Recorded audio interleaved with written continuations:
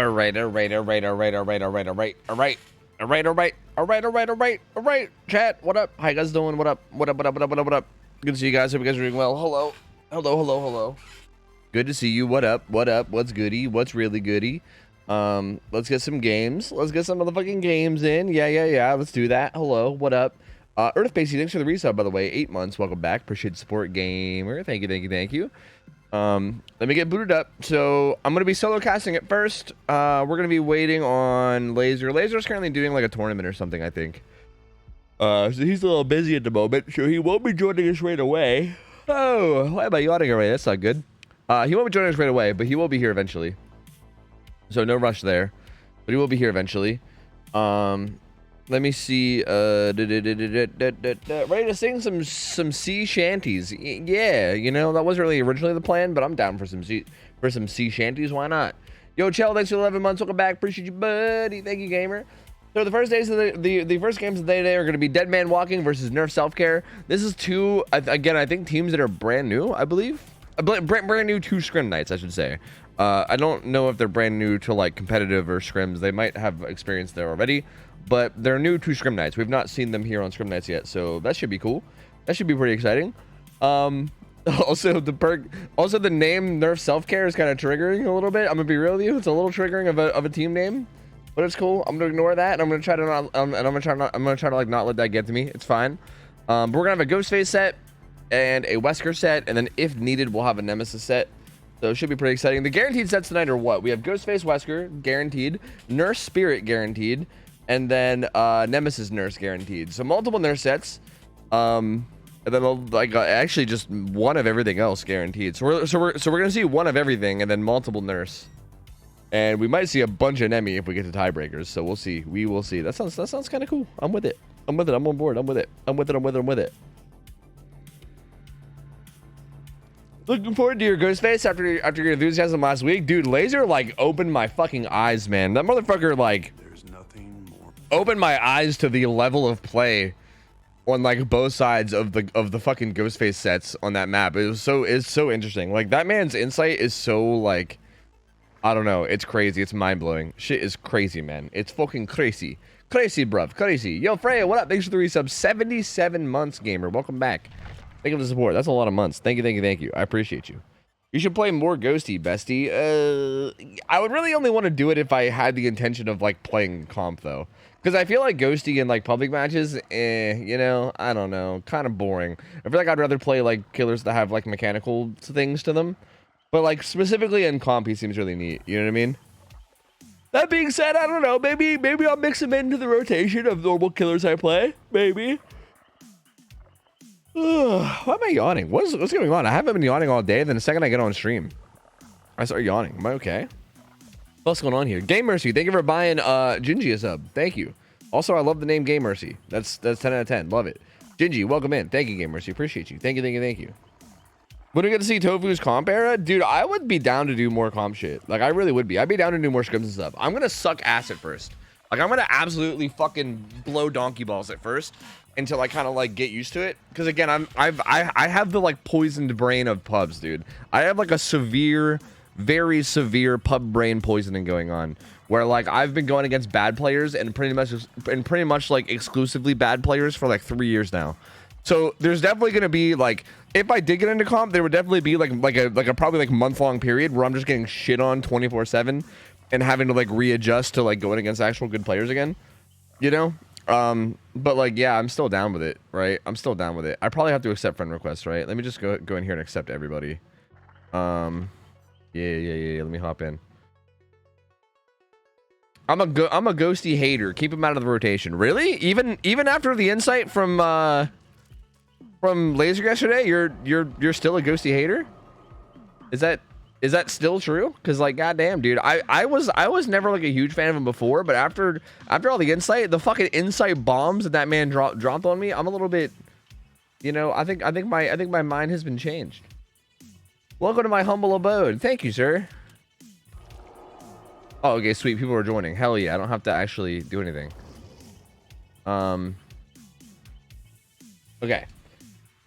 So we're gonna have the survivors from Nerf Self Care. Oh wait, we're not supposed to be in here. Was it not you? Ah, shit. I gotta go see who's on the roster. Fuck. Like I said, these are both new teams, so I don't know the rosters. Hold on.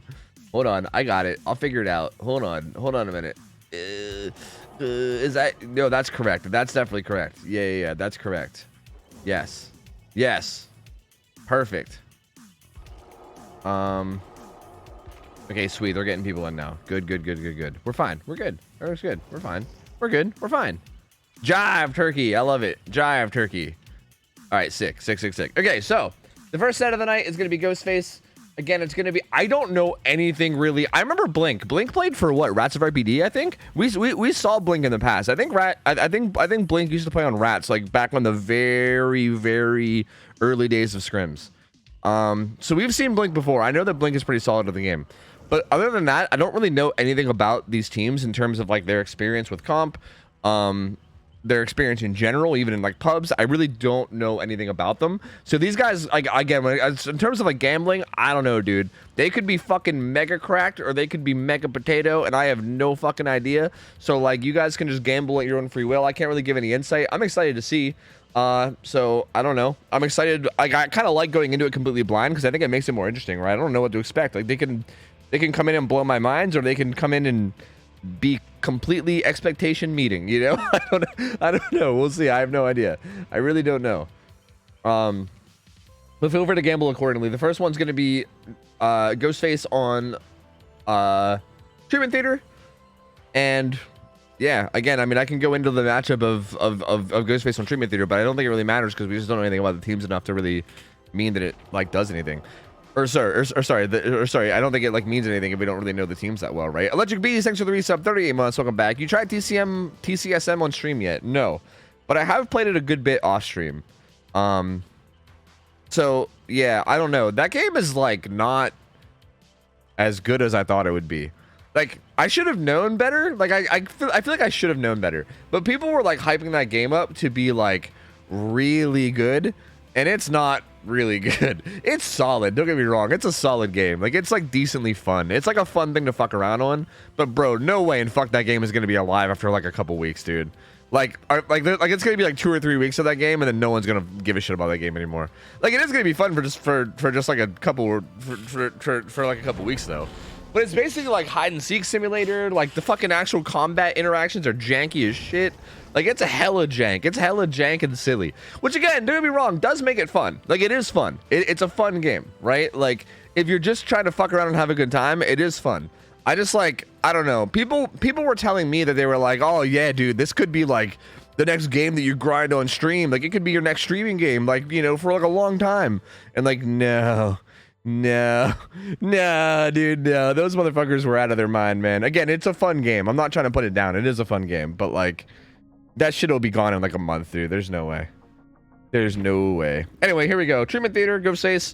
We got Blink on Ghostface. We got the Survivors of Nurse Self-Care, which we have not seen yet on Survivor. Let's go through the builds and just make sure there's no repeats or anything. We got a pretty good build for being chased here. Dead Hard DS, Adrenaline, Unbreakable. I mean, Unbreakable is not going to be on the Deliverance Survivor, though.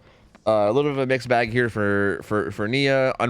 Deliverance here, again, without whatchamacallit, though. Unbreakable does have distortion though. Looks like Ada actually gets found pretty early too, and she has a little bit of a mixed bag build as well. Let's go check in on Blink, who's got Eruption, Pop Goes the Weasel, Pain Res, Corrupt Intervention. This feels like a really solid build. No Sloppy Butcher though, but still really solid build. Full stocks Ada. I mean, she is in a pretty bad spot, so I guess this is kind of okay. It's gonna go for a pretty aggressive swing there and doesn't actually get it and gets stunned on that really bad pallet. So that pallet's kind of dog shit, and the fact that like Ada got away from that without getting hit is kind of huge. Because I feel like that's one of those pallets where you probably should die at.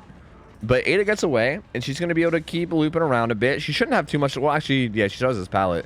And she's going to get that stun, too. And Blink's in trouble. He's not going to get this down. It doesn't seem like. It is not looking like he's going to get this down. Unless Ada fucks up really badly in the next, like, 10 seconds, he's not going to get that down on her at all. So he's got to just leave that. So, yeah, maybe, like, fully stalking her there was a little bit aggressive. There is a survivor behind this. He actually gets the breakout, too. It's Tap. Tap does get the... Sorry, that's not Tap. That's Adam. Adam gets the breakout. He's going to get hit. He's gonna run down towards the bottom side of the map, so he's heading down towards the 6 o'clock area, and this is where like all the strongest tiles are, right? Like we were talking about this the other day with laser. This is where like all the strongest stuff is. Like this like bottom left area, like this left side room is huge, right? This is this is like the 6 o'clock room ish. Well, it's like actually it's more like 7 or 8. Sorry, it's like this is like the 7 or 8 o'clock room, and then there's like the 6 o'clock room down below. And this is where basically like all the strongest tiles are on this map. So this is a really tough area to actually catch people in. He's gonna get about 75% stock on that Nia, and then broken out. So that's gonna be up for later. His add-ons are pretty much what you'd expect to see. The gray add-on makes him so he's makes it so he stalks people faster. The green on makes it so that when he breaks a pallet, he gets his power back. I believe it's when he breaks it. He finds a hit on the Ada though. They do pop a gen. So far, kind of slow start. He's gonna get the stock on the okay. Gonna get the stock on the Nia though, and she runs into him. So that was a little bit of you know, I'm not going to say a lot bit of bad awareness there. She kind of just like ran right into him after getting stalked. Just kind of threw herself into his arms, and that's gonna be pain res coming in. Eruption also hit that gen. Pop because the weasel's now up as well. So a lot. Oh wait. Sorry, Kate getting the stock and the unhook. I believe she might be the deliverance driver though. So yeah, she will get her deliverance up, assuming Nia doesn't fuck up and get killed in the next 10 seconds. Or 5 seconds or so. Which, to be honest with you, no, we're fine. She has Lucky Break as well, so it's a lot harder for Blink to keep track of her.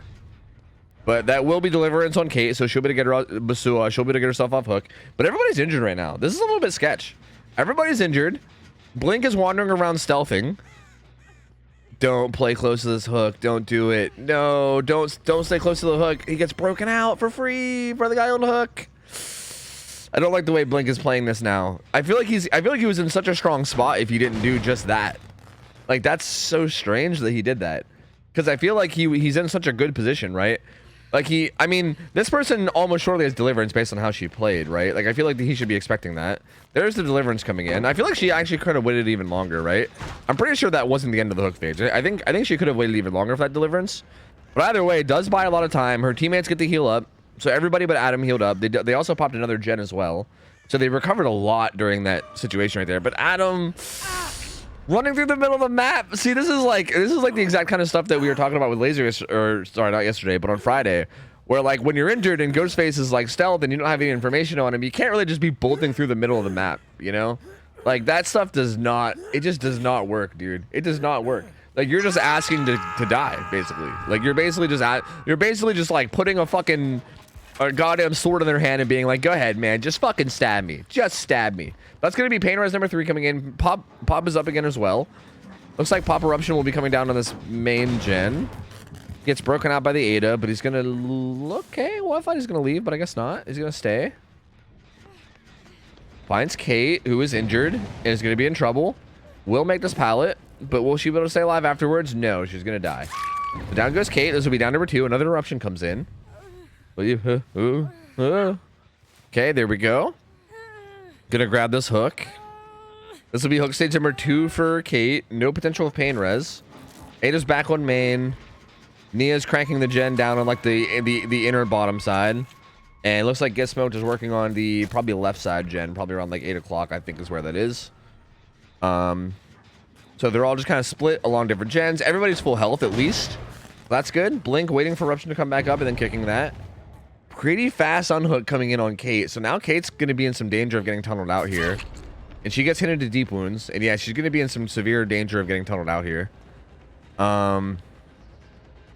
Blink's going to be on her. She's already in deep wounds, so nothing really can help her at this point other than maybe body blocking. But we'll see how good of a chase she can have.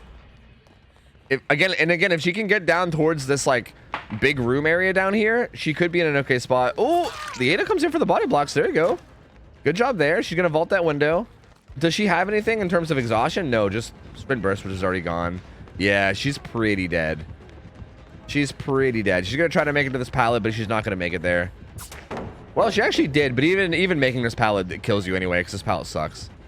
So yeah, there's really no way to stay alive here. Blink's going to get this down, and there you go. But honestly, did buy enough time. That body block with Ada helped a lot too. Did buy a decent bit of time. They're down to 1 gen left. So honestly, not terrible. Really not terrible. There you go. 5 hook stages, 1 kill. 1 gen left. But it looks like the gen split's actually the gen split's really bad. They're kind of all topside. They're all topside. And they're pretty tight together too. So actually, this was looking better than it actually was because their gen macro was not exactly super on point. This pilot is also a death trap. You're basically guaranteed to die here. Blink's gonna get that down onto Ada. That's gonna be her second down too, right? Right or no? No. Actually, she's a fresh hook. Which means this could be pain res. It was not pain res. So that's gonna give the killer Pop Quiz the Weasel. He's gonna come over and regress a lot of this progress that they got on this gen. He's also gonna figure out that they were both here, right? Like I think he saw them both running away. And if he did see that, that's a lot of information for him. So this is actually a really strong spot for Blink to be in. Blink is in a very, very powerful position here. Currently still in his stealth, has not been broken out. Sees Adam here. He kind of stopped the aggression. He's gonna re-kick it.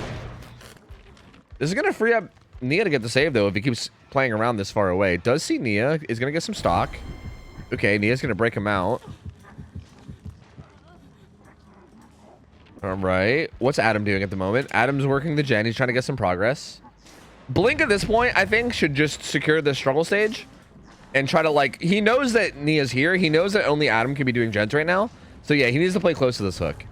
Like, he knows that he's not going to lose very much gen progress for this, so you should be like, all right, if you want to get this unhook, you have to basically die for it, right? Like, if you're going to get this unhook, you're going to trade your life for it, otherwise you're not going to get it at all. Which is basically what he's doing. I think he's doing the really smart move here, yeah.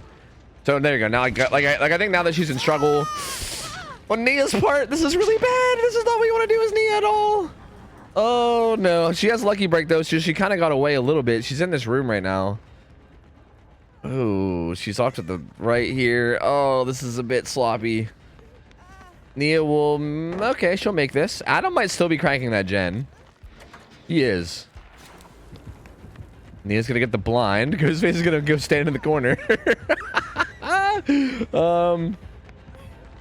Shit. Is Adam gonna get the save?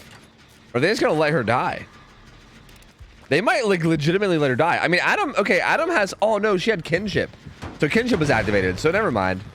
That Ada's actually gonna be sitting on that hook all day. I was gonna say that bar looks like it hasn't moved, and that's because it literally hasn't moved. This entire time that this chase has been going on with Nia, that bar has been paused with kinship. See, that's actually pretty massive.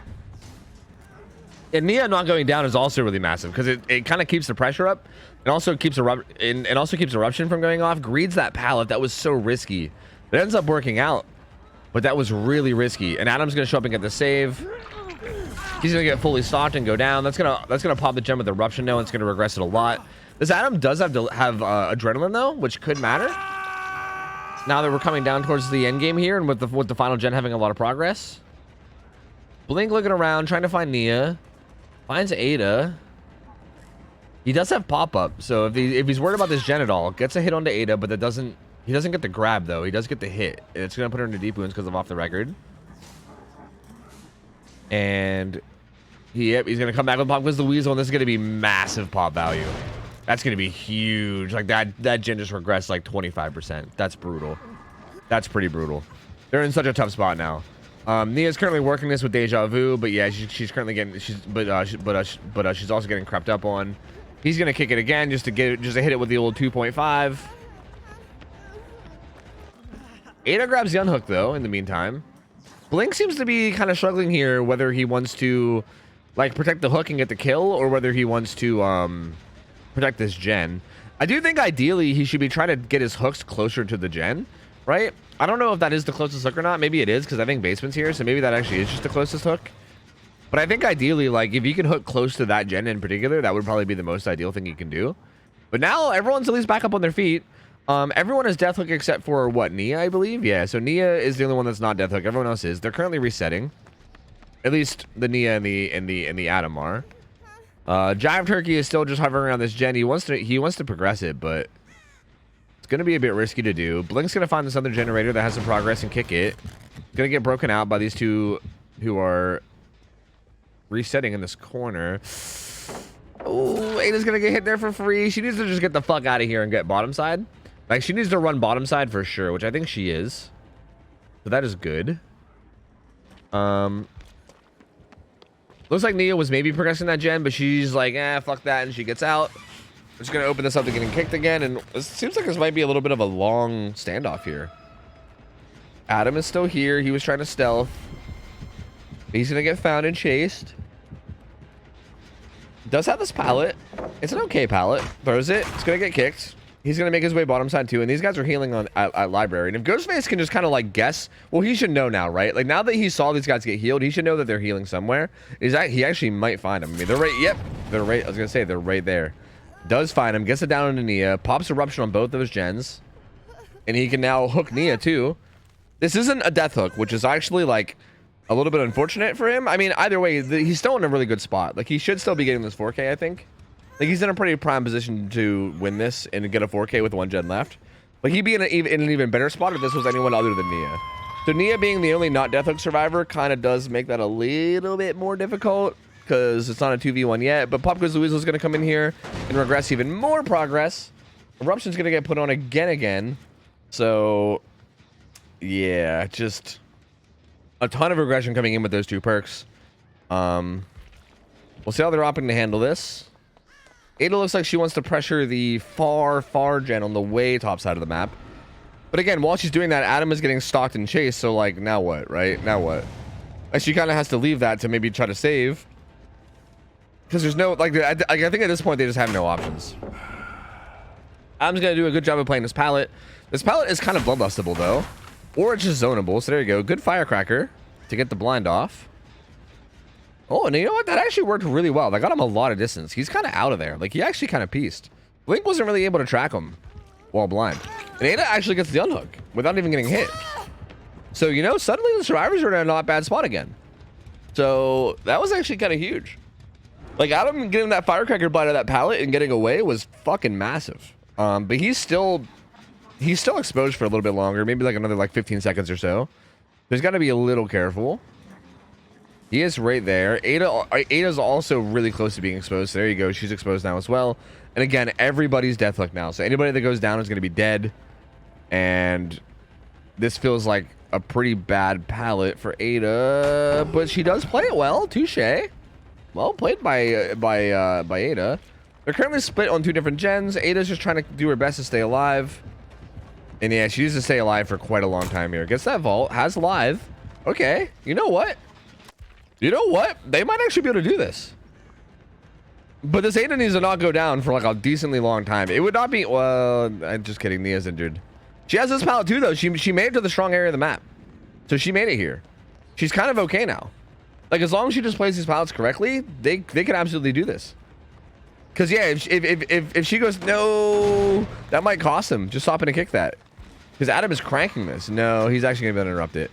He'll be able to interrupt that. Adam's like, nope, I'm just gonna work on this side, fucker. But no, it's not gonna be enough. He's gonna kick it. But that gen has a ton of progress now, and the exposed fell off of Ada. So you know what? This is interesting. This could go either way.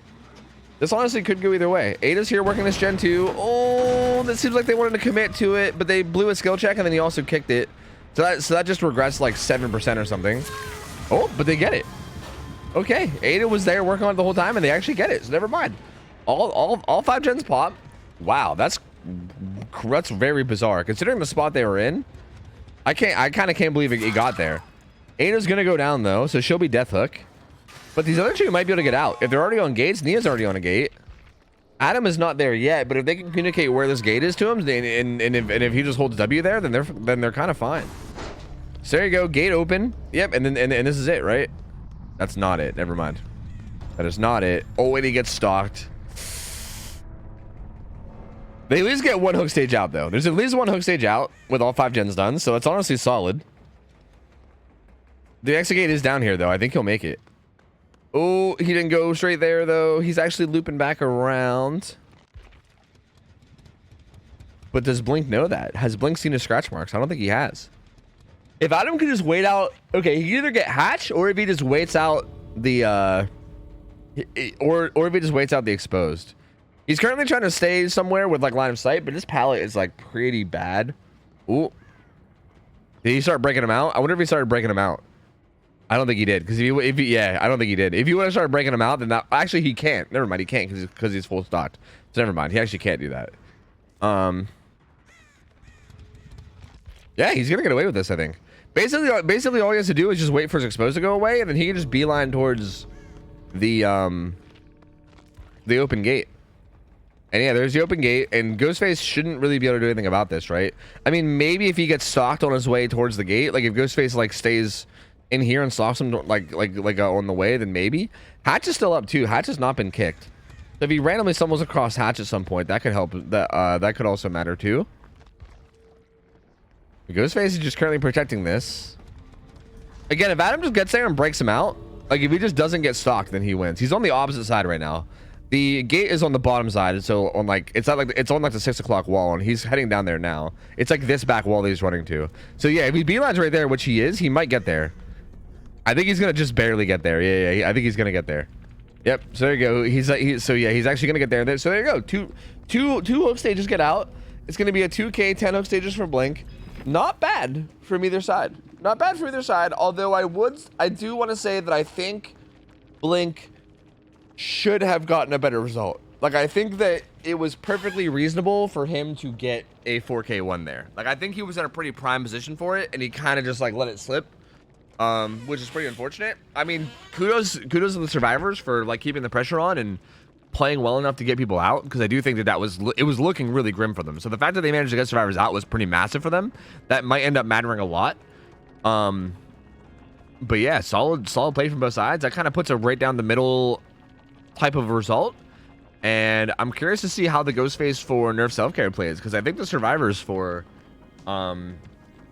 Dead Men Walking could be in trouble, dude. They could be in trouble, because again, Ghostface on this map is not easy to survive against. It's really, really not. It's a very difficult thing, especially if the Ghostface plays it really, really well. So I don't know, man. The second match could go either way. I think it's a very interesting result. If the Ghostface on the other side just kind of 4Ks or just has a good result regardless, then they'll be in a pretty good position to win. Schism canceled, so I might just try to make a makeshift team to go against Unshirt My Survivor. Oh yeah? That sucks. Okay. Wait, Schism was like filling in for someone else too, right? I think. Welcome to the cave. Thanks, man. Wait, why do I keep getting welcome to things? What did Blink say to me? He said welcome to something too, right? I just can't remember what. I don't have the other team added. Shit. Let me go look.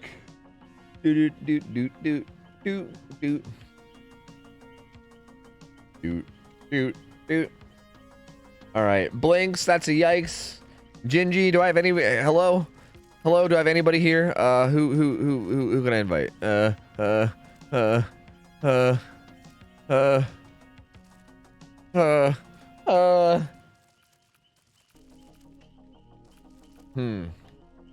Do I have anybody from their team added either? I don't know. Couldn't Jing? Yeah, that's a good idea. Maybe get Blink in here, and then he can invite the others. But did Blink even? Yeah, I'm just gonna get Blink in, and he can invite his team. Easy peasy, easy peasy. There we go. There we go. That's the stuff. There we go. Godre, what's up, man? They're already filling for rats, and now they're out too. Damn, dude, pain. That's pain. Yeah. That's up to you, Dino. If you want to get a team together for him, we could. If we need to just like cancel that match or something, we could too.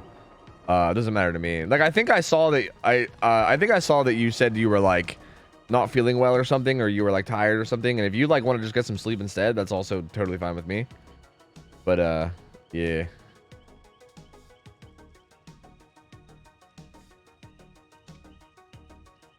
I really don't mind if you just like take the night off, or like I don't know, we just like don't even have a game filled in for that round too. Like it's cool with me. I'd rather you like rest and, you know, not feel like shit if you must. Overheated seems to want to fill. Well, why, dude? What is wrong with me? Why am I yawning so much? Holy fuck! I gotta like go splash some water in my face, slap myself up or something. I'm down for overheated to fill. But also, like, I'm gonna be real with you. I'm starting to feel a little bit bad for Unshirt My Survivor.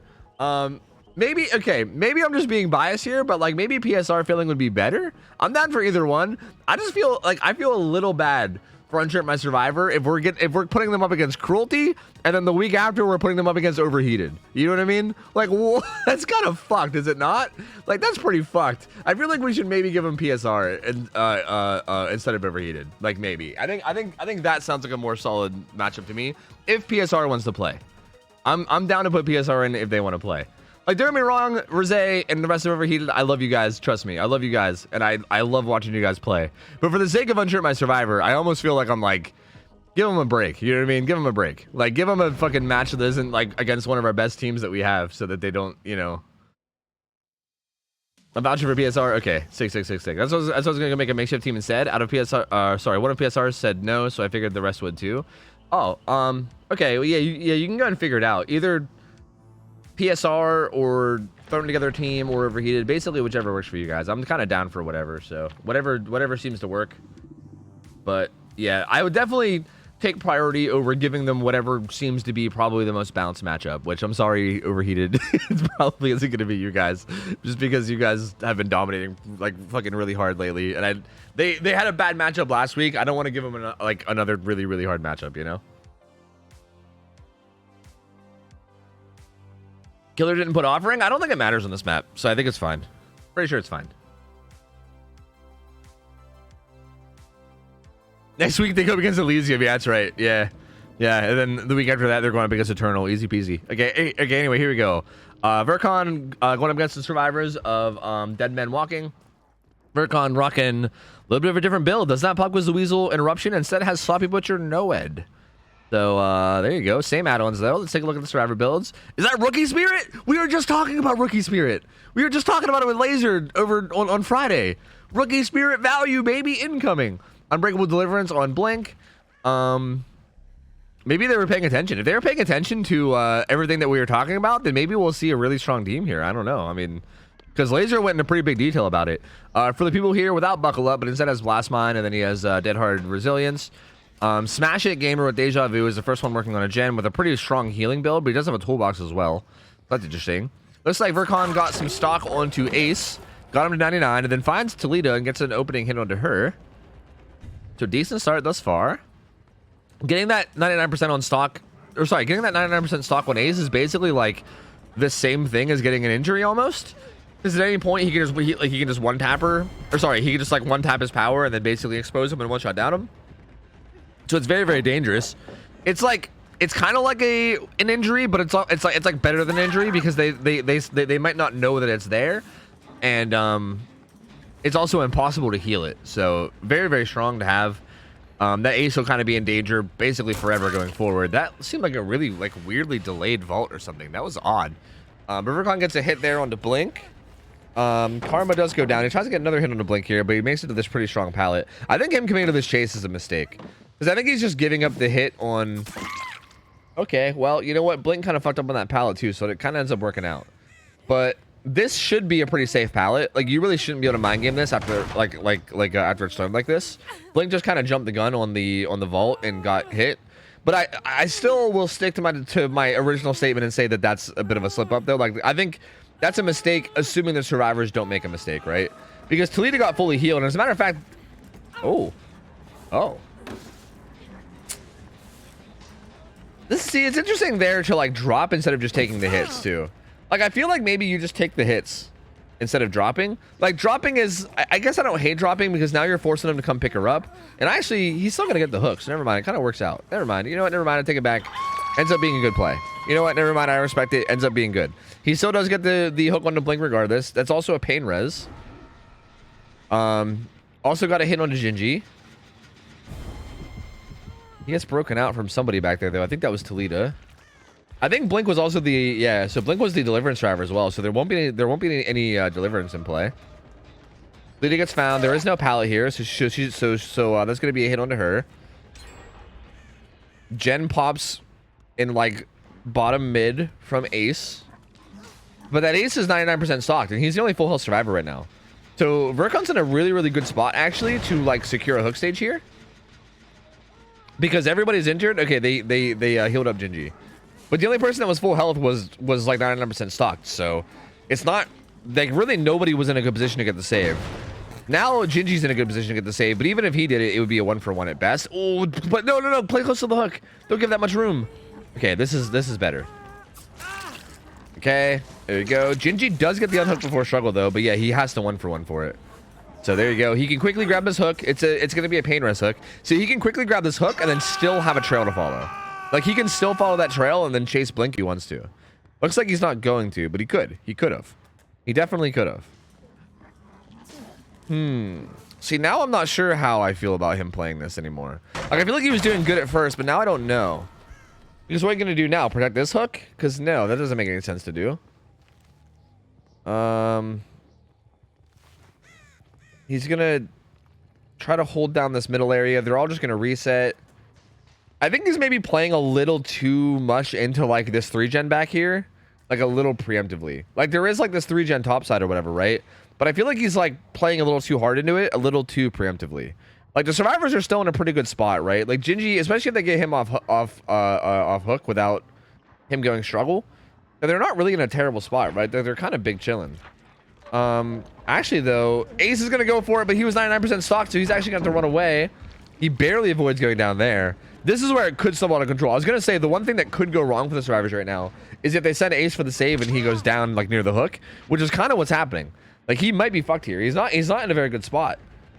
He's gonna run away. This pallet's already been used. He doesn't seem to realize that because he's going to use it, but he's gonna find out that it's not there and go, ah, fuck. And he's gonna go down. Gingy is gonna get unhooked. Gingy also seems to have renewal, so that'll be a heal into Gingy. But Gingy's now gonna be death hooked too, so that's a little sketchy. Furcon's just gonna grab his hook on the corner. It's not pain res.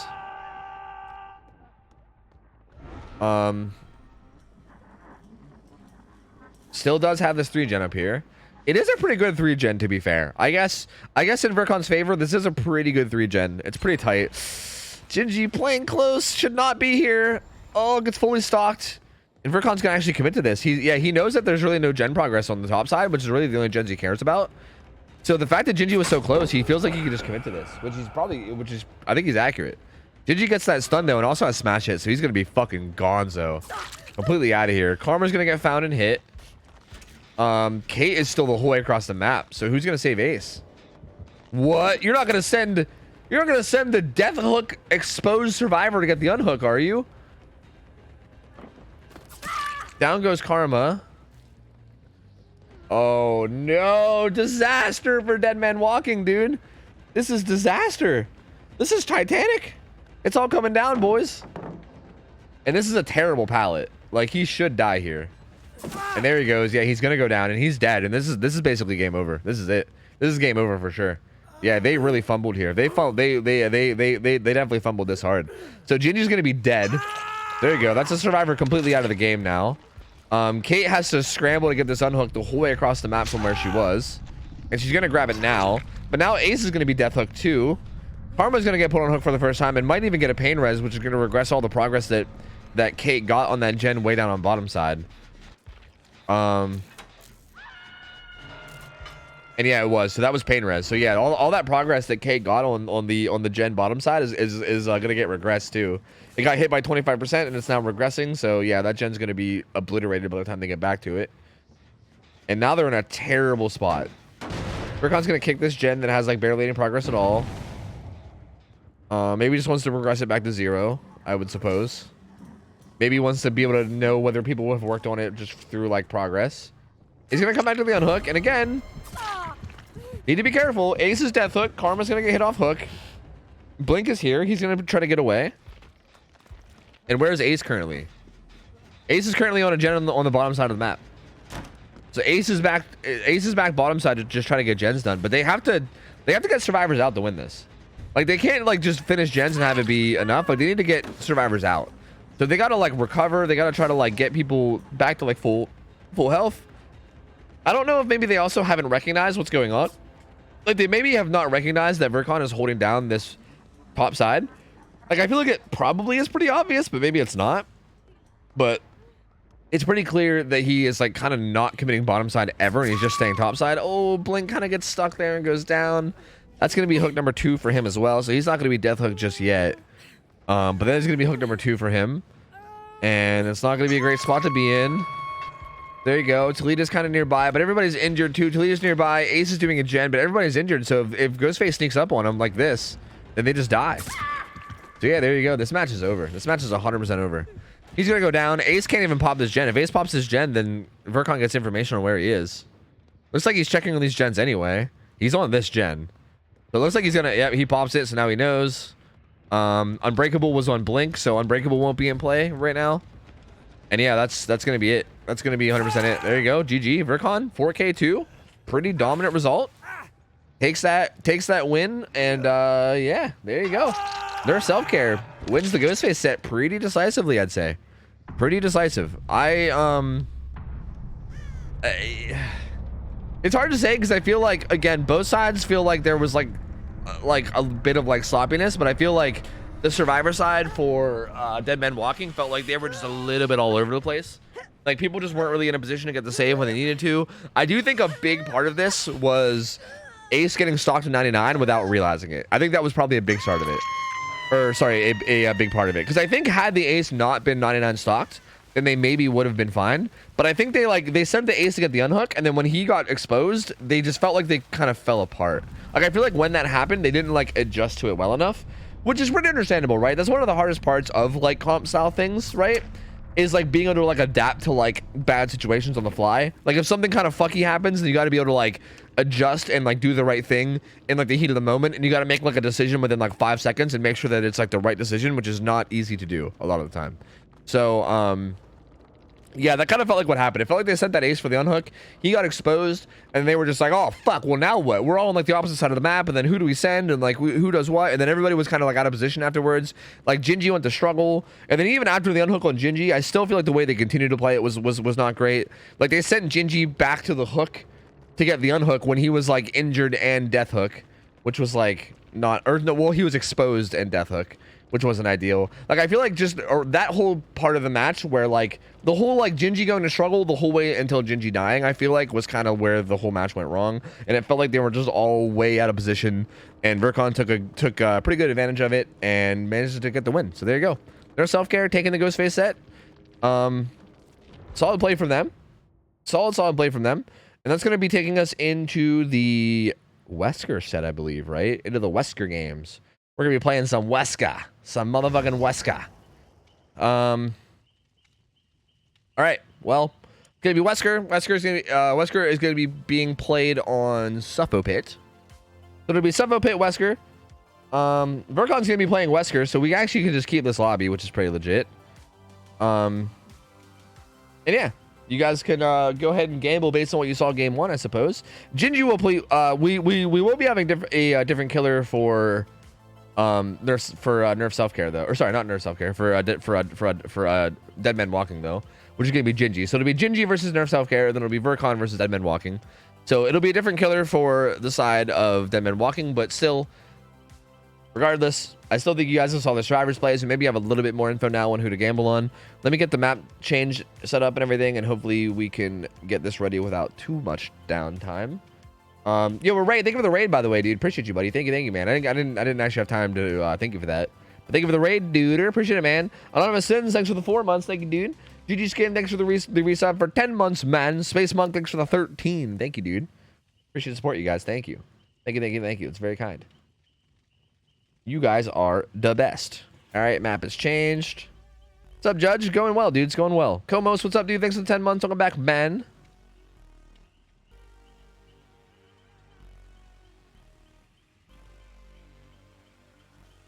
I played a Attorney Blake game, so was up early. Oh, how'd it go? Did you guys win? Did you win? Are you winning, son? Oi. All right, we got PSR plus me to go against Unshirt My Survivor. We got it. Okay, sounds good. Sounds good to me.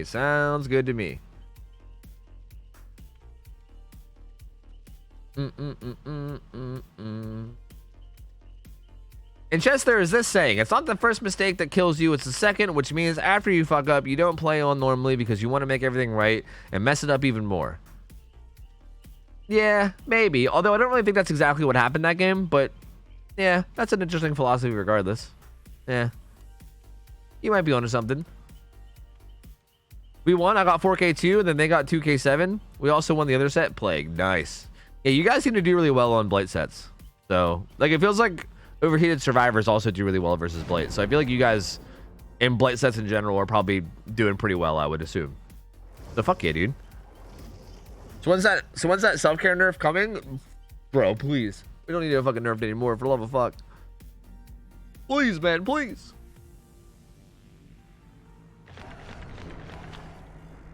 This team got me thinking self-care might need a nerf. Yeah? Yeah, you think so? You think so? The Ghostface set went to nerf self-care, is who won the Ghostface set.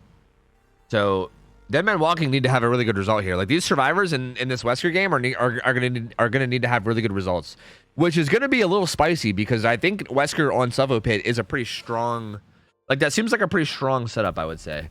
Like, I definitely think it's not like impossible to get survivors out. Like, but it feels like it's one of those setups where, I mean, fuck, like, for instance, if Laser was here, he'd probably be telling me, oh yeah, no, Tofu, the expected result here is probably like 8 hook stages. But that's also assuming that everybody plays like borderline perfectly. And I feel like it's really easy for the survivors to have like positional mistakes on a map like Suffolk Pit. And if they do have positional mistakes, which I would say the last game was like had a lot of positional mistakes, right? Like, they had a lot of them last game. So if they do something like that again this game and they have a lot of position mistakes, I think this could snowball very out of control quickly for Wesker. So yeah, we'll see. The 4-gen is actually on bottom side, which is interesting. Normally we see like 4 or 5-gen setups on top side on this map. Not normally, but I guess just lately that's what we've been seeing.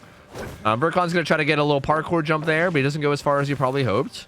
Gingy makes it to Shack Pallet. He's gonna throw it, and he's gonna be looping in the corrupt gens. Add-ons are basically what are basically the ones you'd expect. It's the same ones we've been seeing. Unicorn Medallion plus lab photo, so you can break the pallets. Coup de grace again! Coup de grace again! Dude, did fucking Numi get to this guy? Numi, is it you? Did fucking Numi have some part of this? Good couple of dashes though. Good couple of dashes. That's a very fast down onto Gingy. And this is also basement in the 4-gen. So very fast down there. Solid play from Vercon. Let me just see the builds real quick. Unbreakable Deliverance is on Blink again. Blast Mine Renewal, pretty much a healing build on Karma. Pretty like good build for being tunneled here by Ace, who unfortunately is not the one being tunneled. And pretty heavy objective build here. I mean, Deja Vu toolbox on Gingy, which is pretty unfortunate that he's the first one that got found. But hey, what are you gonna do? They're currently doing a lot of the gens topside. Looks like they're only doing the gens topside actually. So yeah, they're gonna pop the one at main, and I believe that Karma is doing the top right side gen. I believe this gen is at 1 o'clock. So yeah, 2 of the gens topside are getting done, but I don't think that's gonna matter. Like, Vercon seems to want to just hold down this bottom side. He's gonna see a bunch of scratch marks here. Again, there is a 4-gen down here. Okay. Spicy, very spicy. Gets a good hit on the Blink there. Blink is gonna want to go try to 1-for-1 here, and he better get it, because if he doesn't get this, it's gonna be huge. I think he should be able to get this. Coup de grace! Coup de fucking grace! Actually just won this game. This game is over because of coup de grace. That was the most insane coup value ever. That was actually so nuts. Without coup, he gets that unhook, and then it's not a double basement hook, and also Deliverance is in play.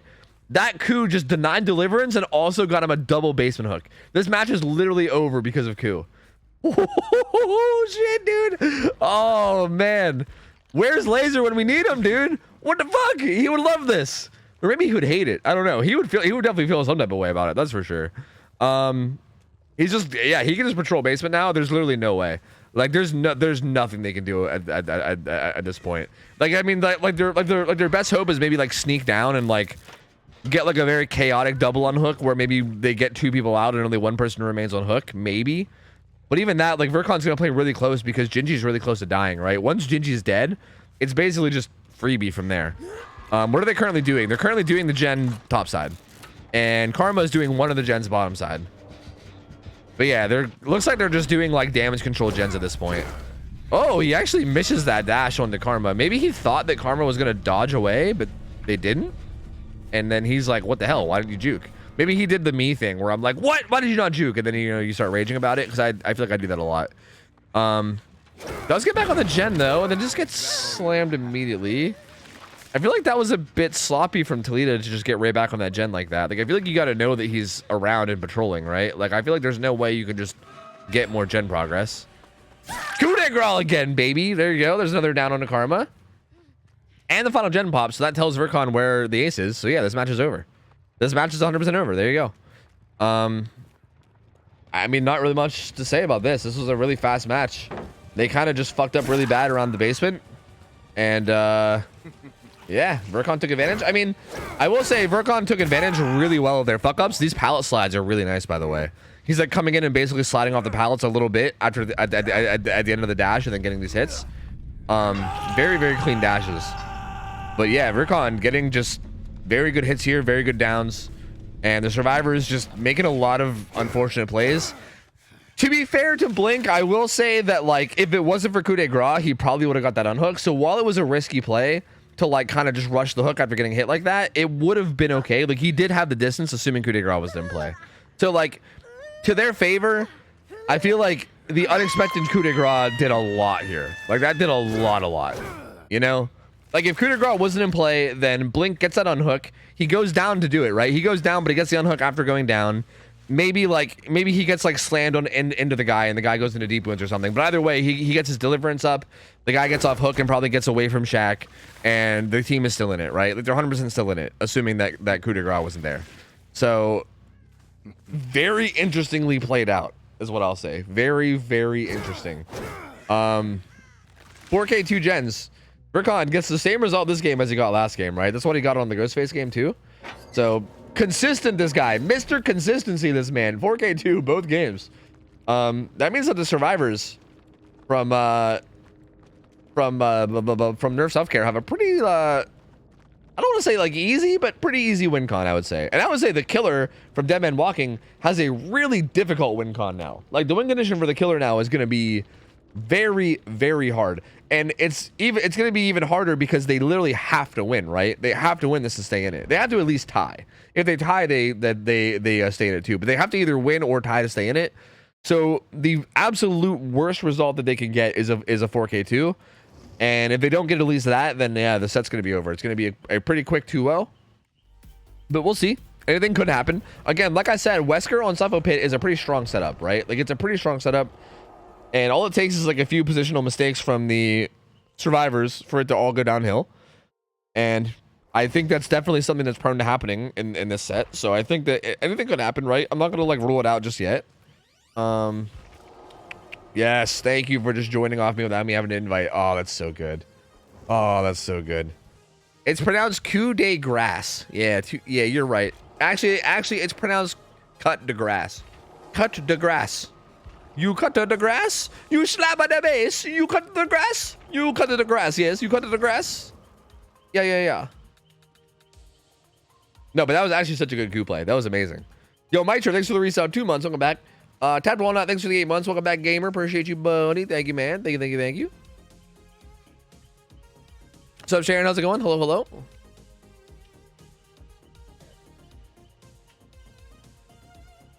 It's pronounced Cup del Grasp. Yes, Cup del Grasp. Nailed it, dude. Fucking nailed it. Got it perfectly. Dude, that was so cool seeing that coup value though. That's so exciting. I feel like I keep being surprised when we see that perk, but I feel like Vercon actually managed to use it really well there. I mean, he did happen to get into that one position where like you just get a ton of value. And I don't think that's like a guaranteed thing to see, but it was really cool to see. Yo, what's up, Forsaken Crow? Thanks, man. Appreciate it, buddy. Thank you, dude. Here you go. Thank you, Koala. I will have to save that for later. Maybe we can show Laser and he can laugh about it. I don't know. Jid Endos, what's up, dude? Good to see you, buddy.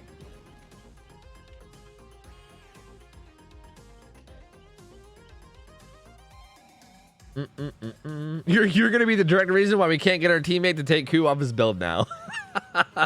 Oh man, we're gonna start seeing Ku on like all these fucking dumb builds, and it's probably gonna get no value ever beyond this one time. But everyone's gonna be like, hey, remember that one time? Hold on, remember that one time though. Oh lord, oh lord, oh lord. Yo, Champs of the Fog, thank you, buddy. Appreciate it, man. Hope you had a good stream. What up? How's it going? Hello. Hi, thank you for the raid. Welcome over, fellas. Welcome on over to SCRIMS. And how's it going? Hello. Hope the matches were good. Close the VOD. Don't let him see. Delete all evidence. Quickly, quickly. Delete all evidence. Quickly, quickly. We guys have insane matches to say the least. Damn, dude. I was tuning into Laser stream a little bit before my stream because he's gonna come co-cast once he's done, and I think he was playing in some of the matches too. They seem pretty solid, but I didn't have too much time to watch, unfortunately. Is Xeno Kitty next week? I think it should be, right? Xeno should be next week, right? Like not this week, like not the 22nd, but the 29th, right? Pretty sure the 29th. I think next week is when it will be. Xeno fucking what? Bro, people are calling it Xeno Kitty, okay? It's Demo Dog and Xeno Kitty. It's fucking stupid, okay? It's stupid, but like I've come to just stop fighting it. Like I'm no longer fighting it. I'm not gonna try to like be the old man that says, hey, don't call it Xeno Kitty. Stop being weird. Just whatever, dude. Motherfuckers are weird. We just gotta learn to accept it, okay? All right? All right? We just gotta learn to accept it. We just gotta let them do their thing and just try your best to just not acknowledge it, you know? And just move on. How'd you vote the co-cast on Friday? I liked it. It was fun. I mean, again, I'm a little bit like introverted and like, I don't know if I want to say antisocial, but I'm a little bit introverted, I guess. So I don't know. I always feel like it's more comfy to solo cast, but it was definitely cool having Laser on. Like Laser's a chill dude. And again, like his knowledge is obviously crazy deep and he like knows a lot about the game and he taught me a lot of stuff, even just having him on as a co-caster. It was great. Like I loved it. And to be honest with you, I feel like I should just get should just get co-casters more. Like, why don't I? Like, not even necessarily like people from comp that have like deep knowledge like Laser, which don't get me wrong, like is great. But even just like, I think like Kyle mentioned you want to get on at some point. I think there's been like a bunch of like streamer friends of mine that mentioned that they wanted to come on a co-cast. I know Q. I need to get Q on, dude. Q literally is like a caster. Like he casts all the time. He casts for DBD League a lot, and he's he's like grinding casting like everywhere, like on like Apex and other games and shit too. Like Q's a great caster. I should get him on as well. Yeah, like there's so many people that I should probably get on to co-cast. I've just been so like lazy about it, but I really should stop. I don't know. Like I had a good time with Laser. I mean, I don't see why I wouldn't have a good time with everybody. Anyway, Kate has Deliverance. No Unbreakable in the Deliverance. Unbreakable is actually going to be on Get Smoked, who has Decisive Strike without Dead Hard either, though. Bounce Landing. We'll come back to the killer in a minute. We just got to make sure there's no repeats. Bit of anti-tunnel there onto Ada, and a little bit of a mixed bag there on Jive Turkey. So Pop, Eruption, Pain Res. Pretty much the same build that we saw, I think, Blink running, actually. For add-ons, it's a little bit different this time. The add-ons is Lab Photo and then Video Conference Call. Video Conference Call is the one where you build up your infection faster. It's kind of interesting. We don't really see that add-on that much anymore. Oh, good window vault there from Smoked. We don't really see this add-on very much anymore because I feel like it just doesn't really come into play as often as I feel like it used to. Or maybe as often as we thought it would in the past. So like no Unicorn Medallion, no Leather Gloves, like opting away from a lot of the stronger add-ons to go for that green add-on, which I don't know, maybe it'll end up paying off. We'll see. Ooh, bit of a good mind game there. Adam should die here, and he doesn't. Never mind. I thought he got away with that, but I thought he shouldn't get away with that, but I guess he did. We'll see how good he can do in this chase. Fakes out that vault. He falls for it. He's gonna die, so down he goes. Pretty fast down from Gingy. Pretty fast down. I think a little bit of a mistake from Get Smoked there to like run to a T-wall when there were stronger tiles. Like you have much stronger tiles that you could go to and play. So the fact that he ran to a T-wall is a little bit of a mistake, I'd say. I think you can survive longer had you gone to a better tile. The Pain Res is gonna come in right here, and he's got Pop Quiz Weasel in this gen too. That's gonna be so much value. So there was some gen out there that had more progress than that, and it got hit by Pain Res. And then Pop also comes in. He really seems to hate that tree, dashes at it. Kind of just stubs his toe on it, though. This Nia is going to not take damage. Okay. Don't take damage on that pallet. That was a really unsafe pallet. And I don't really know if Gingy played it all that correctly. And Nia gets away without even taking damage. Get Smoke does get unhooked. First gen Pops, bottom side. There's only 2 gens bottom side now, so all 4 of the other gens are going to be like top side or at least top middle. But Gingy seems to just want to get this kill. Dashes after Smoked again, who has God Palette. It's just letting himself get down. He has DS. He's got DS. So I guess he wants to hit his DS, throw God Pallet, and then get away, maybe. There you go. There's God Pallet. He's going to throw this. His infection's going to get the max. So this is where video conference call is actually going to be really valuable because he's severely slowed down now. But he's going to leave? Wait, what? Wait, but wait, why are you leaving now, though? But this was the whole point of the thing, right? The whole thing? But the thing? What about the thing that you... Well, all right. I don't know how I feel about this. Because I feel like his whole thing was to kill him, right? I mean, he had video conference call. He was getting value out of it because he went to full health. Like, yeah, he DS'd you in through Shack Pallet, but he didn't get that far. And the fact that he was slowed down means that you're most likely going to kill him like any second. Let's get this down onto Kate, though. So Kate's going to go down. This could be a pain res. We'll see. But this is all happening bottom side, so they're going to get some gens done top. That was a pain res. They do pop the top middle gen. Now the only potential 3 gen that's up is basically the top 3 up here. So if they can just finish one of those gens, like essentially the survivors just need to try to keep them bottom side, right? They get chased. The chases should basically go bottom side, or like at least, I mean, now it's kind of awkward because you got to keep them away from the hook too. But essentially, if you could just keep the killer away from these gens down here and get them done, ooh, Get Smoked actually healed up, but he didn't cleanse. Dude, he's going to be really slow here, and he's also going to be one-shottable from power. But he could maybe play this in a way where it's going to be really hard to hit him with power. Well, that's not that way. That was not that way. Get Smoked should have camped that pallet more and just like vaulted over and over again and maybe just like forced the killer to not get the power hit, because he kind of just gave up that like really the only way he goes down there is if he doesn't get M1'd, and he kind of just played in the way where you don't force an M1 basically. Like he kind of played that pallet not great, unfortunately, and he does go down, and he also gets hooked in the 3 gen, and he's already hooked, so he's going to be on second. So now suddenly Gingy's in a not terrible spot again. Like Gingy was actually in a pretty awful spot, but now it's actually looking kind of a little bit better. And that fast on hook comes in.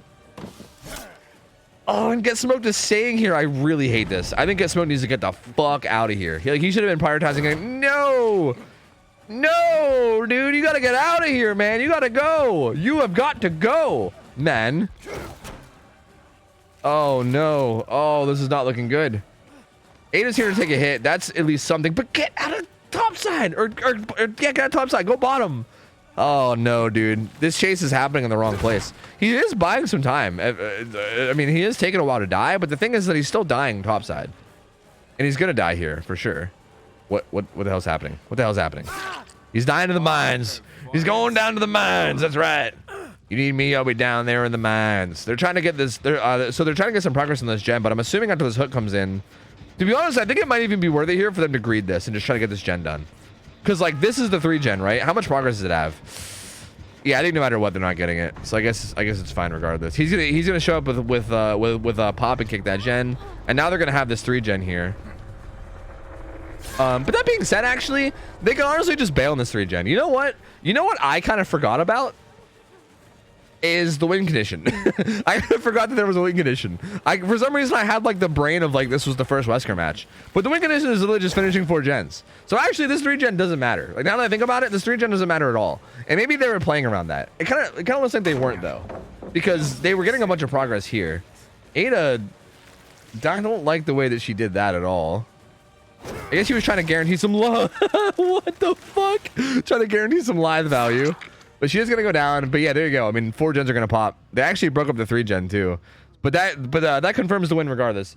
The win condition was actually just finishing 4 gens and not quite a flashlight save. But yeah, they actually broke the 3 gen regardless. But Kate's also on the final gen on the bottom right side. So yeah, that's gonna be the win regardless. There's gonna be pain res. Interesting, very interestingly played. I feel like everything I was saying in terms of what they were doing was maybe wrong because I forgot about the win condition because I'm being a bit of a dingus myself. But I do think that regardless, it didn't seem like they were really playing on it too, because they still broke the 3 gen. They could have just ignored this 3 gen entirely and just did all the gens bottom side and then just won off that. So I don't know, like maybe they're playing for a good result overall, because honestly they're in a pretty good spot to get a good result now. Gingy has to take this chase. Kate's still just finishing this gen. Ada can just kind of sit on hook, right? There's really no need to unhook her right away unless this Nia goes down, which she's not. So they're gonna finish this gen. I I think Nia's gonna go struggle though. It doesn't seem like they're gonna be able to get her off hook. Nia's gonna avoid that hit and get the stun. And she should be okay here, I believe. She does have to be a little bit careful about him dashing around, but he doesn't have, actually with him not having Unicorn Medallion, I think it's actually not that much of a threat. The unhook comes in before struggle. So only 5 hook stages right now. And oh no, but Shabo! One hook, fucking one dash Anderson. Missing his 1 dash. They do have a gate on bottom side too, so they're most likely going to be opening that gate bottom side, and they're most likely just going to be out. I think Kate and Ada are just going to be out, and Nia is worth 3 hook stages, but like they might even just leave her die, because you know, fuck it, take what you can get. That's still a lot of hook stages. That would be what, 8 hook stages, I believe. And again, they already won regardless, so at this point, whatever result they get is just basically, you know, icing on the cake. But they're healing. They're gonna 99 the gate and heal. They want to try to save Nia? What are they waiting for? What are they waiting for? They're gonna heal up. Then they're gonna open it. And yeah, they want to save Nia, I guess. I guess they want to save Nia. They are leaving no man behind. They're gonna come back for Jive Turkey. Gingy still kind of struggling to get anything set up. Oh, should have had that one, but whiffed it. Oh, and then gets also gets stunned by a pallet by Ada. And as long as they just body block here, yeah, I think, yep. Oh, the angle though. Oh, the angle. Oh, the geometry. The acute angle. Are you feeling obtuse? No, they all get out. So very good result here. I mean, only 5 hook stages for Gingy. Very unfortunate. Does not manage to get a very good result at all. And that's going to be Nerf Self-Care taking the overall best of 3 pretty decisively. Both games went pretty in their favor. 4K2 from their killer on both killers, and then also at least getting a few hook stages out on their survivor side each time. So solid games. No Self-Care. Just seemed to be a little bit ahead overall on all rounds, but good try from Dead Men Walking. And overall, solid set. I mean, these teams were not that far apart. Like, it was still a relatively close set. It just kind of felt like Nerf Self-Care was a little bit ahead on basically all fronts, and I think it showed from the results. So there you go. There goes the 2-0. Effigy needs more time since we're so ahead of schedule. These teams are going to do their going to do their tiebreaker. Okay, that's fine with me. That is a-okay with me. What is their tiebreaker? Nemi? Have we seen a Nemi game all weekend? Oh yeah, we did. We saw a Nemi game to start last week. That's right. I think that was the only one though. I feel like we haven't seen a Nemi in forever. Show Laser the coup play? Oh yeah, hey Laser, thanks for the raid, dude. Yeah, we had another Wesker run coup, and he actually, it like won him the game. It won him the entire match. It was kind of wild. You missed it, dude. You missed it. It was a great time. Jag, thanks for hooking up a sub to Rosé. Rosé, welcome back in. 14 months. B-Rose, thanks for 100 bits. Thank you, man. Krampus, thanks for the 4 months. Welcome back, gamer. Thank you, buddy. Appreciate you. Thank you. I saw it, and he would have gotten that without coup, too. You think? You think he would have gotten that without coup? I don't know. Man. I'm not sure. I'm not so sure. Why not make tournaments wager-based instead of mirror matches? For example, a team can play Nurse, which each kill is worth 1 point. Another team decides to play Trapper, but each kill is worth 4 points. Well, I think there have been tournaments like that in the past.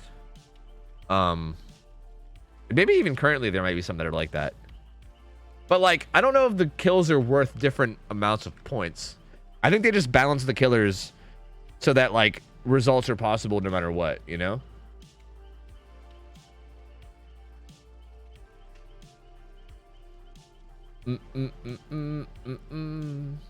There's none because it's not fair. Yeah, I mean, that makes sense too.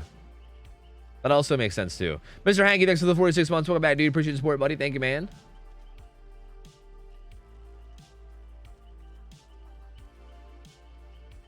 All right, never mind. Dead Man decided one of their teammates get knocked off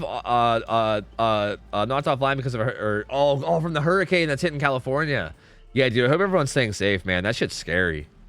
Okay, am I wrong? Is how common or uncommon are hurricanes in California? Like, I know that like in East Coast, like around like Florida area, I know that hurricanes are just like a constant thing, right?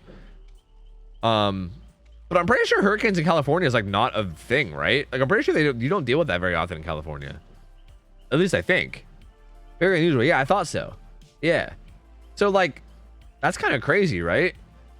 Like that's probably kind of fucking scary since it's not something you're used to.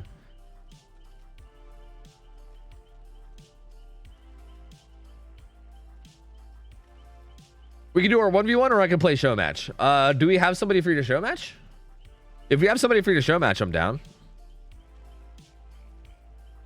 I just don't know if we have someone for you to go against. But if you have someone for you to go against, then sure, I'm down. Sure. Cali gets more earthquakes though. Yeah, you guys are right on the fault, so lots of earthquakes for sure.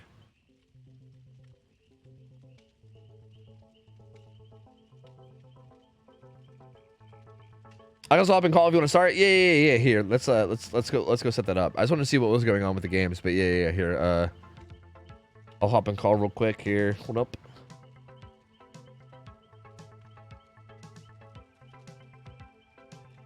Feel free to hop in whenever.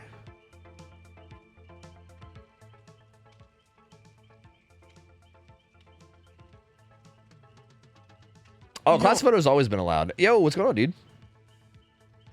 What up? It was a long match.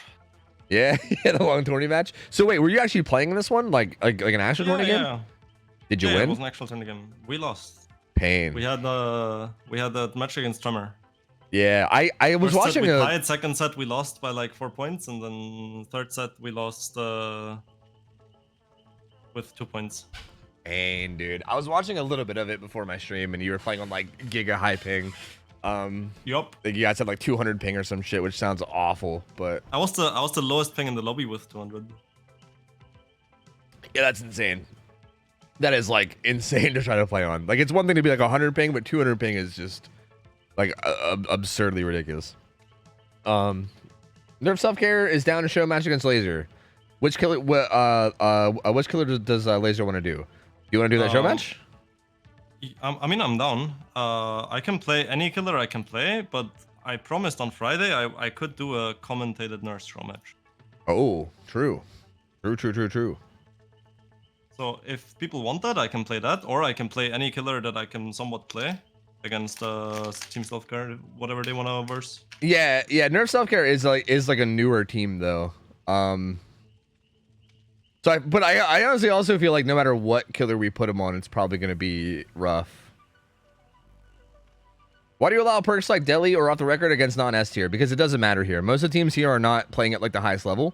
So wouldn't really need to restrict things like that. Like even with things like that being allowed, they can still get really good results. And they still usually do get really good results. Like the expected results of killers that you expect out of like really high level teams are like very unrealistic for what you'd see here when teams are like still learning. Because this is very grassrootsy, right? Like we do have a lot of people in these scrims that have a lot of experience. And like it's really cool for them to come in and like showcase how to do things right. Because I think it's really good to have those examples and know what to strive towards. But like the majority of people that play in this, and like the people that I'm really hoping to shine up to play in this, are people that are kind of like newer to playing comp and they don't really know what they're doing quite so much yet. And when you have people around that level, you don't really need to do things like, you know, ban Deli on non-S tiers and stuff. Like it's kind of fine. If you want, I can give you the list of killers I'm down to play. Yeah, feel free. Because of course I can play nurse, but I get that might be one-sided. So let's see. I mean, to be honest with you, like I feel like it might just be one-sided regardless, because you're just a really good killer player, and these guys are like a very newish team. So I'm down for whatever. It doesn't really matter. I mean, as long as they're down for it, I'm down for it. It's like how I feel. Yeah, about I mean, it. I can just commentate whatever killer as well. It just depends what they want to play against, and it depends what Jets want to see. Yeah. So whatever. I can do some Wraith, I can do some Nurse, I can do some Doctor, since MFT is banned, that's okay. I can do some Clown. I can do some Freddy even. I can do some Spirit. Okay, getting their answer right now, so we'll see. I can do some Demo, some PH, some Blight, some Artist, I can do Wesker. Yeah, that's about it. We got a wide variety, so I'm down for any and all of it. I guess it's anything that I'm not like mechanically actually really bad at, like Hillbilly or Xenobite. What if we do that? What if we get your worst killer and then we put you against them? That might be kind of funny, right? My worst killer? Yeah, like who's your Oi, oi, worst oi. killer? Who are you least comfortable on?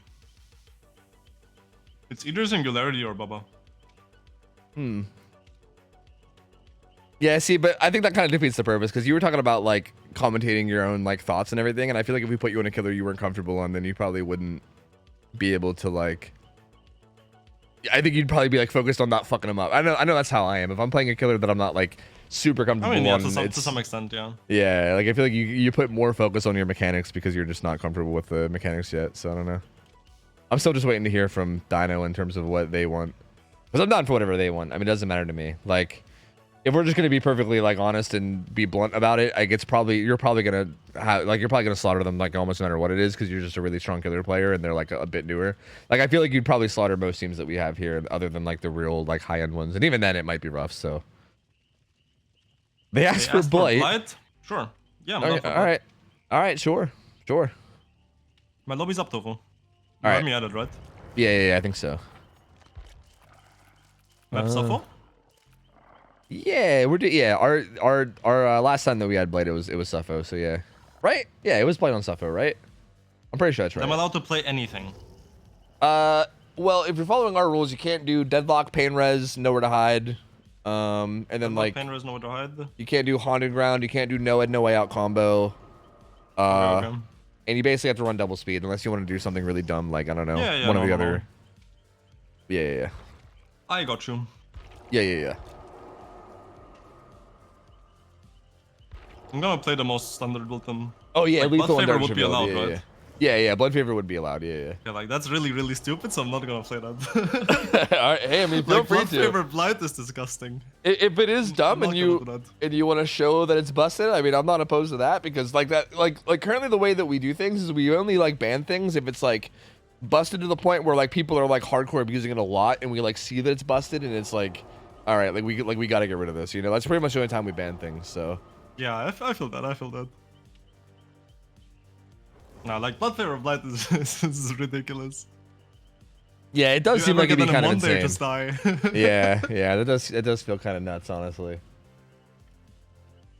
We got time for another show match? Would you want a Scooty Booty show match? I'd be down for that as well. Yeah, sure. I'm also down with that.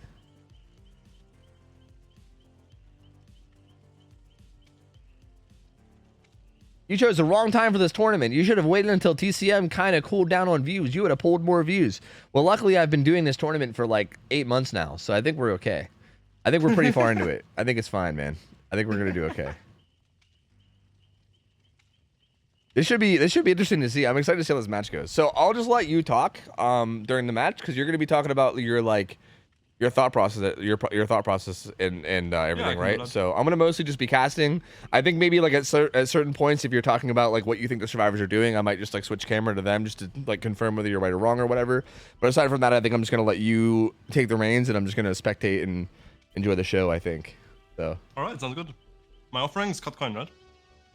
No, it should be basement at Shack. Okay.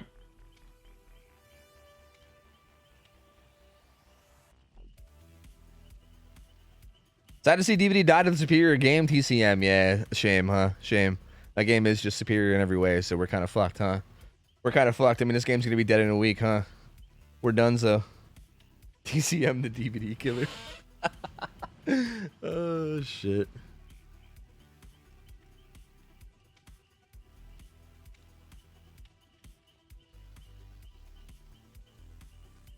Yeah, if you guys don't know, by the way, I've already said it earlier, but I've played TCM. It's a fun game, but that game is like I don't want to shit on it because I hate being that guy that like shits on people's fun. Like it is a fun game. It's a great fun game. I like it. I'm probably gonna keep playing it for the next like couple weeks. Like it's a very good fun game, but there's no way in fuck that game is gonna be alive in like 2 months, dude. There's no way. That game is very like janky and silly and not like replayable after a certain amount of time. I feel like. I wouldn't even say it's Evil Dead all over again. I think Evil Dead actually had potential to be a solid, like, long-lasting game. I don't think this game even has potential, to be honest with you. I would say this is, like, Home Sweet Home all over again or something, you know? Like, something more along those lines. Maybe, like, Friday the 13th. That's probably more accurate, because it's literally the same devs as Friday the 13th. It was not the worst. That game was amazing. What do you mean? That game was so good if it just had matchmaking. Anyway, all right, we'll save this conversation for later. All Here right. we go. So there's no spawn of rings. So the first thought I have is I need to check the same side spawn here. I need to rush over there and check if anyone spawned here. Yes, I see someone. That's massive for me. Also, it's medkit. Medkit, when they're stealthing, this is not SP. Or maybe they used SP, but this is either the HDS or the HDS or Deli. This is Lithe, so I think this is Lithe DS actually. Let's see if they greet this. Never greet pellets against Blight, guys. Never, never, never. If you greet pellets against Blight, it's like you're disrespecting the Blight. True. You think the Blight does not know how to play the pallet correctly. True. So now we're carrying topside. We're carrying topside because Corrupt was bottom. Also, we saw the Kate run towards topside.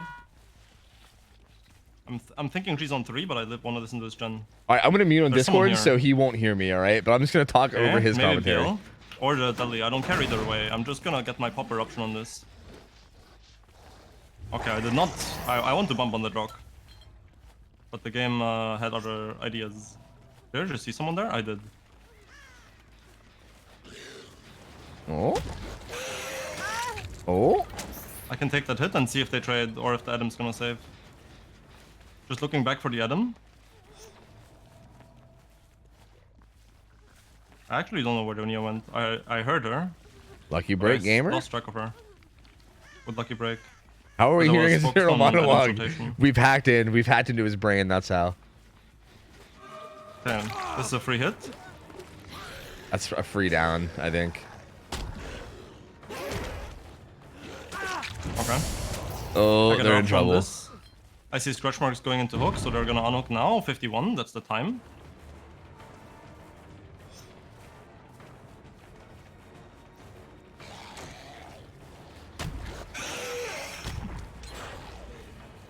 The bump logic.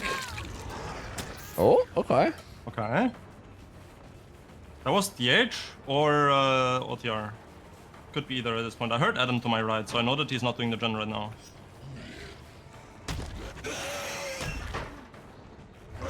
Okay, so this is a down. It's OTR, so I know that next unhook I need to just inside the hook. Yep. Also, this gen is still regressing and I can hook in the dead zone here. So when I hit, the only pellet she makes is this. She also has life, no SP, so that's no extra distance. Now I need to think, because they're probably resetting. They popped the gen on 3, which was to be expected because the Kate was on it all the time. And they popped this gen, so they're probably gonna reset on this gen. The crows are sitting here, so I know that the person from 3 didn't walk up the map. They're not resetting on that gen. So I think I wanna find. Oh, this is perfect. They're resetting so on the gen are that popped, resetting on but... 8 right now, where the gen popped. Yes. Okay. Yep. Shield. All right. Yep. All right. He figured So it then, out. I kind of want to keep the Kate on the right side here, but I want to get some information mid. Okay, we see the Kate going for pull. Did she just activate kinship? Oh, this is not good. So this is really bad for them because now I know that both of the other ones are bottom side. Yep. And they're gonna have problems rotating up. I see scratch marks on 8. The other one's probably doing a gen bottom side right now. Yep. I see the Nia rotating up. The Adam's. I would have to guess the Adam is top side. If the Adam is not, there, just get eruption on here. If the Adam is not bottom side and actually rotating up for a save, I know that I'm chilling right now. Oh, getting hit there is really unfortunate. Now we need to look for Adam, because the Nia is rotating down bottom, but the Adam probably got the call. He's on me, and is running towards top side now. Yeah, there we see him. So now we just. He meant bottom side. He meant running towards bottom side, but and it's he also misspoke. not very progressed. So going for the Adam, or at least zoning him away from the unhook, is very important. But I need to check back for the Nia because she might rotate over. I also just saw a. Or no, he did mean top side. Never mind. I'm dumb. So yeah, I need to. No, he didn't mean top. I got top and bottom confused. I'm an idiot.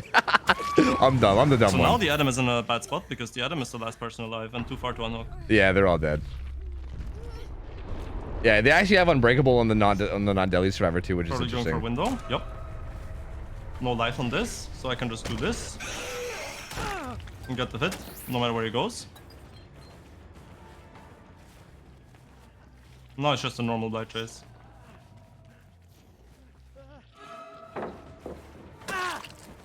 Well, All right.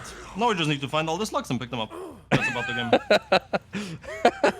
well, So, hey, close match, what the dude. Sires lost to was Close just map match. positioning and rotations. They were too predictable, and they were sometimes out of position. For example, the Nia playing so aggressive, running into the Gen on 10, when the Adam was obviously still bottom side, was a risky play. This might be power struggle, so I'm gonna try to find the Nia first. It is Delhi. I do not know the location of. Oh, 2 times power struggle risk. Okay, so I'm gonna pick up like this. So I'm on the 200 same ping. side with Oh, her are if it you is NA power struggle. West? It is not. I didn't really think about Now that I don't too. really need to worry because it's a fresh hook. So even if this other one is the power struggle, the best she can do is trade. Okay, it's not power struggle. The best she can do is trade, and it's a fresh hook, and she can't Kobe, so the hedge is also not an issue.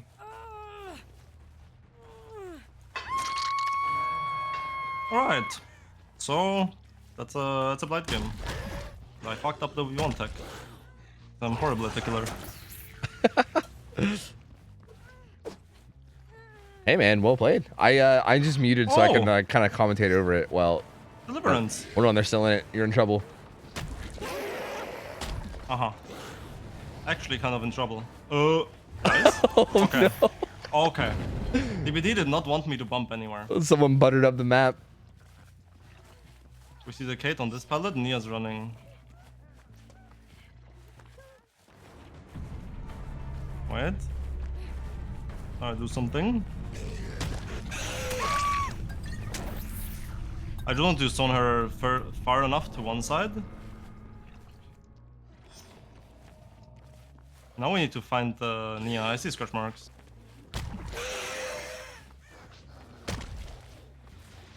I don't know how to turn off Steam notifications. If you know how to, let me know. They changed the Steam overlay shit. I really don't even know how to do it anymore. If you know how to, feel free to let me know. I tried to figure it out and I couldn't figure it out because everything on Steam is different now than it used to be. Alright. Now we just need to go topside and find the person again. What kind of notifications? Like the don't people know. coming online and stuff, basically. Like basically just like the people coming online and like booting up DVD. Like if someone like DMs me, it would show up essentially. Which I don't know why you would. I mean, it's only the alt accounts. I don't see why anybody would. If anybody did like DM me, I'd probably just remove them and say fuck you, you know. Yeah, that's about it, guys. That's about it. Yeah, Let's I see mean, if I can get the V1 tech on the second attempt. that's a pretty good showcase of like just like game sense on like especially on one of these like split maps, right? Like how you. Oh. There we go. Oh. First try, dude. First try. We saw it. But no, that was a good showcase, I think, of like game sense and also like positioning on like these like split maps, right? Maps like Suffo Pit, like Azerov's. Like I think it was very similar to how any of those maps would have played. Obviously, Suffo's a little bit like smaller than a map like ARP, but yeah, I mean that was really good. I think you showcased a lot, like their positional mistakes and how you took advantage of them perfectly and everything. So yeah, solid, man. Very, very solid.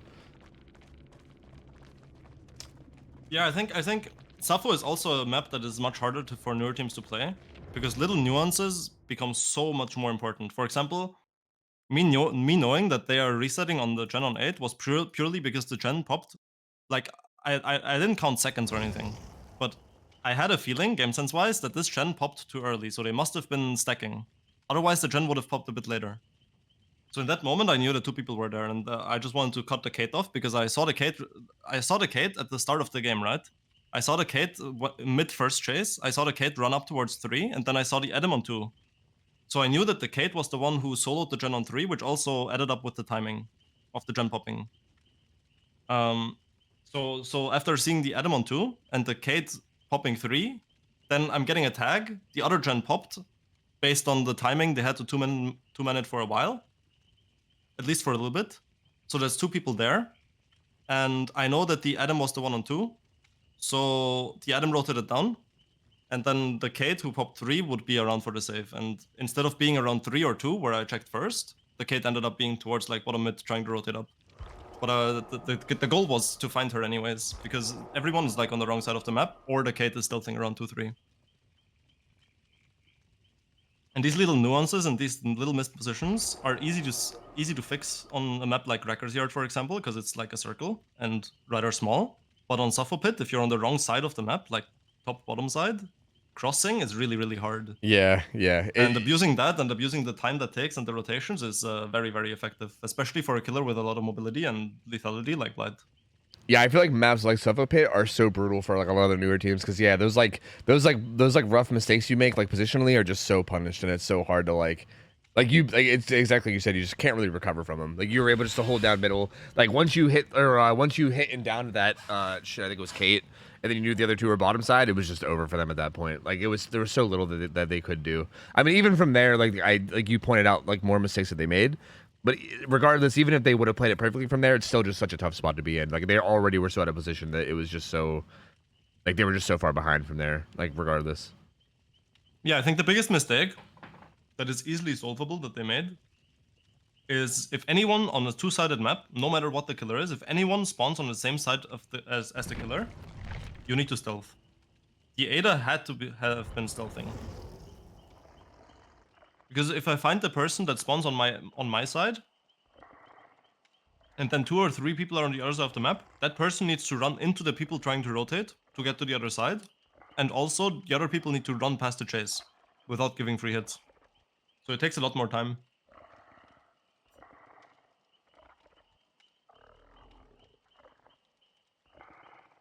Okay, I'm gonna see if I can do this. See if I can get rid of this overlay thing that everybody's talking about. If you guys want, do we still need more time for the next set?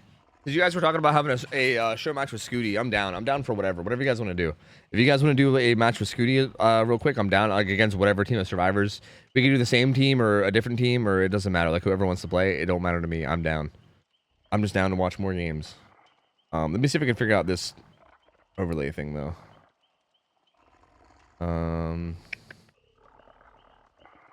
Okay, so the thing that boiler work didn't work because that's already set to turn off.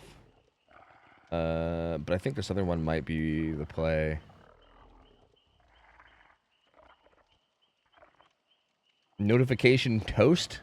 Is that what they call it whenever it pops up? Oh, yeah. Right? Yes? I think that's right. Okay, I turned it off, so if you guys stop seeing people like appearing as online and stuff, then let me know. I think I fixed it. But I'm not 100% sure. I think so. Hopefully. Need me to host, right? Yes, you need to host and then invite me. Yes. You'll see if PSR is down to go against Scooty. I don't know if they're all available yet, though. Okay, that's fair. Yeah, that's fair.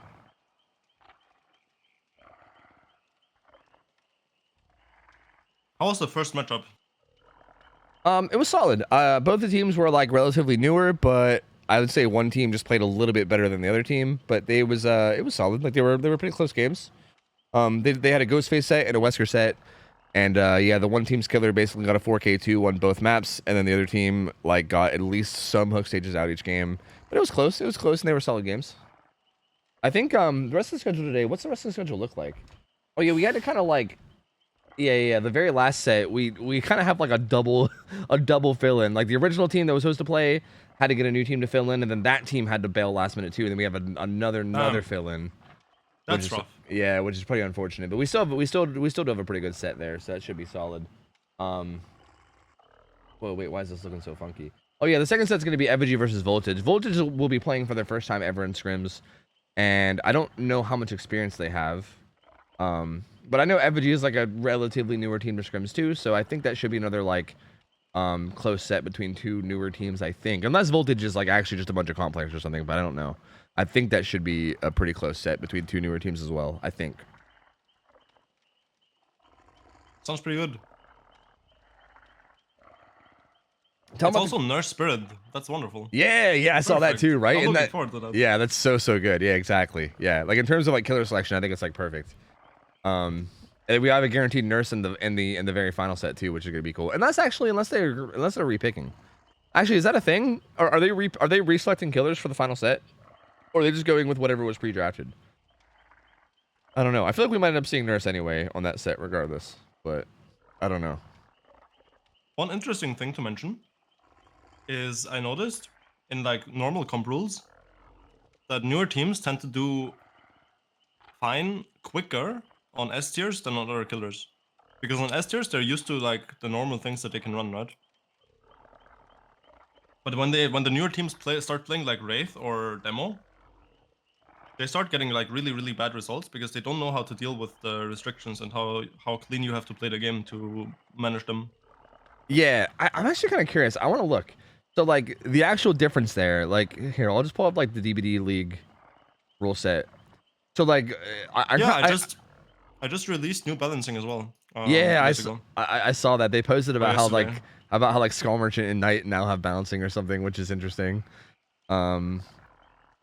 But I saw the Skull Merchant got put on fucking Mother's Dwelling, which is like the good. Skull Merchant balancing is basically a please do not pick this killer. Yeah, it's like the options here, but like please for the love of God, like yeah. It's not really the most like optimal serious balancing because if you wanted to do that, you would have to ban like everything that allows her to 3-gen. Yeah, which is miserable. And like, that would overcomplicate the balance to an extent that would be like as bad or worse as Spirit, with like a lot of unique just for this one killer bans. And for Spirit, it's worth it because Spirit's like so much history, such a staple in comp, and people actually enjoy watching, casting, and playing that killer. But for Skull Merchant, the people that enjoy watching, casting, or playing against that killer are so small. Plus, the most popular playstyle and the best is purely 3-genning and dragging games out for 60 minutes. So we didn't feel like it was worth to like overcomplicate a balancing for a killer that barely anyone wants to cast or see anyways. Yeah, to be honest with you, I thought it was pretty reasonable to just not even include them at all. Like, I think that was totally fine. I mean, I respect the fact that you guys did give them some kind of balancing just to have something there. But yeah, I mean, I think even just giving them nothing at all is honestly pretty reasonable because, yeah, to be quite frank, fuck that killer. Like, that killer fucking sucks. I feel like we could just never see that killer ever again, and I would not be complaining. But here, I have, like, the banned perks specifically for tier 5 killers. Well, actually, I guess this is probably the same as what you sent me in DMs recently as well, right? It's similar. So yeah, I mean, we have some additional bans because we additionally banned like Hope on lower tiers. We banned Resilience on lower tiers, both of which were not banned on lower tiers before. Yeah, and that's a huge deal. Yeah, right. Last Mine is generally banned now again and not allowed anymore. Yeah, and that's kind of wild. Like all these perks, like these are perks you see in pretty much every build of these, right? Like obviously all the exhaustion perks, like Dead Hard, Balanced Landing, Sprint Burst, like they're all gone.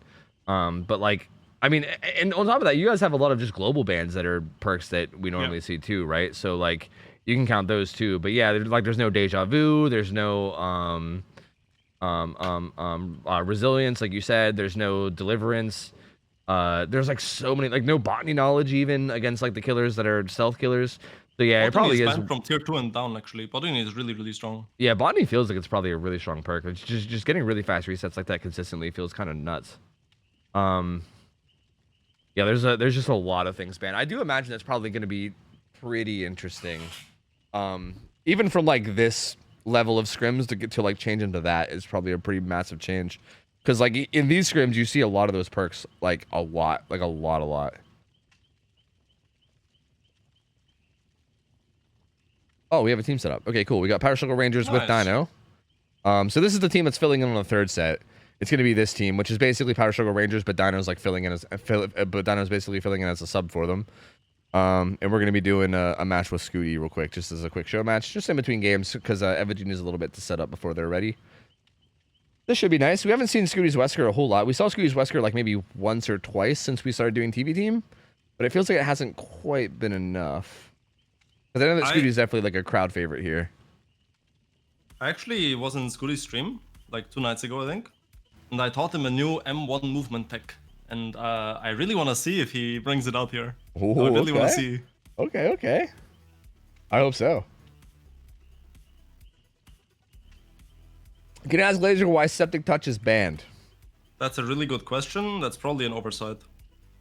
Yeah, I think if I'm not mistaken... it used to be banned because it was a new perk. And then nobody ever thought about that perk ever again because it's so horrible. Yeah, that was literally my guess, because I'm pretty sure that's what you guys do, right? Nobody thought about it, so that's why it's still banned. Nobody thought about unbanning it. Yeah, because when things first come out, yeah, you guys just ban everything when it's new, right? Like if there's new content, you just insta ban it like until you. Bugged. Yeah. So I think it's just one of those things where it just got overlooked because yeah, like no one, like I don't think anybody was like, come on guys, unban septic touch. I need it in my builds. Like come on, like one septic touch is gonna be unbanned. Like no one probably even thought about it or cared about it. I kind of figured it was something like that, to be honest.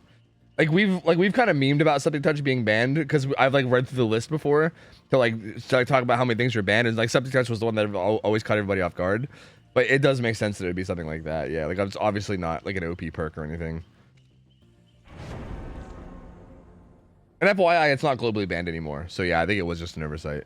Like the new list doesn't have it. So. Yeah, it was an oversight in the previous balancing, but I think that we did all the oversight fixing in this patch of balancing.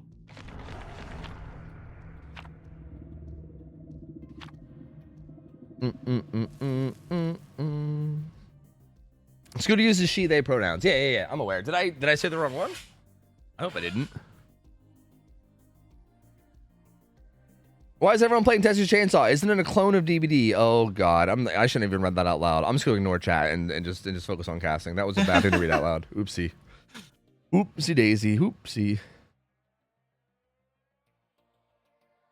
Flop and Scooter, you're on Chads now. Oh yeah, true, dude. This is almost like kind of an actual matchup, right? I think. Yeah. All right, I'm excited to see how this goes because Scooty has been a very solid Wesker, so I think this should be interesting. Hot Struggle Rangers have definitely stepped up their game a lot too. Like they've been playing very, very solidly lately, and with Dino on their team as well. I know Dino's been a very solid player too for every team I've seen him play on. So I'm kind of excited to see this, man. I'm hoping to see some cool text too, because I know Scooty does do some pretty fancy shit with Wesker from time to time. Let's see if any Wesker main syndrome comes in like with no. Yeah, I feel like it might. I feel like if it was going to, this feels like probably the match that it would happen on. And I kind of hope it does, because I feel like I've seen Scooty do some pretty wild shit, and I wouldn't mind seeing some kind of wild shit here. I'll quickly just cycle through these guys' builds real quick. Did a hard DS on Dino. For the people, buckle up on Flopper with Kinship live. Delivering some breakable. Sprint Burst will make it on Georgie, and Swing Blade is rocking Overcome off the record. Botany Deja Vu. He's got what is the Chalice? What's wait, Chalice add-on? What do you know what this I think is? that makes the bound range. So after you grab someone, you dash further before you throw them. Really? I think that's. I think it's that Chalice. I thought that was Lion. Wasn't that Lion Medallion that did that? Or maybe I'm wrong. I'm actually not sure. Yeah, I'm not sure either. Maybe some Wesker main in chat can help us out. It makes the bound extension 50% further. No, okay, so you're right. Yeah, you're right. I thought that was okay. Wait, what's Lion Medallion do then? Am I dumb? I don't know what Lion Medallion does then. Either way, so Unicorn Medallion and then Chalice. So essentially, first dash is longer, second dash is a little bit shorter, and then Chalice makes it so the bound extension goes even further, which is interesting. It's kind of the opposite of Jewel Beetle, which is usually considered to be a strong add-on. So it's kind of interesting to see that add-on. But can I get a screen share, by the way? Would be cool. Oh, do I not have a screen share set up for you? Oh my god, that is so bad of me. Holy shit. Hold on. My bad, dude. I guess I forgot because you were playing the first game. Yeah, exactly. I didn't have to stream your own gameplay to you, huh? Okay, there you go. If there's any issues with it, let me know. Oh, it's all good. So basically, he found this chase on the top right side, and they ran it down to bottom right, which is where they are right now. And ooh, not unfortunate. Very, very unfortunate. Unluck. Really yeah. There's a down on bottom right side. That's like around 5. Not a pain res hook.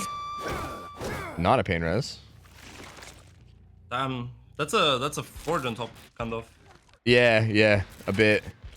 I'd be looking out for someone crossing. If you can find the person that's crossing right now, then it's the same situation that happened in the Blight game, right? Yeah, the other two people are topside, so then you can just force a lot of rotations.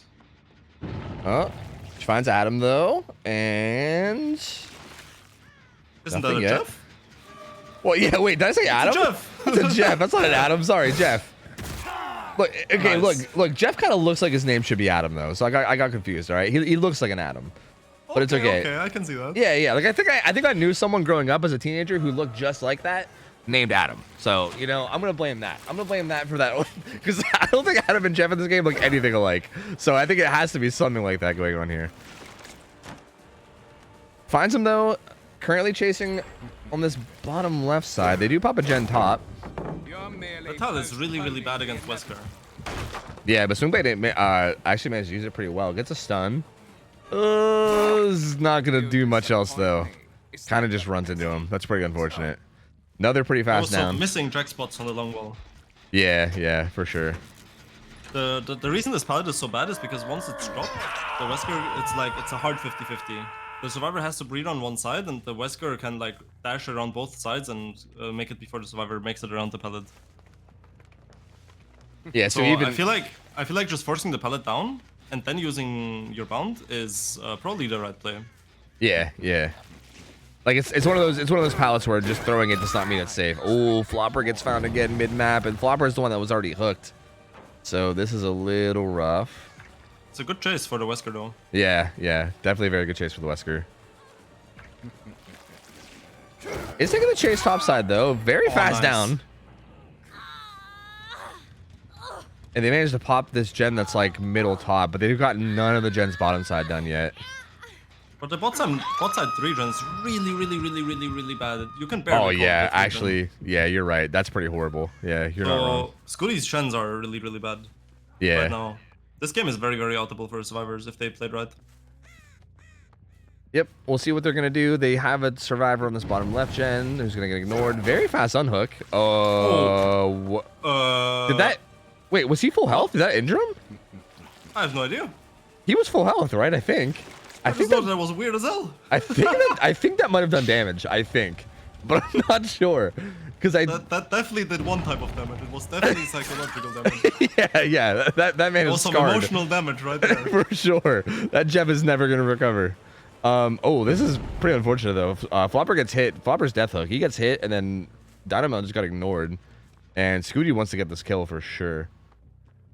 Is in hot pursuit. Right, yeah. In hot pursuit here. Yeah, there's not really a good area to defend at this point, so I think getting this kill, especially with there still being this many gens left, feels like a pretty decent spot to be in. Also max infection now. Can't quite get that. Missing that is painful. Yeah. Because now you need to recover two bounds, and also the lorry is taking a hit, so the Rebecca makes it to a good part of the map. Going around this rock is way too greedy. There's no way you can get past. Ooh. Still trying to force something here, but can't quite do it. Hey, well, never mind. Does force it. Kind of. That is kind of lucky, I would say, that the survivors didn't execute that properly. Yeah, I agree. Yeah, I think that body block could have been executed much better than it was. So there goes Flopper. Flopper's dead. On top of that, they actually wasted some time because Lori was hovering for the body block and wasn't really progressing any gens that whole time too. So actually ends up being a bit of a time save for Scooty. Oh, that was so clean. Yeah, that was disgusting. Super clean. And that's hook number 2 for Swingblade. So Swingblade now on hook number 2 as well, going to be in some trouble. And 2 survivors up. And it looks like there is this little like janky 3-gen bottom side there? It's a really bad one. That's with gotta a lot be of fantasy.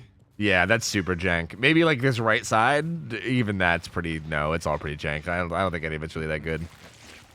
Oh. Good stun from Dino. Doesn't get hit by that one. He's gonna also get the inside of the map with the pallet break as well. So Scooty not really zoning him anywhere. Kind of just giving the map with the pallet break. Yonut comes in. I think Scooty just wants to get kill number 2 and just make the game a 2v1 ASAP. Because at this stage, it kind of does feel like the best way to close this out, right? Ooh, that is also really valuable. That heal came in. So Swingblade's back to full. Where'd he go? I don't think Scooty knows either. Where did he go? Oh, he's behind Shaq. He has off the record. Oh, my lord. That was close. Oh, my lord. That was a hit. Oh, the lorry. Yeah, but I think Scooty just doesn't even care and just wants Swingblade, I guess, is the plan. I do think maybe just killing the lorry there is like, why not? But I guess if you turn the game into a 2v1, that's borderline game ending, so maybe that's the idea. Jeff, though, full health, doing a really good job of staying alive so far. Still does have off the record.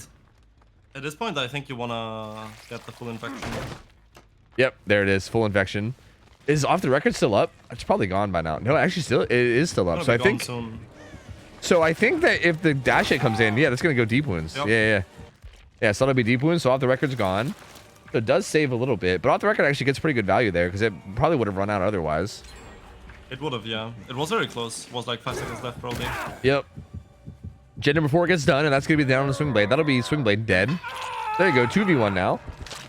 Now this looks like a 4K one, unless the survivors have significant progress on at least one gen. Yeah, Dino's on a fresh one, and I think it doesn't seem like they do.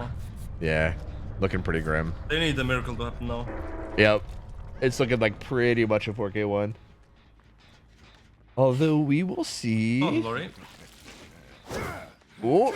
Oh. Little hug tech. Can't quite follow it up though. Lori's gonna make her way to Shack. Shack Pallet's gone though. All this here is the window. It doesn't have a lot to work with.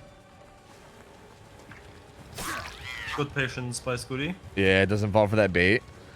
Gets the M1 hit.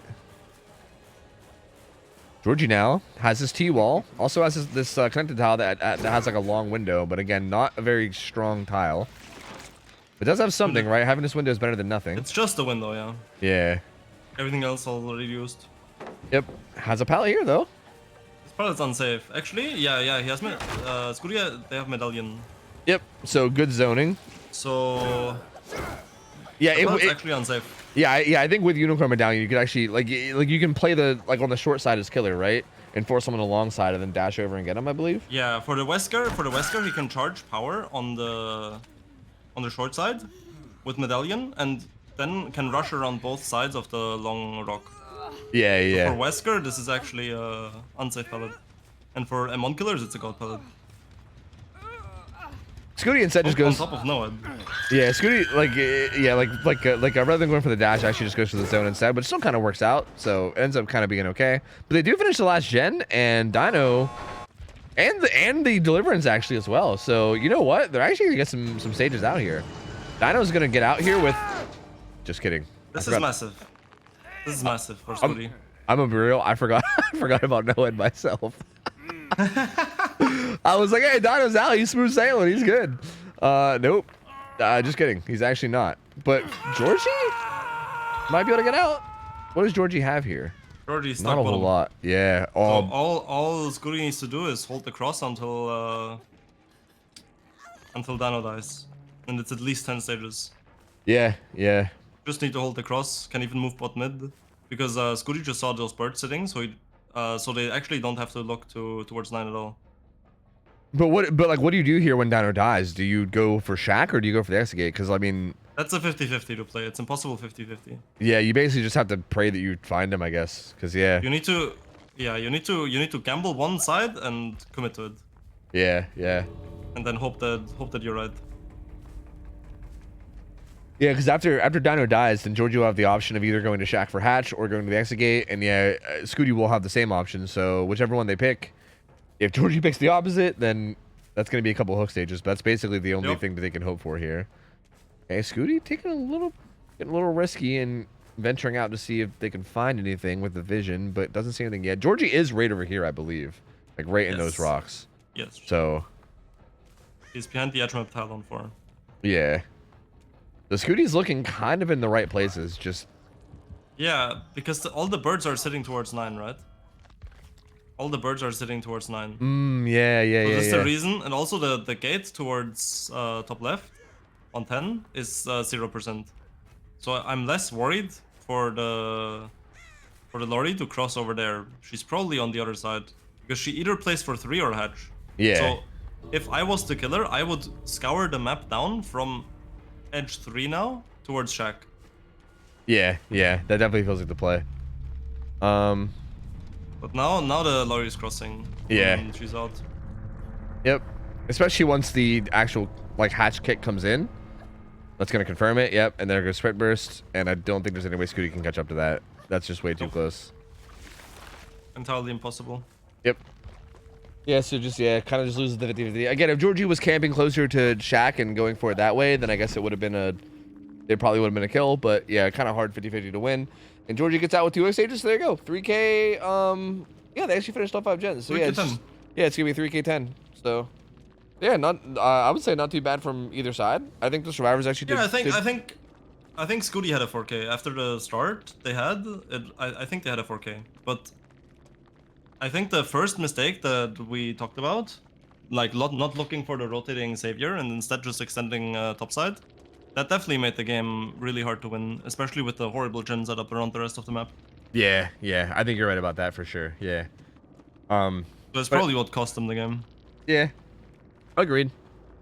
From there on out, though, it was pretty solidly played for both sides. I think the survivors managed to recover pretty well, considering the position they were in. I do think it was unfortunate the attempt at body blocking for Flopper that didn't quite work out, because I think that could have, like, they were in a pretty good spot there, given the fact that they kept making Scooty fuck up the rushes, and they were like drawing that out a lot. And Lori was still in a position to be full health, and they were just buying a lot of time. But then Scooty just kind of got around him and just killed Flopper anyway. And it felt like it was such a big opportunity to just buy so much time. Given like how long it was going, and then it just didn't really end up paying off in the end, so pretty unfortunate. Also, one interesting piece of information for the jungle gym. I tested both jungle gyms in 1-yons, and you can actually camp pellet again on both of them and get the stun on same ping against Wesker. Wait, on which tile? On jungle gyms. Oh, okay. On jungle gyms, you need to stand in the middle of the pallet, look into the pallet, and then play one side with vision and the other with sound. And then you can like quickly react and drop the pallet. You need to stand in the middle of the pallet in a way that it's like barely dropping on one side if you don't move at all and just press spacebar without pressing shift. And then if you tap the movement key into the other direction and press shift, you get vacuum to the other side. And that way you can reactively play the jungle gym pallet against Wesker. That's interesting. Yeah, that's actually really interesting. You kind of just sit in that perfect spot where like you can just have like a split-second reaction like regardless. So yeah, that's kind of interesting. All right, we got our second matchup coming in. Oh, I love these guys just joining me without me having to do anything. I gotta play ads though. I gotta solve this a little bit actually. I gotta play ads. They're gonna play the most I can solve them is like, they're gonna play in 2 minutes. I can solve them 5 minutes, but that's not gonna be enough. I think I just gotta play some. So I'm going to play 3 minutes of ads real quick. You guys are going to get hit by them. Hang in there. I'm just going to get them out of the way now so we don't get the mid-game. And then once they're done, we should hopefully be just about ready. Again, reminder that we're going into a nurse set. So actually, I got to change the map setup and everything anyway. We're going into a nurse set. Nurse is playing on Growing Storehouse. Let's go. In addition to the... Nurse set. Yeah, dude, I'm pumped for the nurse set. In addition to the normal bans, you also can't run Pain Res and Nowhere to Hide. She also has to run yellow and under add-ons, I believe. I don't believe you can even run green add-ons on her, which again is pretty huge because Fragile Wheeze is a go-to add-on for her that she can't run. So yeah, yellow and under add-ons is it. And then those obviously the global restrictions with those additional ones that I named. And this should be interesting. So again, it seems like Nurse on Groaning should be like, okay, so if I'm not mistaken, and Laser, feel free to correct me if I'm wrong on any of this, but if I'm not mistaken, I believe that this should be a pretty like strong setup for the survivors. Like I think Nurse should struggle on Groaning Storehouse, but that's assuming that everybody plays positioning really well and everything. And again, with a lot of the newer teams, it's one of the biggest things that you see go wrong is when people don't position very well. So I don't know. Actually, I think I recognize some of these names. So I think that this team might actually have some experience with like comm stuff, which is interesting because we've not seen this team play at all yet. I don't really know anything about them, but I think I recognize some of these names. So I'm curious to see how this goes. But I know that Effigy is a newer team. Yeah, I think I just recognize them just from seeing them in like different Discords is basically where I might recognize them. But regardless, I'm kind of curious to see how they play. Again, I know that Effigy is like a newer team that came from like my community and Scrim Nights and everything. So they're like very like newer to the whole comp thing. I mean, they have been like learning pretty well, but they're still in like the early phase. So again, if this team is on the same level as them, I do expect there to be a lot of positional mistakes. So that being said, I think when everybody plays correctly, this feels like it will probably be a tough map for Nurse.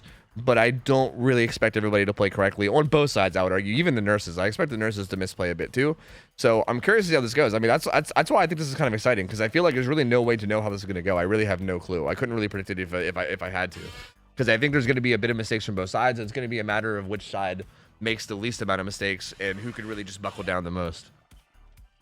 Do people want to gamble? Yeah.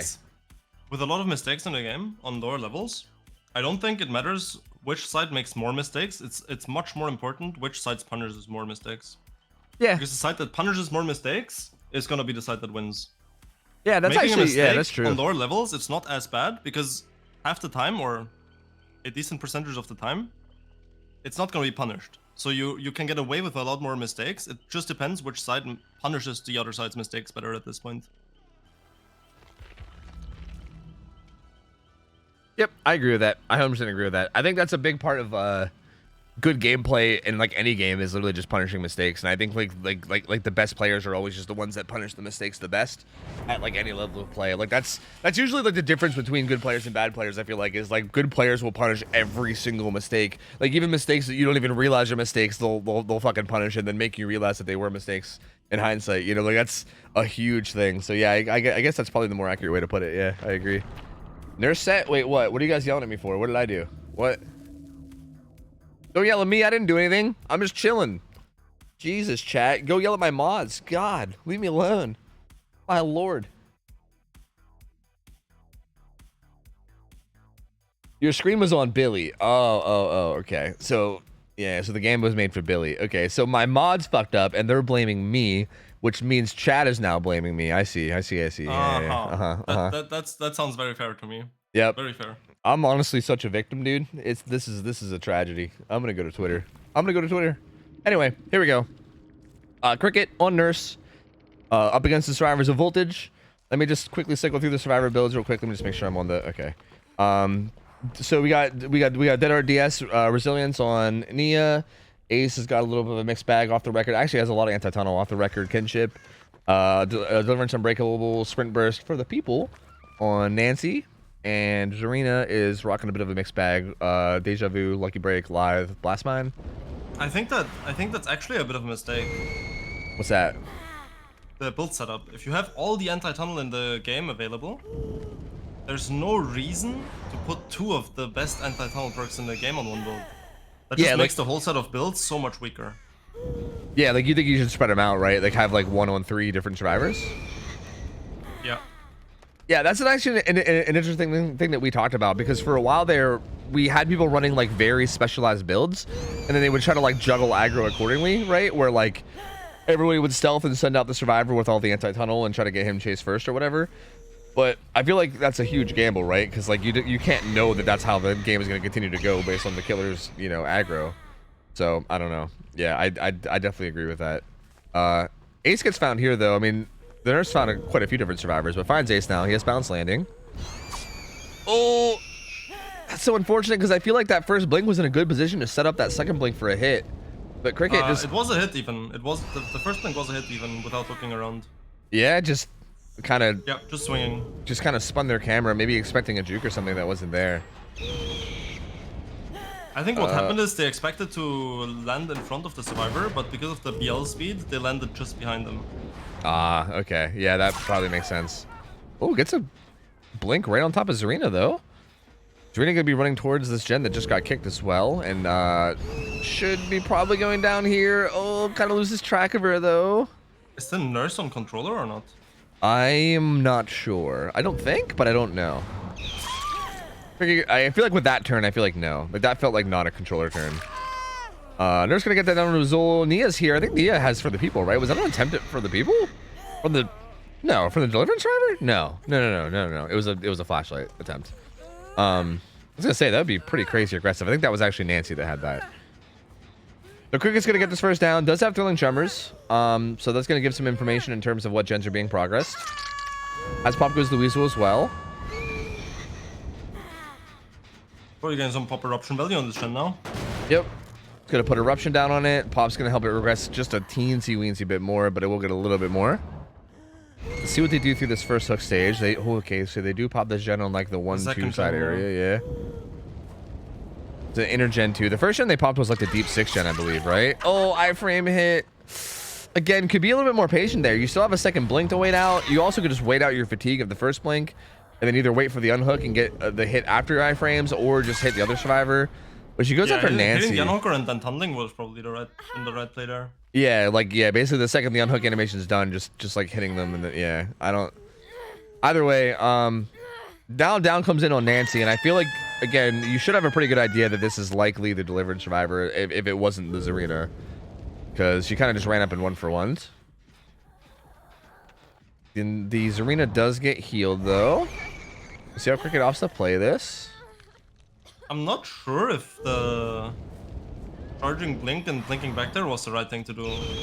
I think the nurse needed to realize that if she extends to the Gen 11 and checks on it, and they save quickly, that's actually not too bad for the nurse.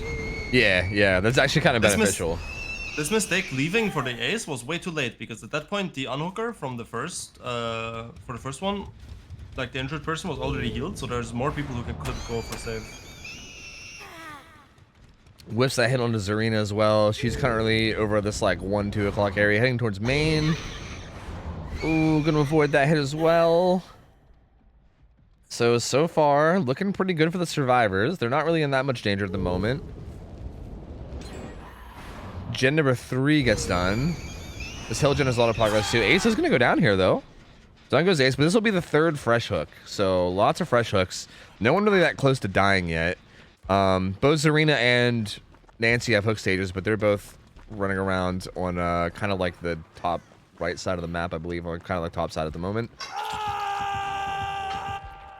One thing that is also worth mentioning on the playing around the hook of the Nancy, extending to wherever the closest survivor is would have definitely been the right play, because we knew the Nancy had deliverance based on the unhook play on first hook. Yeah, or at least so like a pretty that hook good is not guess. the play anyways. Yeah, exactly. Yeah, like I feel like the first person that runs up and unhooks, especially if it's a fast unhook or if it's like in your face, you can pretty much assume it's gonna be deliverance, and it was. Yeah, which I think is like just a general like game sense thing that you come to learn pretty quickly. Does find Zarina though, who has been hooked before, so she's at least down a hook stage. Light lucky break though, right? No, it's BL lucky break, right? Yeah, I think I should. Yeah, when it was actually live. It's light lucky break. Yeah, it's interesting. That build makes sense. I'm surprised that they're not running overcome lucky break since we allow that, but it feels like it's a really strong combo. Misses that hit onto Nia. Is that a strong combo? Is that still a strong combo or no? I think that feels like it'd be good, right? It's an insane combo, yeah. Yeah, I thought using it as a mistake. Yeah, I thought that'd be kind of busted. Finds Nia though, gets a hit onto her. She's just staying on this deep 6 side. Oh, but Cricket's gonna leave this. Committing there would have definitely been important. Huh. You don't have any information on anyone else that's injured, so getting that down is very valuable. Yeah, because this feels risky. Cricket feels like they want to like protect these gens, I think, and they want to try to find someone working on these gens. Ace actually is here, but this also feels risky because if they weren't here, oh, that's Blast Mine, I think. If they weren't here, then you're kind of just leaving a chase without actually having another chase, and just kind of giving up all pressure. So it's very risky to do without actually having any information. Now she's kind of stuck in the middle of nothing. Yeah. No pressure, nowhere to go, nothing to play for. Yeah, I think you gotta just take that down under Nia. I think especially considering your nurse, right? Like it's not like this Nia's gonna be able to like juke you for a long time, right? Like maybe if you mess up some blinks, but assuming your blinks are on point, like this Nia's not gonna be able to stay alive for very long anyway. Like she's gonna die. Yeah, she was dead like 5 to 10 seconds later. Yeah. Oh, kind of messes up those blinks though. If you even look at what happened in this game, in reality, the nurse was in the same spot she was in, facing the Nia now as before. Just that now she gave like 2 other people free gem progress for the entire duration. Yep, exactly. Yeah. Like I think for her it was probably the idea was like risking it to hopefully find an injured survivor on the gens.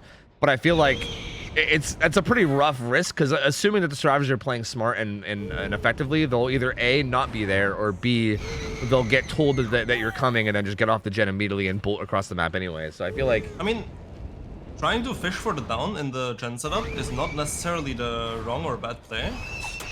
But if that's your plan, then you have to actually commit to trying to find the survivor instead of kicking the gen. Yeah, that's a very good point. Because Ace was there, to be fair. Yeah, Ace was there. Yeah, it's just that she kicked the gen, got hit by Blast Mine, and the Ace was pretty easily able to just she was able to get away completely unspotted. Finds Zarina though, gets a hit there. Zarina was hooked once at least. But with only 1 gen left, this is definitely not looking great. Zarina doesn't get hit there either, doing a really good job of avoiding these hits. Cricket can't quite find the hits that she needs. Blinking through the loop there would have definitely been a better play. Simply because it's the concept of lunge range blinks. I'm sure you're familiar with it, but I don't think much of chat is, or like definitely not everyone in chat is.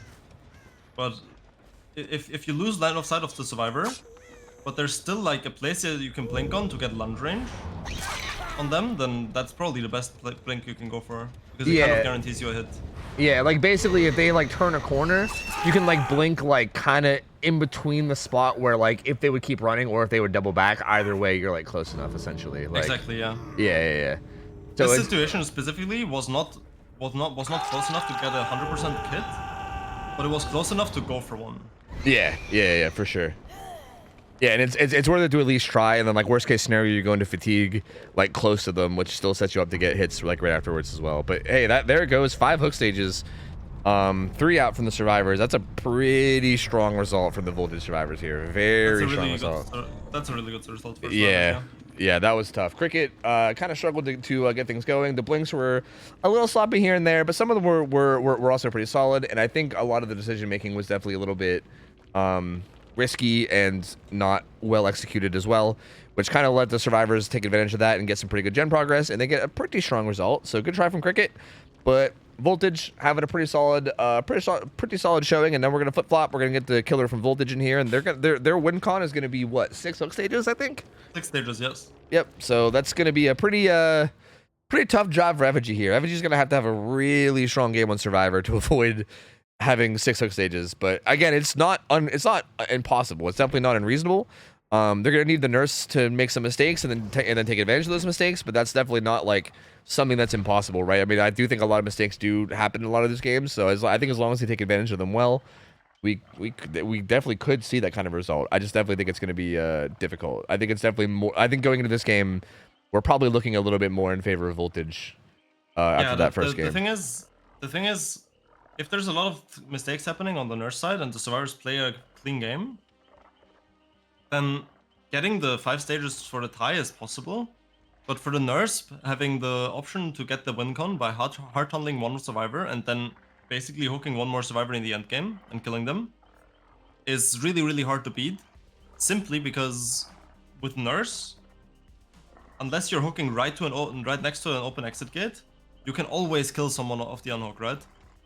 There's no way anyone escapes you unless you're missing your blinks. So you can tunnel one survivor for the whole game, get one chase, hook them away from an exit gate, and you have the win in the bag. Yeah, that's fair. Well, this should be interesting. I think the killer for Voltage is gonna be I'm just gonna call him Easy, I guess, because otherwise I'm not sure how to read it. So I'm just gonna wait for an invite there, and we should hopefully get the match going. Also, Nightlight, I saw you asking about a show match. I have no idea, man. We don't really have time right now. But if you're gonna be up for a while, maybe if this set ends up going 2-0, we might have the time for one before the third set. But we'll see. At the moment, we're kind of just running on schedule, so not right now. But we will see.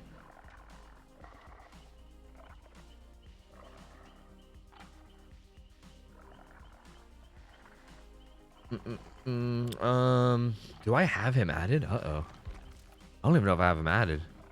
Malka. This is on me? Am I missing some friend requests? Yes, it is on me. Yep. Turns out it was me the whole time fucking up. Oi, host delaying. Ah, I know, dude. Tisk. Always these tournament hosts. I know, dude. They're the worst. Jesus. Yeah, this 8-month tournament that I got, you know? Unfortunate. Okay, here we go. Now we're going. Let me get everybody else in.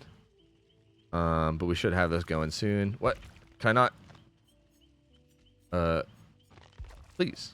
Who am I inviting? Who's on this team? I remember. Hold on. I remember. There we go. Cool. Didn't have to do anything. Let's go. Sick. All right, so here we go. Gonna be a pretty tough game from Effigy here. We'll see how. Oh, his name is Easy Get Good. Okay, that makes more sense. That makes more sense now that I'm reading it with capitalized letters. I was reading it all with lowercase letters, and my dumb brain could not comprehend what it was that I was reading. But now it makes sense. Esket. Esgit. Esgit, yeah, I was like, Esgit. that's what I was doing. I was like, Esgit. What was Esgit? Like, is this some kind of like, is this like a chemical that I didn't learn in fucking chemistry class or something? Like that I missed something here on the periodic table? But no. I'm just an idiot. His name is Easy Get Good. I see. Again, the survivors from Effigy here are gonna have quite the hill to climb. They're gonna have to get a very, very good result. Not impossible, but they're gonna have to definitely make sure they're playing really. They're definitely going to make sure they're playing really, really on point. And they're going to also hope that Easy messes up a lot of his blinks and maybe a bit of macro slip ups too. Because I think you're going to need to have like a bit of sloppy play from the nurse, and also take advantage of like pretty much everything that you can on the survivor side without hopefully making too many mistakes yourself. Which again is probably going to be a bit difficult, but I mean, it's definitely not impossible. So we'll see. What you need to do on survivor side to win this is you need to have a really good start.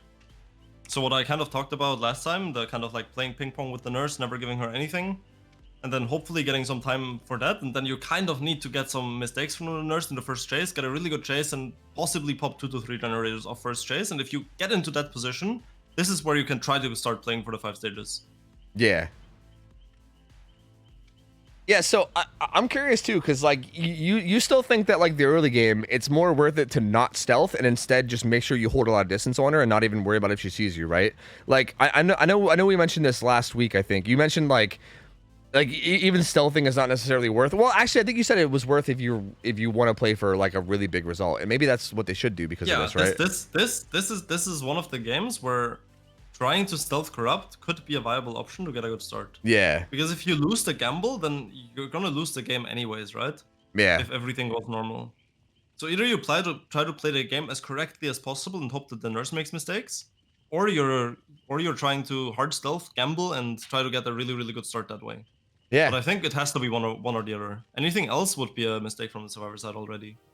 Yeah, I agree with that for sure. I do think it seems like a decently viable play, especially considering Groningen is such a big map. I think like stealthing early seems like it could be potentially like an option. Like I feel like it's a little bit more reasonable and like a little less risky. I mean, it's always risky, but I feel like it's a little bit less. It's worth the risk. Yeah. It's definitely worth it. Because you're in a situation that you're like, if the game goes any kind of normal, we're losing this. So the survivors kind of have to do something special, and stealthing early game and making it work could be one of those things. Because if it doesn't work out, you can just say, well, we lost the game anyways, it doesn't matter anymore. Yep, exactly. Like it feels like you kind of have to take some of those like risk reward plays and hope that you get the rewards, you know? Because yeah, if you just go like a normal way that's supposed to play, it won't be enough. So yeah, that definitely makes sense. We'll see how they opt to go for it. I'm also really curious to see how Easy plays this, because I feel like depending on his play, it could matter a lot too. Again, hooks. You can't run no on Nurse anymore, so like that's not really like a fallback for hook stages. But I don't think it's really necessary on Nurse anyway because she's already so insanely lethal. And again, I don't even know where to hide doesn't really feel that viable either, because I feel like if you're close to the win condition, you probably already have that many hook stages anyway. So yeah, I feel like he'll probably just have a pretty standard build, and we'll see. Let's hop in. There's not much reason to play anything off standard. Yeah, I agree with that. Yep. It does have no way out though. That's interesting. Okay, let me just go ahead and cycle through. Really good choice to get a win con. What the fuck even is this perk? Is that like quick gambit or something? What even is that? Perk? This is am I dumb? What is that? I think this is quick gambit, yeah. Or is that like one of the Stranger Things perks that got oh, is that Troubleshooter? Oh, maybe that's Troubleshooter. That's interesting. Is that Troubleshooter? I don't know what Troubleshooter looks like. I don't know. Just doing a quick cycle of their perks just so we have them. Okay, I think I bugged her out. Let me just go back. They're not stealthing out early game, by the way. Yeah, Troubleshooter is the perk where when you drop a pallet in chase, you get like aura reading for like 5 seconds on the killer, basically.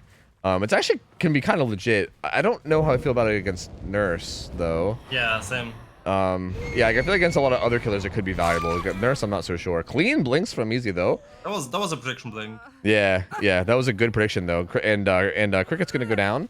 It's going to be a pretty fast first down. Agitation in play. Pop goes the Weasel as well. So Pop's going to be up. And yeah, with that first hook coming in as fast as it did, I feel like this is looking like trouble in terms of the overall result here. It's definitely not the start that you want for the survivors. Like, definitely not what you need at all. Jesus, this camera movement's going to give me a migraine, my lord. Finds. Nice. Okay, now this is a massive mistake by the survivors. Yeah, because he now knows perfectly where everyone is. So getting this unhook and getting into the game is gonna be impossible. I think this is already a lost game. Yeah, this feels super brutal. The fact that they were, yeah, I think them being doubled up there was definitely not smart, considering that Dwight was getting chased right to the side of it. He's gonna get found and hit at the unhook. It doesn't even get the unhook for it either. It doesn't even go for the 1v1 or anything, but just gets hit and then runs away. And yeah, Easy knows where the other two were coming from too, so he can easily catch them off rotating around this main building. And easily, haha. I get it. But also, the only person that can even do it is Ace, if he wants to, which he's not. They're actually just doing this gen instead. But Ace being behind the boxes is very important here, because otherwise the nurse could have easily extended. Yep. Now the nurse knows though that there had to be a 2-man gen, right? Because of the time that it took. Yep. And finds the Meg. Should be getting it down. Okay, almost messed up. That second blink almost put him a little too far, but not quite. Gets that second down on the Meg. The unhook does come in onto Zarina. She's going to be death hooked now, so she's got to be real careful. And it was just right over here where it happened. I'm not sure where she went. I don't know if Easy can see either, but it doesn't seem like we have any info on that. Ooh. Some crows did just land over here, so that's interesting. That definitely tells you that somebody was here a little while ago. And yeah, there's Zarina and Dwight. Gets it down to Dwight. Nice. Zarina's here too. And Zarina, again, being death hook is going to be the... very over. Yeah, this game is extremely over, yeah. Zarina's definitely going to be the target, being the death hook survivor. That's a good blink on that side of the pallet. Body blocked it. Gets it down on the cricket. She's going to be dead. Zombie is also down up on this like deep 6 pocket. So there you go. There's that kill. Might even leave Zombie slugged. But no, gonna go back for him. So yeah, gonna go ahead and grab this hook too. And yeah, these guys are. That was also the Deliverance survivor too. As if it. I mean, I don't think it really matters too much at this point. Anyway, I think even if Deliverance was in play, it probably, like that's hook stage number 5 right there. So like that's the tie. Yep. So yeah, I mean, regardless, it's over at this point anyway. But just to add even more salt to the wound, that was also the Deli survivor. So even trying to get like some kind of a salvageable score here for the survivors is going to be even harder. Easy though, not having any. It's gonna be very tough to get the point win condition for them, so they have to like try to win the next 2 sets clean. Yeah, if it goes to points, this game is gonna be a massive difference. Oh yeah. Tiebreaker will be insanely in the favor of Voltage here for sure. Yeah, because this is gonna be a pretty big win for them for sure. Ace is gonna get found. He's gonna head towards this corner of the map. Ooh, shouldn't get here unless it's a prediction, but he kind of runs back into the fatigue, so he's basically fucked. Okay, unless Easy does that. Never mind, not fucked. He's gonna get away a little bit longer. The unhook comes in. Ace just unfucked himself. True, yeah, he got unfucked, but he got refucked, so never mind. Never mind. Unfortunate, you hate to see it. Down he goes. The unhook does come in on Zombie. He's gonna get healed up on the other side of the map. That's gonna be the 3rd fresh hook coming in on the Ace, or I guess the 4th fresh hook. And we'll see. Nurse's blinks this game are very solid. Yeah, they definitely are. Must say that. Yep, definitely very, very solid blinks, yeah. And the survivors are definitely in trouble. Definitely in trouble. I feel like the game sense has been pretty solid too. Like being able to predict that they were resetting deep 6 and finding them down there felt very, very solid too. Yes, for sure. Was the right decision to make. Ooh, a little bit of a short blink. Maybe auto aim got him there. Zombie's gonna get a little bit more distance, but he is kind of just stuck in this deep pocket of 3. He just has these T-walls and that's it. Oh. He's gonna get hit there though. Against the nurse. Yeah, not really much you can do. Not the best tile. I mean, to look on the bright side, at least forced both blinks for it though. Oh, pretty bad blink on the logs. Doesn't get through it. Has to use the 2nd blink just to get closer and get distance and get vision. But this fatigue, and then once these 2 blinks come back, Zombie should be pretty dead here. Oh, the dead hard though. Okay. Hard. All right, staying alive a little longer. Shouldn't matter too much though. Should be 5 seconds. And the unhook came in and they just reset, which means, yeah, they're probably just now going to be hopping on gens. It's just so difficult. Like, they're trying to find whatever little time they can to get gen progress, but there's just so little time because these downs are coming in so fast. And, like, the unhooks are also coming in, like, I don't know, they're having to travel the whole way across the map to get the unhooks, too. And it's just... It's kind of the thing that I explained the other day. It's, when you're in the 3-1, especially if you're a killer with quick chases, just going for chases, just chasing people over and over and over again, is a really, really viable strategy, because as long as you chase one person and one other is on the hook, the 3rd person cannot do anything. Yeah. And this is kind of what's happening to the survivors in the game right now. Yep. It's just constant pressure on all 3 survivors. Yeah, which is why, like, I don't know. This is the thing that I go on about on stream all the time when I'm rambling about dumb shit. But that's why, like, the tunneling out of 1 survivor is so powerful. Because, yeah, you just get into these positions, especially on, like, S tier killers, where you're just constantly pressuring, like, a survivor. You get a hook, you pressure another survivor, and, yeah, there's just never any time to recover. There's never any time that you have to do gens, right? Like, if there's a 4th survivor here, then they have somebody cracking gens almost all the time. But, like, because there's not, as long as he's finding people and landing blinks, they just never have time to do anything. Like, they just get no progress. They can just never catch their breath. They're constantly trying to run and run and run and run and run, but they can never get out of the loop. Yep. Ooh, dead heart a little early there. Zombie's in trouble. He's gonna go down again. There he goes. Is he Deathhook? He is Deathhook. So that's gonna be the 2nd kill. And this feels like, yeah, this feels like a 4K 4 gens. This feels like a massive difference in result. Also, we saw the max stealth, right? So it doesn't feel like they're trying to get a gen done. Yeah, well, they never mind. Yeah, they're on gens now. Yeah. But it is kind of weird that they weren't on gens immediately, right? That felt like it was maybe a little bit of like miscommunication or just a little bit of uncertainty where they weren't sure who was going for the save. So again, like I said, like Effigy is one of our more like newer teams to like all this whole comp setting stuff. Whereas I feel like Voltage does seem like they have some experience here. So this might be a little bit of a mismatch setup. Oh, Multi-block. The Rock coming in, huge. Let's go.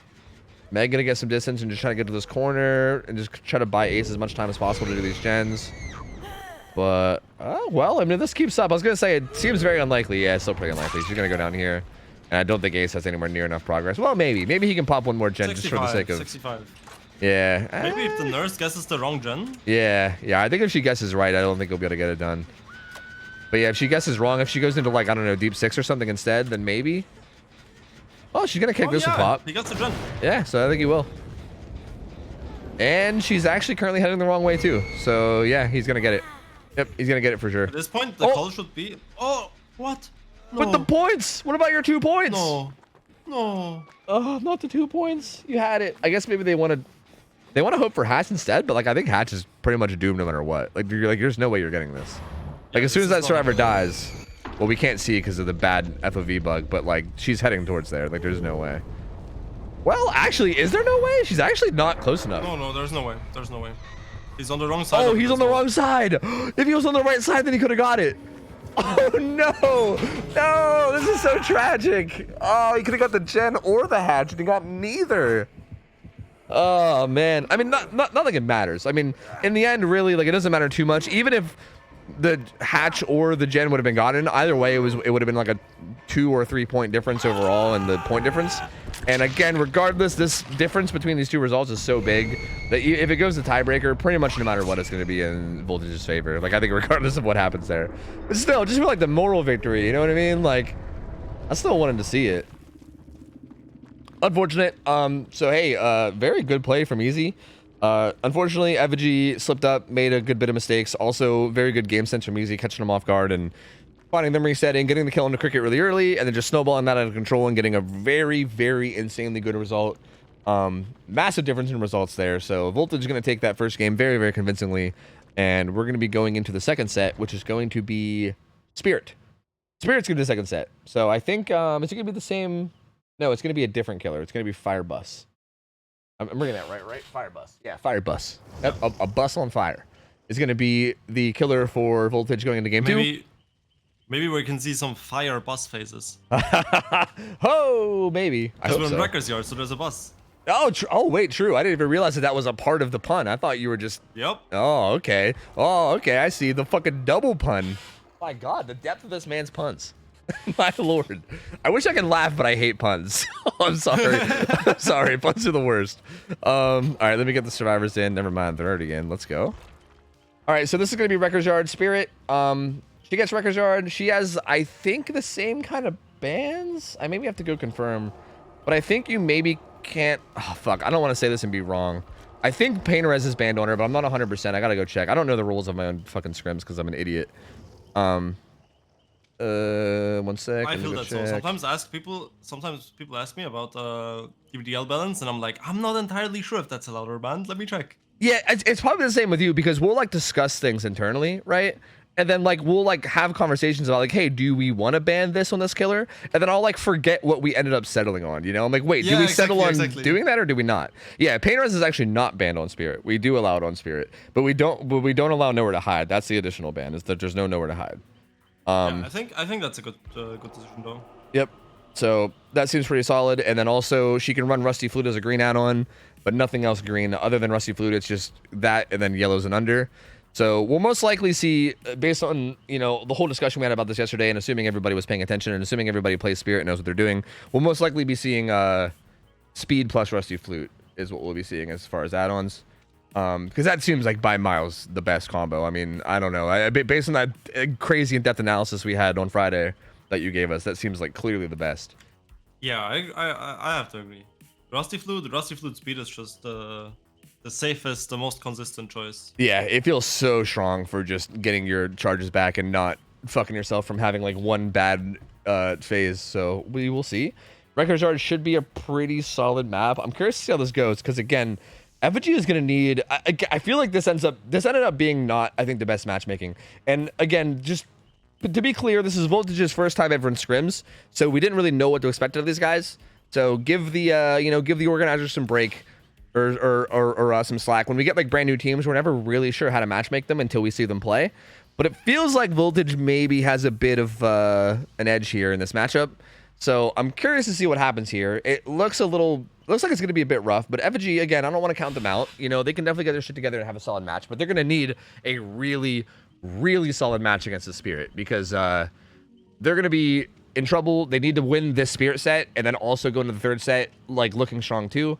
And so far, the survivors from Voltage were looking really strong on that nurse set too. So I think they need to get a good result here so that their killer can feel good about going into their killer game, hoping that they have like a win condition that feels like attainable, you know? Yeah, I agree. Also, I'm really curious to see how this set in particular is gonna play out because looking at the hours, we have Effigy with 2.2k and Fireboss with 2.1k. So in theory, there should be a pretty good matchup. Yeah. I agree in theory, based on hours, but we'll see. It's so hard to say, man, because like hours is really the only thing we have to work off of, right? Like again, if teams are newer, that's really all we have is like their hours, and we have to just hope that we can do something like that. But clearly hours are going to be different, right? Like if somebody gets into like comp at like, you know, 500 to 1,000 hours, and then they do like their whole like next 1,000 hours is like in like the comp scene, they're clearly going to be at an advantage over someone that's done, you know, 3,000 hours in just public matches. So it's tough because because like hours are not always perfectly representative. But you know, going in blind, that's basically the best thing that we have to try to judge off of. So we'll see. Hopefully this will be a decent match. And I also just feel like I'm hoping that Effigy isn't also too like shaken up morally from the first game. Like I feel like morale might be kind of, you know, low given how much of a, you know, one-sided match the nurse set was. So hopefully they're not like affected by that. Hopefully they can kind of just let that go, let the past be past, and just play their best game here. Yeah. Keeping the mood up is also a very, very big skill that comp teams can learn. So I think even then that this is a good lesson. Yeah, There's for sure. To learn from. Absolutely agree. Unbreakable Deliverance is on Ace. A bunch of gen perks on Meg. She has Prove Thyself and Deja Vu with the toolbox. Very heavy chase build here for a zombie. And Cricket's got a little bit of everything, but she's got Overcome Lucky Break. Ooh. We just saw slow comms in action. Because the Dwight started running, so he obviously knew that the Spirit found them, right?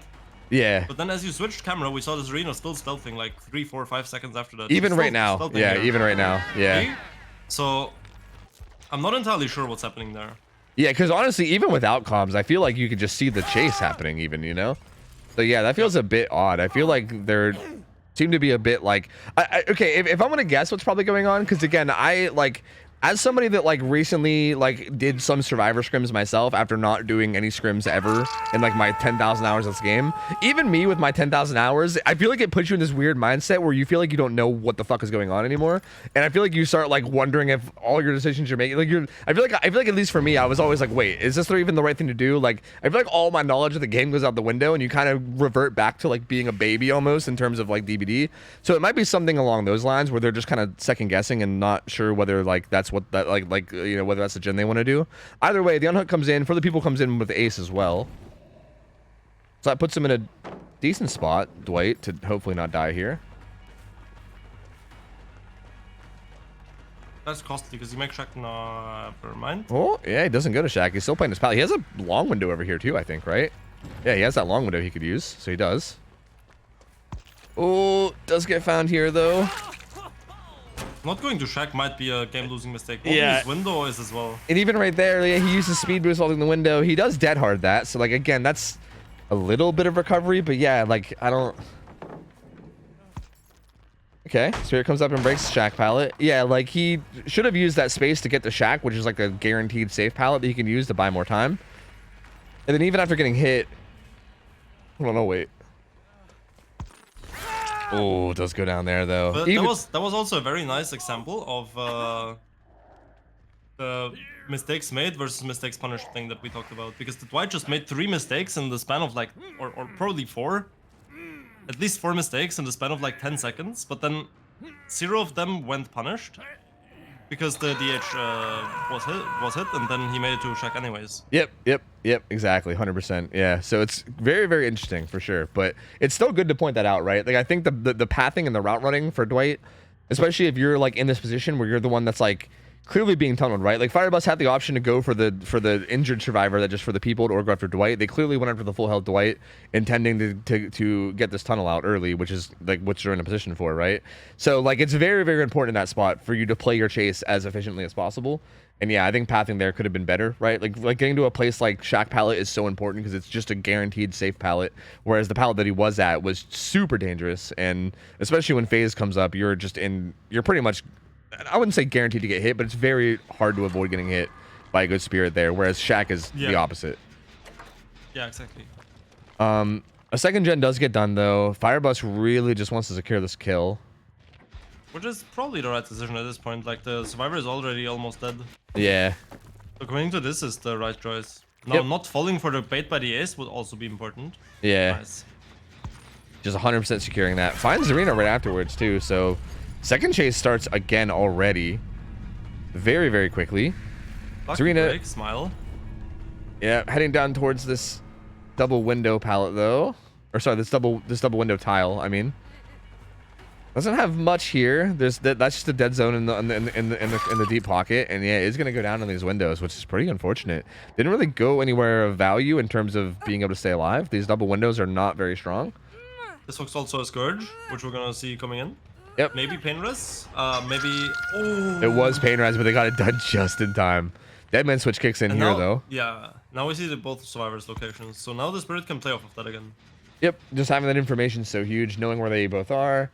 Sees some scratch marks here. Okay, scratch marks for both survivors too, so even more confirmation of knowing where they are.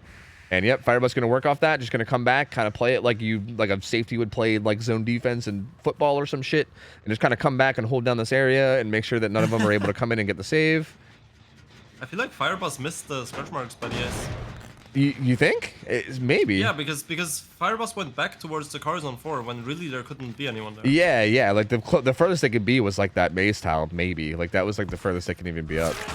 Well, does find him at that maze tile though, and gets the hit on the ace, who doesn't even get very far either. He's gonna die. He's dead. That's the.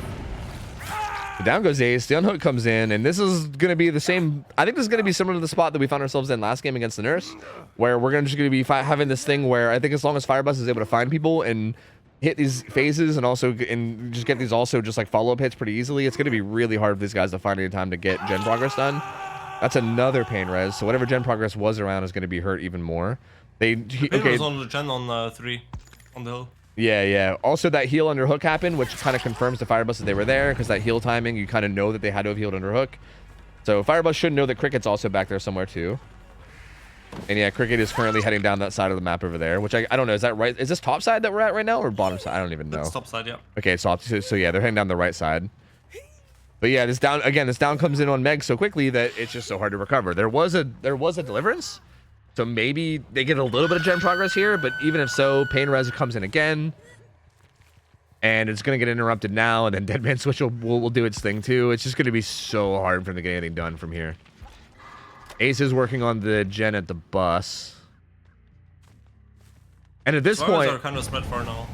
yeah, and I think at this point they kind of are probably just going to be prioritizing maybe just getting one more gen done and ending in a 4K1 rather than a 4K2. It's the right decision to make, yeah. Trying to get this to for 4K1 is the #1 priority for Survivors right now. Yeah, for sure.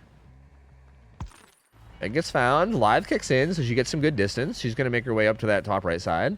And Firebus is going to bail from that.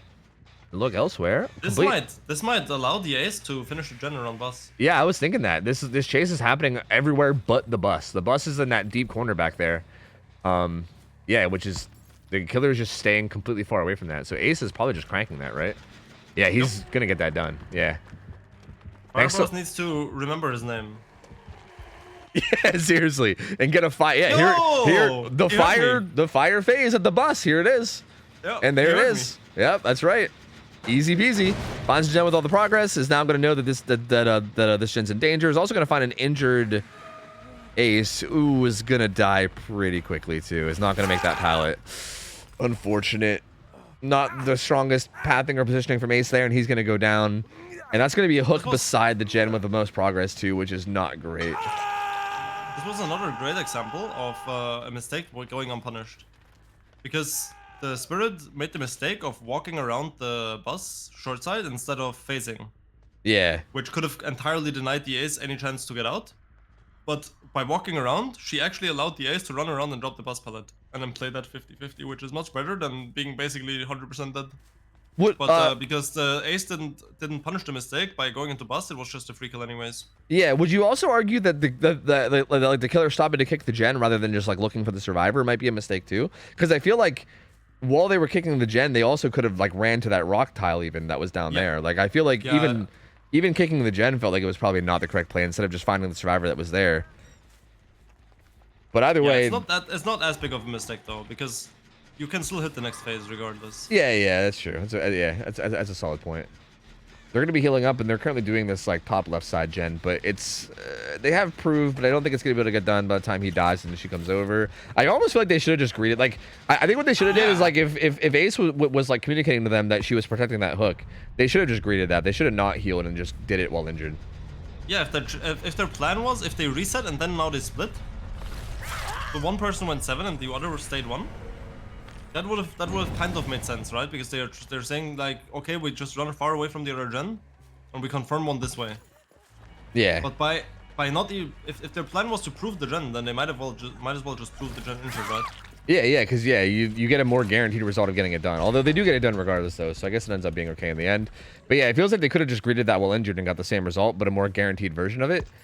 But either way, they do get it. So it's good. So there's going to be one gen left. Fireboss is going to leave Bulos on the ground, and I'm pretty sure that Unbreakable is already out of play. So yeah, there's no Unbreakable to worry about. And Firebus is gonna maybe find Cricket right by the dumpster. No, unlikely, I think. Yeah, Cricket's actually gonna not get found here. But I still don't really see how this doesn't end up being a 4K1 at this point. I think like worst case scenario, you just hook Yolas. The gate. Okay, well, there's one gate here. I guess if you just locate your gates, as long as the gates aren't in terrible positions, then I feel like Firebus might just take the hook, kick hatch, and then just take the win from there.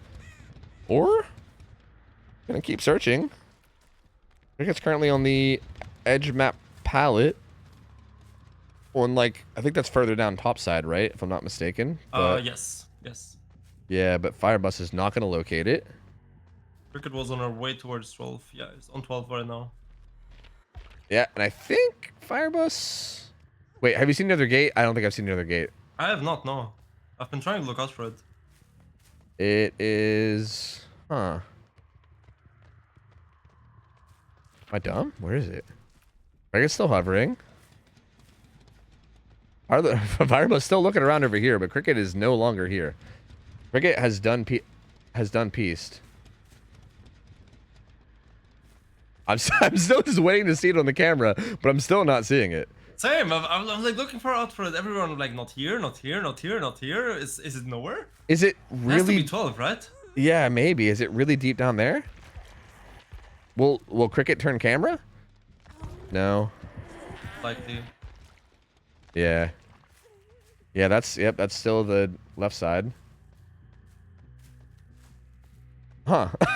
I don't know. I think it's either like deep 6 or deep 12 or deep 6, yeah. Yeah, deep 12 or deep 6 it has to be, I think. Okay, it's not deep 12. Yeah. It must be deep 6, which I still think is maybe. I mean, what do you think? Is that defendable to having like that like kind of top left and then deep 6? It feels a little risky, I would say. I feel like it's not. You don't think?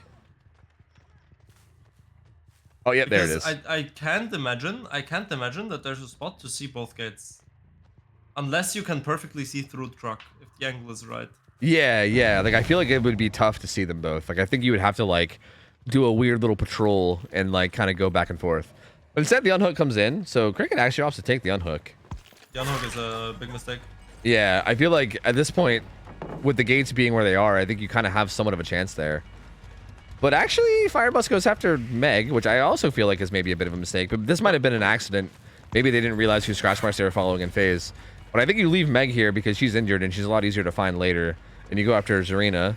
But instead finds Meg again. And Meg's going to be in trouble now. Down she goes. Here we go again. Okay, this time Meg's actually getting hooked. Cricket's going to be making her way towards Shack. Why are we running? Why are we running? Why are we running to Hatch? No. Yeah, no. I think you Please do don't. one of the gates. Please don't. Yeah, like there's no Please way you don't. win this. Oh no. They want to try to win That's this. such a bad mistake. They're trying to body block where it is. It's just gonna be a down. Yeah, they don't have enough time. I don't think there's enough time. I think they yeah. It's just a down and pick up. Unfortunate. Yeah, I don't think it's one of those things where I'm not sure if they were confident in the timings or not. They probably just didn't know like how much time it takes. It is a bit of a weird like that's It's one of around those 15 seconds. Yeah, it's one of those weird things where like I feel like if you've never been in this scenario before, which I feel like this really only happens in like scrims and stuff, right? And like in like comp settings. So this doesn't happen in like pubs very often. Like maybe ever, where you're like, okay, the last person's dying. How long between when they get hooked and you know the hatch spawning? It's like a weird timing that I just don't think they know yet. So hey, again, that'll be a learning experience for Cricket and the rest of Effigy for that exact situation at least. So maybe now they'll know for next time the roundabout time that it takes for that to spawn. Because yeah, I think it probably would have been better for her to stealth and maybe try to play one of the gates and just try to take advantage of how far 100%. split they were. But regardless, there you go. 4K, 1 gen left. Pretty good result from Firebus for voltage size. Definitely not probably what you want to see from Effigy. Like I said, they definitely would have liked to see a good result from the survivors here. That way, their killer could feel a lot better about the result that they needed without feeling like they have to have an extremely stellar performance to stay in it. But now they are going to need to have a pretty good performance. We did see that the voltage survivors played the nurse set pretty solidly. So assuming that they play a solid game against the spirit, this should be not impossible, but a tough result to get, right? Like you got to definitely tough. If the survivors play the games decently well on these rules, it's gonna be really, really tough for the spirit to 4K. Yep. But it's possible. If the spirit plays really well, I think it's possible. Yep. Again, and also if the survivors make enough mistakes that can be taken advantage of, which you know, again, hopefully we will see that because again at this level I think we should. Although again, I still don't really know the exact level of the voltage players, so it's hard to say. But regardless, I definitely think it's not impossible to see a good result from the spirit, but it's definitely feeling like a little bit in the favor of voltage again. So I guess we'll have to see. The killer for Effigy is going to be Zombie. The Zombie will be playing killer. He'll be playing spirit. And I think Zombie is a console player, if I'm not wrong. So that should be interesting. I don't think a controller on Spirit would make as much of a difference as like a controller nurse or a controller blade or anything. I agree. So I feel like it Spirit is one of the most playable killers on controller. Yeah, it seems like it would be. Yeah. So I don't think they'll be making any huge differences, but I guess we'll see. We'll still see how good Zombie can play this. You have to have a team just to participate in scrims, or can you sign up as a killer? No, you have to have a team now. We used to do just killer signups and just survivor signups, but now it's only team v team, so you have to have a team. Although we do have a solo queue form where you can sign up as a solo player and you can get matched up with random other people that signed up solo, and you can just kind of get a team and practice together. So if you're feeling outgoing, you can do that, but you can't sign up just solo. You have to have a team.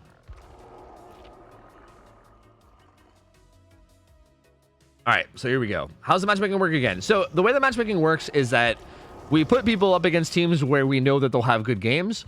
But if a team is brand new, like this voltage team is, we've never seen this team in scrims yet, right? This is the first time they played in scrims. So if we've never seen them yet, then we kind of just have to go off their hours, right? Like these guys have like an average of like 2,000, 3,000 hours ish. So we basically matchmake them based off that, and then just kind of see how they do, right? This is their like see how they do match. they're playing very well. So like going forward for this, we'll be matchmaking them based on this performance, right? So yeah, when people first come in and they play their first games in scrims, it's always a little shaky, their first matchmaking, because again, we have no idea how good or bad they are until we can see them play. I saw another question in chat. How has the change to hook grabs affected higher level play? And I wanted to go into that a little bit, because Yeah, I'm not sure that everyone understands how impactful and how massive these changes are. And a lot of the pub players who just play normal public games, chill with their friends or whatever, play solo queue especially, they're gonna be really happy about the change, because the change is meant for them. But what you have to understand is this change basically ruined the game at a higher level. Because the whole coordination and the game sense that goes into decision making and to what you should be doing is all gone. Because now you can simply go for unhooks 59 seconds into the hook stage and 1-for-1 reliably, and there's nothing the killer can do about it. There's no counterplay, nothing the killer can do. And this kind of forces a lose-lose situation by just existing in the game. Yep. Because if the killer goes somewhere else on the map to try to pressure the survivors, get tags, get pace, get the survivors to unhook, then the survivors do get a free unhook. You get no tag for it, you get no hook trade for it. You even give the survivors the option to for the people that tunnel out, and then you can't tunnel anyways anymore. You give the survivors the option to will make it the player because you're on the underside of the map. There's so many options for the survivors to play off that, right? So if you just go for new chases and new chases, especially on killers where you cannot reliably two-tap the best players in the game, the chases are gonna be decently long. So if you just go from one side of the map to the other to chase someone else, you're gonna lose the game on any killer. So you can't really do that. But then if you decide to kind of try to stay around the hook, force the rotations, get some value for the unhook, try to play around that side of the game, then you're also getting rolled, because 3 other people are just far away on the map doing generators, and as long as you don't go there, no one's gonna go for save. The Deliverance Unbreakable player is simply gonna run into the hook and hook trade 55 seconds in to be safe. And then what do? You have 1 hook stage, 3 people did gens for the entire stage that you camped. The person that you just slugged has Unbreakable, but if you hook them, they have Deliverance. So no matter what you do with that person, you gain 0 pressure. And then if you go for the tunnel as well, the other 2 gens are gonna pop. 1 gen was doubled for first chase, you're on 2 gens left, with 1 gen 50, no pressure from the slug, and you're on the wrong side of the map, tunneling a survivor, just getting a second stage. So yeah, in theory, this whole thing just forces a lose-lose situation on the killer, just by existing. No matter what you do, you lose the game, unless survivors start making mistakes. Yeah, I think it's so, like, it's also so unfortunate too, because I feel like the hook scenario was such like an interesting, like, strategic, like, high, like, I loved watching it. Like, that's one of the things that made me love comp, is like when I first discovered comp, I was like, okay, instead of like camping and tunneling being this like annoying thing, it becomes this like really interesting thing where like if the survivors have like good strategy and teamwork, they can like overcome it in like very interesting ways. And like when I learned about like how to like properly pull off like double unhooks and stuff, I was like, dude, this is so cool. Like it was such an interesting like way to play the game at a higher level, and it was such an interesting skill gap in like skill expression even, and it's just such a shame that like now it's just gone. Both sides really, and now it's just gone. Now it's just like you just run up and unhook in the killer's face and who fucking cares, you know? So yeah, I mean for public matches I'm glad that it's changed, but yeah, for like comp setting stuff it does feel like a significantly worse change. A crow just flew over here, and there's also scratch marks. The zombie's got a ton of information. He knows that 2 people are here. At least he should know that 2 people are here. Finds Nancy. I'm going to quickly cycle their builds. I'm going to do it really quickly without focusing too much on them, because I just want to make sure that we have them for like vlogs. We have the Deliverance player in chase. Yeah. So the Deli player is currently being chased, which is probably best case scenario for zombie. We'll see if he can get a hit on this phase. Okay. Nice. Good prediction there. Nancy, I think, going for a prediction herself, but not getting it correctly, and she's going to get hit. Try to follow this up now that she's injured. Seems like she's just comp cornering. Yep, we see the correct gameplay here. Oh, it does have an edge map. Nancy. Pretty amphibious swing from zombie. He's a ballerina. He's not gonna get that down either though. I can just should just be able to hit a phase here. We'll count that as hitting a phase. Down goes Nancy. Throwing the game by running back into the middle of the map. Don't do this, guys. Do not do this. True. Just hold W to the corner. Yeah, I mean, honestly, she probably should have just held W into like the deep pocket, right? Like more than anything else. Yep. I think punishing the mistake of the spirit to face so early and break the pallet on 6 mid, which both were mistakes. And go to the edge of the pallet, the rocks. I think that was good. But after that, after you get the stun on the rock, just hold W to deep 6. Yeah. And you're in a much better position than this. Yeah. That definitely makes sense. Zombie finds a pretty quick hit on the Nia right afterwards now. Then comes back to hook. I don't know if I like the way he's playing so close to this hook here. I guess he's just checking on it, which seems fine. He's gonna... Ooh, okay. Little not aggressive. getting Shack Pallet off, that is massive. Yeah. Also gets Blast Mine. We'll see if they take advantage of this and do anything with the hook. They're not. Well, Nia's actually going to rush in and get it injured. But Zombie's on his way back. Oh. Okay. He's going to get it down for that. This wasn't a pain res hook. He's just going to pick her. I don't agree with that play. Yeah, I don't either. I think you could just slug her and then go after the guy that got it. That is also the reason why not getting Shack Pallet out of the Renato was so massive there. Because if you get Shack Pallet out of the Renato, or at least a hit for it, then now there would not be anything safe for the Nancy to run through, right? She would just get hit. Yep, which would make... With the Shack Pallet up, she has a safe way to cross to the entire other side of the map. Yep. But honestly, she gets to cross anyway because he just picks up the Nia. He did Scourge hook her, so she's... so she got Scourge. That caused some aggression. Pop also came in on this mid-gen. Gunnook comes in and he's nowhere near it. I think he's just going to commit to this Renato mid-map? Maybe. Or is he heading back? Oh, he's heading... Oh. This feels... Oh. His name is Pocos. His name checks out. Yeah. Yeah, name definitely checks out for sure. Absolutely checks out. It's like he's fucking Nostradamus in this bitch. My lord. But yeah, gets that hit. This felt interesting to me because like this was just a flat prediction, right? Unless I missed something. I don't think Zombie had any information that gen was being progressed. He heard the vault. He heard the vault on Shack when he got stunned by the Shack Pallet. Oh yeah, but I thought that was Renato that the Nancy was gonna go there. No, the Renato dropped the Shack Pallet. Oh yeah, you're right. Okay, yeah, you're right. So I guess based on the map positioning and the jump hops, I feel like it's safe to assume that was Nancy, and then her running here just makes sense. Yeah, so actually taking the free hit. Yeah, I feel like he might as well taking the free hit there. Yeah, if you have a free hit for that, especially with Sloppy, like that free hit is pretty valuable. Like why not? I think you can still track her afterwards too, but does find her here and gets it down.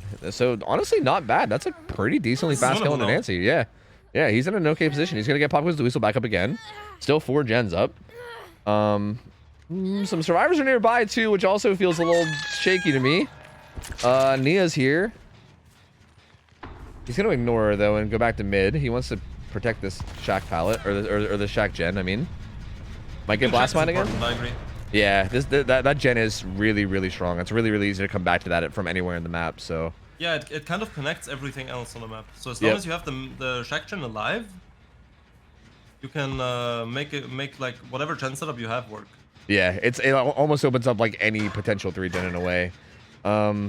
Thinks that they're in the locker, but they're not. Takes some time. Confused. Didn't see the stretch marks lead back out. Yeah, they let out and then to the right. Yeah, but he didn't see. Nia's pre-running.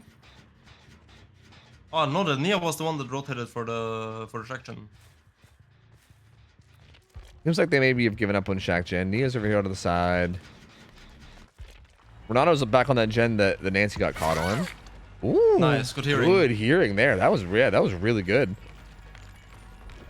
And Nia is running to Shack. Massive mistake. Looks like she actually turned and she's gonna play this filler instead. Zombie shortly just waiting for his power now. Gonna see what he can do with this phase. Goes for a pretty quick unphased. Gets her dead hard though, so I guess worth, I suppose. That felt like a very preemptive dead hard. Lose the game for that. I think Zombie's gonna lose the game for that. Yeah, this feels like it's taking weight. Oh, didn't hear to the left too. Oh yeah, this down is. Losing the game for this. Yeah, losing the game for this chase. Yep, this chase is taking way too long. Renato pops that gen. Azul's on another gen that's at about 80 or 90%. And once that gen from Azul pops, that secures the tie, which basically secures the best of 3 considering the tiebreaker, right? Like even if he manages to finish in a tie, that's going to be pretty hopeless. I mean, we would see the third set, but it would be a pretty hopeless third set. And if they pop one more gen now, then it secures the overall win, which doesn't feel too out of the question at this point. Was this lucky break on Renato too? Yeah, lucky break. Yep. I think he's boss. Yeah, he's edge 1. Yeah. Not 1. Edge 10. So he's going to get that heal off of the med kit. He's going to be A-okay.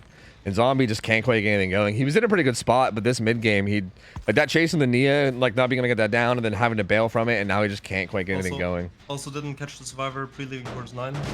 Yeah. Not 9, 6. Getting confused with Yeah, I know. Yeah, I know your different ones. Yeah, I know your clock is different, but yeah. Heading towards like the left side of the map, right? Yeah.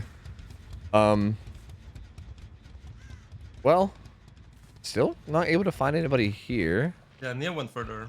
Yeah, she's currently being healed by Renato. Azul is stealthing. Serena, my bad. Yeah. Okay, finds a Zarina at this filler pallet. Actually gets a hit on it.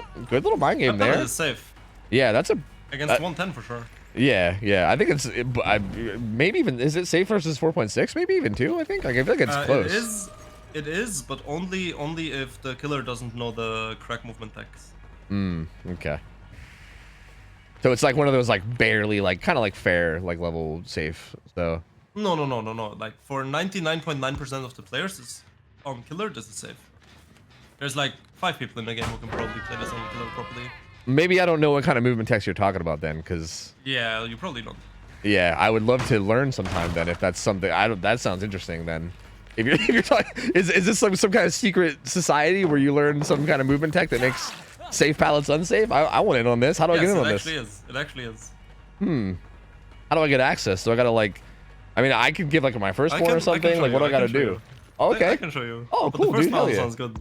Okay. Sounds good. I'll go the first one too. Just as like a showing of good faith, I'll do it. So. That's fair. That's fair. Got you. There's the 5th gen getting done. That's gonna secure the win for Voltage, no matter what. So regardless of what happens now, they get the win, but they're in a pretty good spot to even get some outs as well. That's a fresh hook one to Bernardo. But both gates are powered now. Ooh, finds the trail of Nia. But can't quite sniff her out. And she made her way back into the maze tower, and he couldn't quite hear it. And the unhook comes in from the injured Zarina, too, so they're both injured over here. He's going to make his way over towards this. Throw is happening at the bus. But he heads over towards the exit gate instead, and then he unphases with her having a lot of distance. Pretty unfortunate. He's got to wait for that phase to come back again. Maybe we can see some fire bus phases from... Oh, yeah, from the zombie. From the non-fire bus spirit.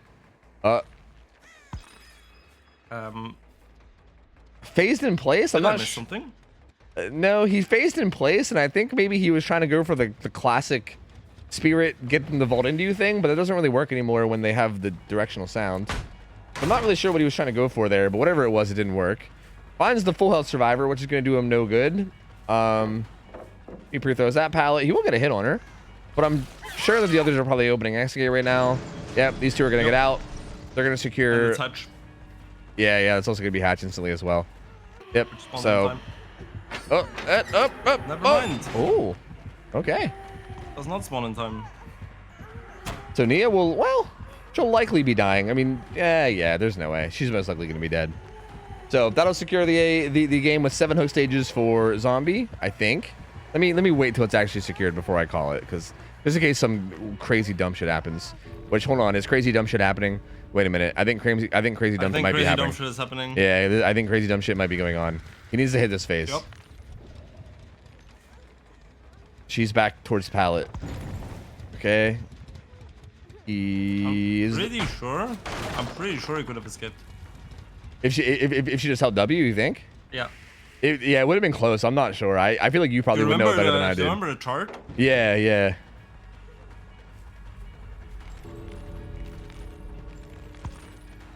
Yeah, what's the distance with this add-on combo? Wasn't default like 13 meters or something? And then I'm assuming speed would be less or more. I think with speed it was like 15.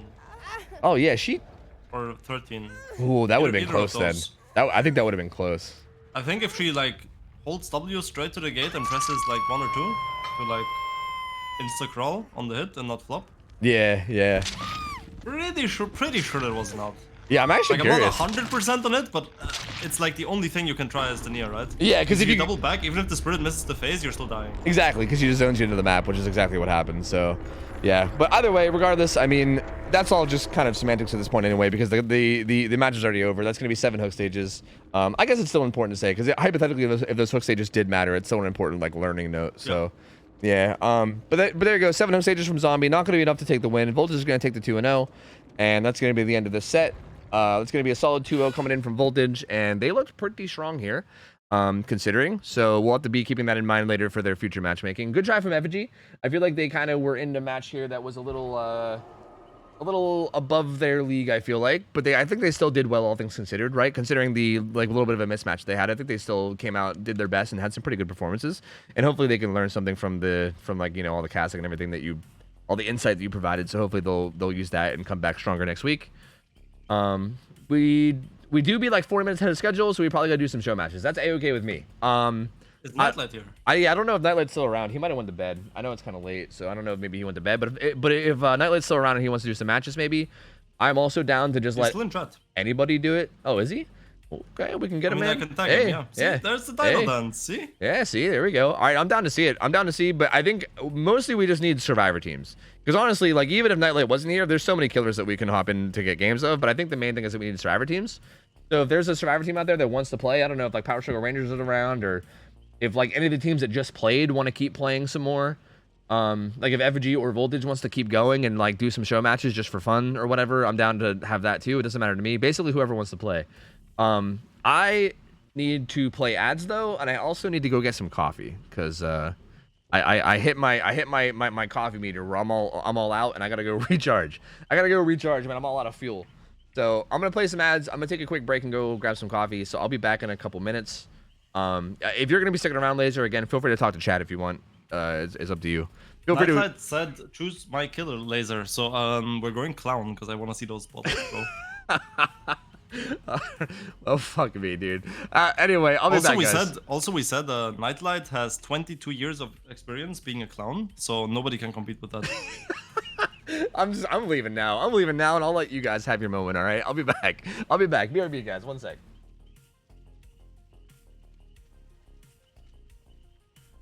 ESR plus some Jads are down to go against Nightlight. Perfect. I'm gonna let him know when he's back in VC. Perfect. Nightlight, we have some clown enjoyers for you to play against. At Laser EU, what are your go-to tips for learning killer macro? Well, I think that the number one thing that I always try to teach when people try to learn macro game is try to keep a mental map of everything in the game. So what I mean by that is, imagine the game that you're playing in DBD, whatever map you're in, is like a board game. You're playing with friends, right? And everyone plays their own character, and you're like the killer, right? Or you're one of the survivors. And what you do is you move your like figure that you play with on the board game, you move that around the map, right? For the whole game. And what you should be doing when you play the game and you want to improve your game sense, try to play in your head, play this board game throughout the entire game, and you don't only move your own figure, but you move everyone's figure. Based on comms if you play comp, based on information you get if you're the killer, or based on everything you see if you're just playing solo queue survivor. You can do this every single time in any game. And what you need to do is you just move around those figures, and then as long as you're good at moving the figures correctly in the correct places, and you have the gens in the correct places, and what pellets are up in the correct places, the better you get at this, the better you can predict what's happening, and the better decisions you can make based on this concept.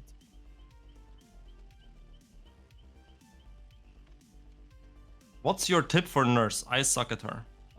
My best tip for Nurse is to don't be afraid to walk. Have a lot more patience than you think you need. Walking for a couple seconds to guarantee a hit is absolutely worth it. Don't stress yourself when you play her. That also goes for second links. You don't always have to go for second links. And the last one is first links are for setup links. Don't try to hit your first link. Set yourself up with your first link and then try to hit the second link. At LaserEU, what's your opinion on twins in comp? I play twins in pubs, but I have no actual comp experience, aside from Tofu scrims. I think twins usually is on pretty strict balancing, because twins gets absolutely demolished by healing perks, and especially any kind of self-healing. So if you play against any kind of healing perks or self-healing, twins is really, really hard, right? Because all the snowball that you could be getting is just getting denied. But if you play twins with like strict balancing, it's actually a really tough set for survivors, because small mistakes, especially on two-sided maps that twins is commonly played on, like Azeroth's Resting Place and Suffocation Pit, those small mistakes easily snowball out of control really quickly when the killer knows what they're doing.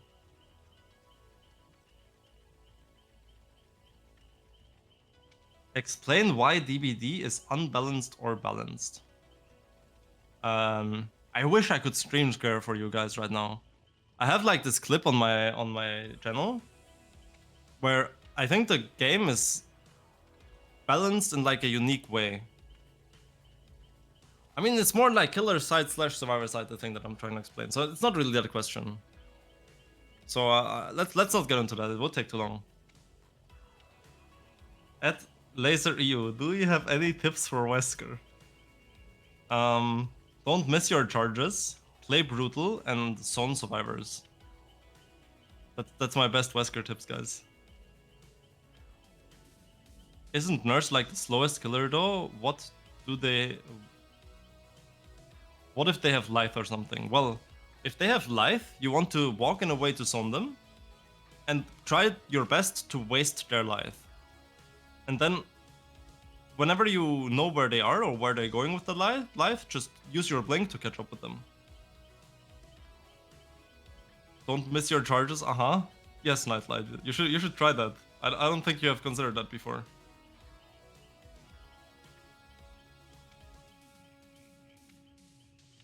Thanks for joining in this weekend. Hope to hear more of you. I mean, I'm enjoying being here, but you guys need to realize that this whole thing always starts at midnight for me and ends at like 6 a.m. So the moment my holidays are over and I'm going back to university, I'm not gonna be able to be awake for that. Yo, I'm back. What so up? as much as I'm enjoying this, it's on a limited time, Silver Peach. Yeah, I'm surprised you're able to do this at all. Like, I know that you're like on like vacation or something. You're on like holiday, I'm on holidays until the 4th of September. Yeah, even still, it's still like I feel like regardless, I think doing something from like midnight to 6 a.m. is always kind of brutal, regardless of whether you're like whether you have a schedule of like work or school or not. I think that's still like a big commitment to be making it in the middle of the night. So yeah, that's pretty wild, man. I mean, I appreciate you doing it. I gotta do something to like. I've been considering like making one of the scrim nights like more EU friendly or something. Like honestly, I kind of just want to give more EU teams a chance to come play too, because I know that a lot of teams are EU, but I don't know. That's something I'll have to figure out later, because I know this is a pretty terrible time for most people. We had some really interesting questions though, so I'm sure chat was entertained. Oh, nice.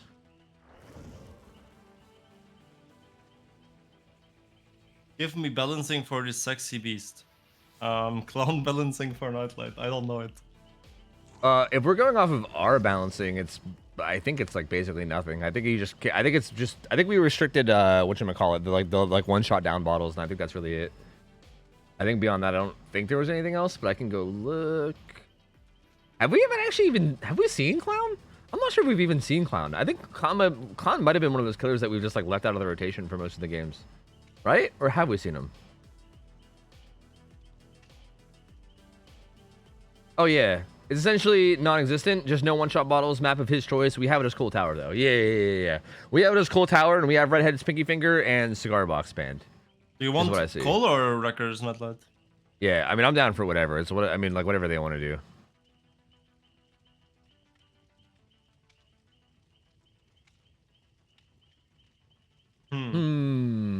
Go Wreckers? Yes, go Wreckers. The classic clown map. More comfy. Okay, sounds good to me. Sounds good to me.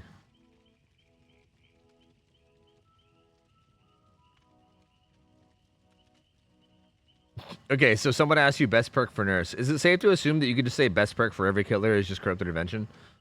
is that a safe assumption to say? Well, I'm gonna make another assumption. I'm gonna make the assumption that this person asks for public games, And I True. actually do not recommend playing Corrupt on public games, Nurse, if you run Lethal and play Nurse. True. And you're somewhat comfortable with your blinks. Yeah, that's a good point. Lethal's So also insane, yeah. I think the best Nurse blink is Nurse perk is probably Pain Res. Really? You wouldn't say something like Infectious? No. I feel like in public matches, I feel like Infectious on a killer like Nurse, especially if you're comfortable with them, is so gross. Like so gross. It's only like I wouldn't say that it's the best perk. I couldn't recommend it in good faith because it's only gonna work if the survivors are already throwing. Yeah, but I feel like they always are in public games. I don't know. I mean, yeah, but it doesn't make it the best perk, right? Yeah, that's true. That's true. I feel like the best perk makes you win games that you otherwise couldn't win. If Infectious wins you the game, you would have won that without Infectious. Yeah. Well. It's not that the perk won you the game. It's just at that point you just win the game. Yeah, that's true. That's true. I feel like Pain Res and Lethal are definitely two of the best perks for Nurse. Yeah, I do like recommending. Oh yeah, I saw the text up. Thank you. I like recommending Infectious a lot because I feel like Infectious, at least for me, when I was like still learning the game, I think Infectious helped me learn like macro, I guess. Like it kind of helped me learn like when to slug and when not to slug and like what to do with the information that you get and everything. Like it made me make a lot of mistakes, right? Like I mean, like when I first started running it like way like years and years ago, I would like fuck up a lot. Like I would slug even when I shouldn't have slugged and stuff. But I think like making those mistakes has like kind of helped me learn the game a lot more. Whereas I feel like if I never ran, you know, Infectious, I might just fall into that like, you know, down hook without ever really like thinking about macro or thinking about where other survivors are. So I feel like it's a good perk for like getting a killer player that plays public matches a lot. I think it helps them get into that mindset of like macro type stuff as opposed to like. I'm not entirely sure if I would say Infectious is a perk that helps you learn macro. I would have put like Barbecue there maybe. Yeah, I mean, I think Barbecue does too, but I just think Infectious helps encourage you to not just fall into the same, because I think a lot of people fall into the cycle where they'll just hook somebody, they'll leave the hook entirely and just chase somebody else because they don't want to be called a camper or a tunneler, so they don't want to like, you know, play on the hook at all. So they just like hook someone, leave and chase someone else. Ah, so you're trying to make them slug instead. I see. Okay. Yeah. I'm trying to turn them into a dirty slugger. It's the entry level drug. Exactly. You start slugging and then you go like, well, maybe I can do a bit more. Maybe I can slug and camp. Yeah, see, and then after you're comfortable doing that, you go like, maybe I can add some tunneling. It's the gateway to being a try-hard killer. You got it. It's like the gateway drug. Yeah, exactly. I think Infectious is the one that you can justify without feeling bad about it. Okay, I see how you're thinking. I like the thought process. Yeah. Thank you. I think it's a pretty good thought process. I think I'm onto something here. All right, I want predictions for this game. How do you think he's gonna do? 4K2. Okay, 4K2. I'm curious to see what the survivors can do. The survivor team. I'm telling you this now. These clown bottles. I've never watched Nightlight play clown much, but his clown bottles are truly magnificent. They're like, I've never seen better clown bottles in my life. That's why I chose this killer. I can't tell if you're trolling. Like the tone of your voice, I can't tell if you're trolling. He's genuinely really good at clown. Yeah, because of his 22 years of experience, right? I can't tell, dude. I can't. It's fine. Let's just. No, you're gonna see. Like you're gonna see. I have not been trolling. You're gonna see. Okay. All right. Just believe me. I'm assuming this is probably Bleach and Ether, right? If I had to assume. Yes. For Adolins. Yeah. Okay. It's +1 second infection time and 4% extra hindered. Okay. Yeah. So there you go. So basically longer hindered and also more powerful hindered. He's got Deadlock. He's got Corrupt Intervention, Pain Res. And well, Deadlock's actually banned, so you know that's already a penalty, but that's okay. I'm sure it doesn't fucking matter. This is just a show match anyway. Pain Res and Blood Favor.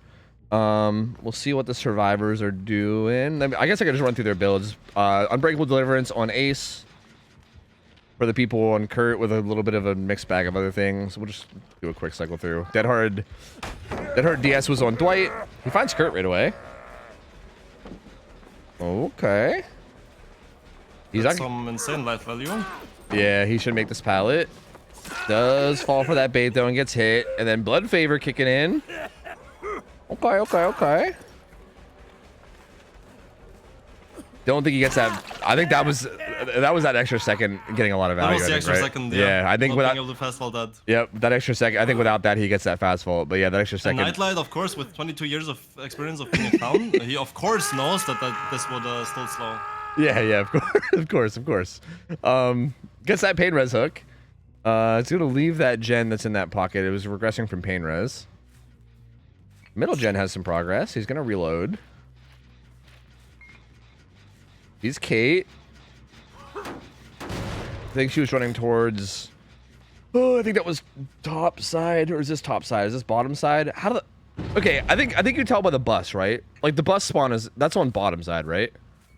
So for my normal comms, the landmarks are the bus and the landmarks for records anyways are always bus / crane / truck. Whichever two of those spawn, they're always in the same spot. For my comms, it's 7 and 12.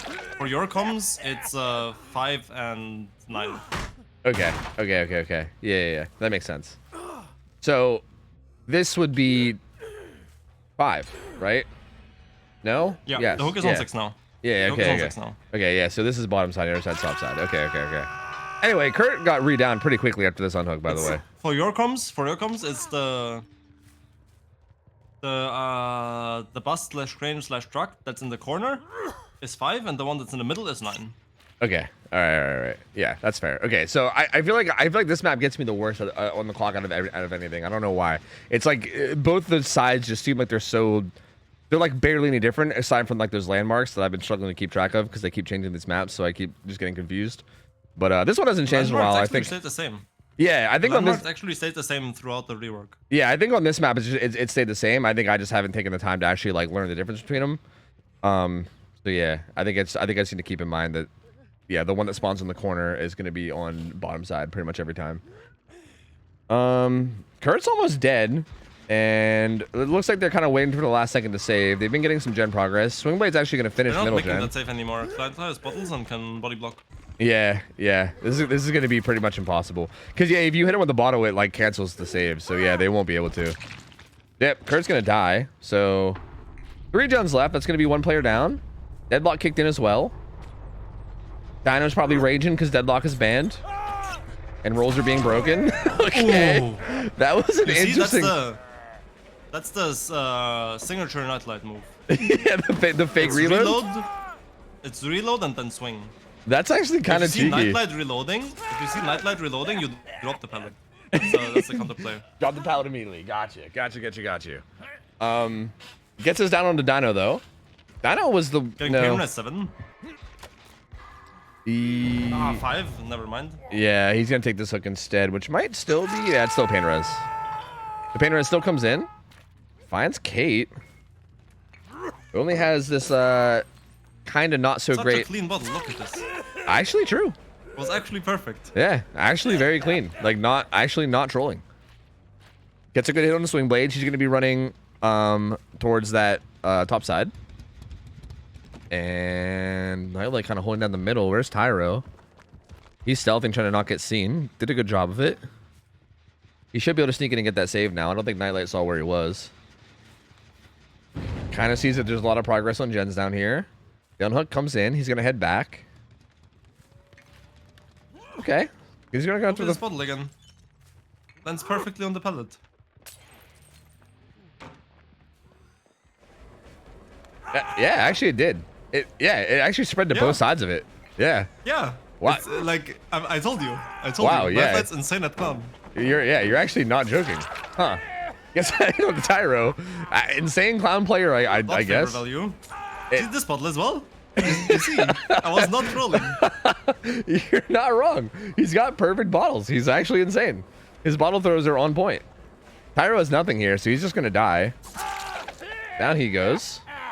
They might be able to pop a gem while this is going on if they're greeting it. They both have a lot of progress, but this is going to be pain res. So Dino's going to get hit by it. Yeah, his gets hit. Kate might be able to finish hers, though.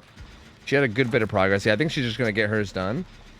And Dino has a good bit of progress after his, but what do they do from here? Because now it's going to be funky, because this is going to reveal Kate's position. It's going to be hard for Kate to really do anything save-wise. That's also going to deadlock. Oh, it's also going to deadlock Dynamelon, too. Deliverance. Oh, the deliverance for Ace. Yeah, I didn't even realize. So yeah, they actually get a ton out of that. The Deliverance comes in on Ace. And Dino takes the chase now. He's going to just pre-throw this. Gonna get way less distance on this thanks to the add-ons. As a matter of fact, he's not gonna get away at all. He's got to just stay in this corner and die. Once that gen gets unblocked, it's gonna be pretty easy to finish. Baits out a dead hard. The DH predict. Yeah, actually baits out the dead hard there. They're not. They're I actually. wouldn't have thought of that in this situation. Yeah, like this far in, that's actually kind of impressive. They're not gonna pop that gen that Dino had progress on top side. They're still progressing the ones bottom. I guess they just haven't really had a chance to leave bottom side of the map yet. So far, no vision. Not seeing anything yet. Still nothing. Survivor's doing a good job of just staying hidden and not revealing themselves at the very least. Nightlight is on another level, dude. His game sense is just incredible. Someone get this man. Someone check his PC. I don't know. I think there might be something going on here. Okay, Jen in the very top side pops. There goes my prediction. Yeah, your prediction's out the window. They got 4 gens done.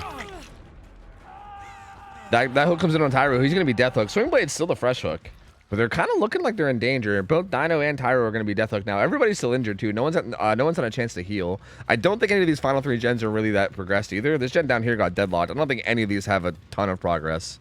That one had I think that one had like 30 or 40% the last time they passed by it, but I don't think any of them have a crazy Look at high this amount. bottle. Actually, yeah. I can't believe it. I cannot believe it. It landed perfectly at the car. It is actually insane. Yeah, you're not wrong. I don't understand. Does he play a bunch of clown or something, or is this just all natural? Clown player for Team Eternal. This clown is like actually one of the best in the world. I wasn't trolling at all. I believe you now. For some reason, I don't know, man. It's just something about like the tone of your voice or something. I still, even now, I just still think you're like trolling me. I can't help but think you're trolling me. I think the 22 years of oh, wait, is this me or him? Oh, this is me. Oh, I'm back. Oh God, hello. Oh. Can you hear me? Oh, my internet just. Oh God, it's doing it again. Oh no. Oh God. Oh Jesus. Oh, internet. Hello. Can you hear me again? Yes, I can hear you again. Oh, now. my internet is not doing well. It is not doing well at all. I don't know what happened in game, but we just saw a whole lot of like running in place. And then eventually Tyro died. So it was a little bit anticlimactic. Oh God, it's happening again. On your screen, we saw Nightlight run into a corner, and the ace was crouch walking past the FOD, so it was definitely worth it. It was definitely worth it. Yeah, I think that's what I saw too.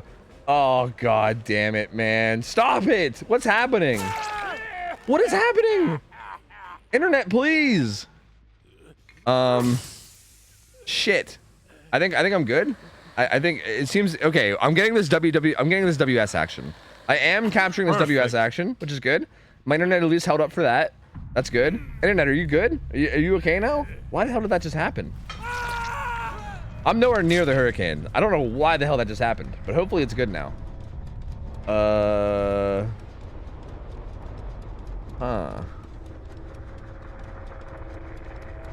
Okay, yeah, it seems stable now. To be real with you guys, I don't know what happened at the end of that, but I'm just gonna say that Nightlight finished out the game before the final gen got done. So there you go. Yep. God tier clown player. And we also saw some very prime WS action as well, which you love to see.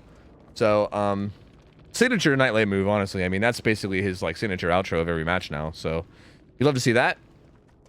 And geez, you weren't wrong. Nightlight. And you're back again.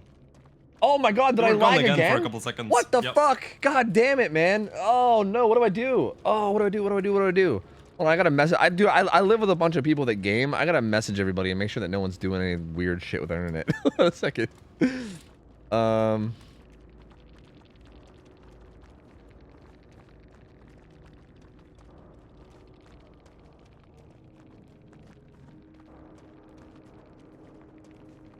Is it good? Okay, it looks steady now. Yeah? Yes? You good, internet? You good? Seems good. Seems good. Yeah, I think it's solid. Hey, well played from Nightlight, though. I don't know. I mean, I think I got cut out whenever I said it, but you, honestly, actually, a very impressive clown. Like, very good. So, still on the fence on whether or not, how much of it was trolling and how much of it wasn't. I mean, regardless, I mean, he played that very well. You're not wrong. It was actually 0% trolling. Like, I'm being 100% real. Yeah, his bottle placement was actually very, very good. Like, that was very impressive. So, touche. Very, very strong clown player. I think we still have more time. Deadlock banned? Yes. Yes, it is. Yep. Confirmed rule breaker. Bad boy Nightlight doesn't play by the rules. Nightlight said he'd be down to play more. I'm also still down to 1v1 if you want to do that. Oh yeah, I'm down for whatever, yeah. but I feel like us 1v1ing would probably be a long process of me like getting you to teach me a bunch of different shit. I think I'm down to just do show matches for now, and we can do that like another day. Cause yeah. Sure, still the movement tech. Oh yeah, true, the movement tech. But we don't want to show that to everybody, right? That's some super hidden society shit. I can't reveal it to the masses, right? I don't know.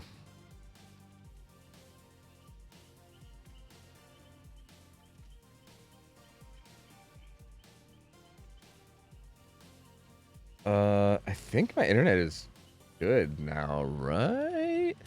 It seems to be, yeah. Everyone in my house said that they were fine, so I guess it wasn't even affecting anybody else. I guess it was just me. The fuck? God damn it, man. All right, so what are we doing for our next match? We can do more show matches of things if you guys want. I mean, if Nightlight wants to play another one, we could also have another killer play one if you guys want. It doesn't matter to me. Nightlight said, wanna do your nurse or do I go dredge? I'm down for either. No, my internet. I mean, we can ask chat, right? Yeah, chat. How you feeling? Nightlight's dredge or Laser's nurse? How you guys feeling? We want to see the secret tech. Well, it wouldn't be very secret if we showed you, would it? Would it? Huh? Hag? That's not an option. The fuck? Guys, the options was dredge or nurse. Dredge or nurse, not hag. Hag wasn't one of the options. Okay. Maybe we should have did like a vote. This is looking very similar. A poll sounds sounds a lot better. Like, it's impossible to tell like this. I feel like it's more dredge, but they might just be spamming more, so who knows? True. Okay. Personally, my vote would go out to dredge. Because 1, the lobby already exists. 2, I need to start my game. And 3, I think the people saw a lot more nurse than dredge in their life.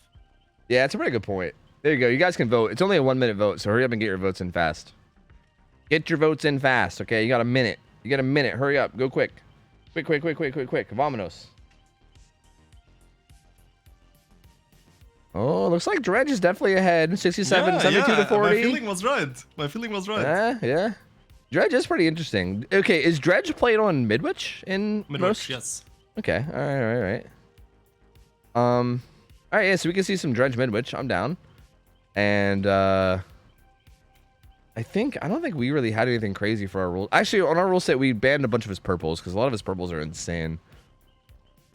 So I'm assuming that's probably how it is in most too, I would assume. So like no, actually boat key, we actually might allow boat key. I don't think we allow lavalier microphone and field recorder are the ones that we have banned. And I think beyond that, it's just like the global bans.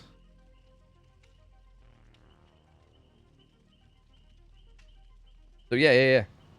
That seems fair. Not fair. Laser committed election fraud. You didn't have to listen to him. You could have voted on his nurse. It's not election fraud. He ain't swaying the votes. It's fine. It's fine. Expose add-on or global bans. Yeah. That's what I thought so. I forgot about the expose add-on too. I feel like I don't even need to mention that though, because I think it's a pretty dog shit add-on, and I don't think anyone's gonna run it. Right? Or no? Is it? I can't remember. What's Dredge's expose add-ons? That's the one where they're like exposed for the last like X amount of time in Nightfall, I think. Maybe that one's not as terrible as I thought. I think I was thinking of the night one. Like the like the one on night is like absolutely terrible that nobody would ever run it. I only know how to play with those add-ons that are banned. Wait, really? Wait, are those add-ons allowed in like other leagues? Wait, let me check DBD League. I'll read you out all the bans that the DBD League has on Dredge. Okay. Okay.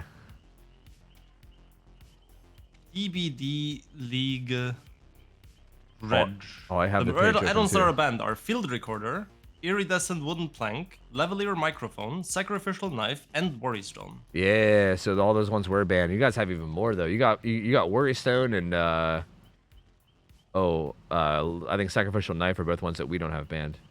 But yeah, those top 3 are all banned for us too.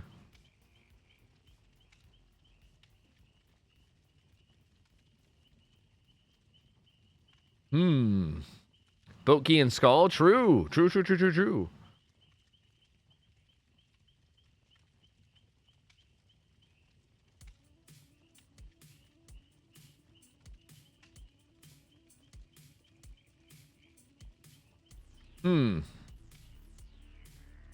Boki not the best, is just okay. Yeah, I feel like with all that ban, I'm not sure if Boki even makes it into the build, right? I mean, I think Mountthinker Skull probably makes it in no matter what, but I feel like the second add-on can probably be a few different things, right? I mean, there's still Broken Doll is still an option. Addie's Calendar is an option.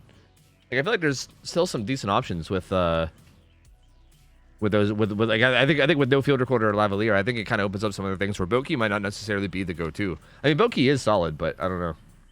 I just have no idea what the dredge add-ons do based on name. Oh, Hattie's Calendar is the one where you break out of lockers like a little bit faster. Broken Doll gives you 20 more seconds of Nightfall. Boat Key gives you like 25% faster teleports while not in Nightfall. And I think it does some other effect, right? What? I can't remember what else Boat Key does. It does like something else, I think, but I can't remember. I think it does anyway. Does it have like one of those endgame effects or some shit?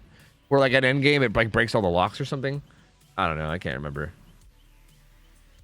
Did they fix that dredge bug? Oh, you mean where you can break locks from inside the locker? Oh, I don't know. I forgot about that. I don't know if they fixed that or not. Because that shit's super gross. So if that's still in there, yeah, that's kind of gross.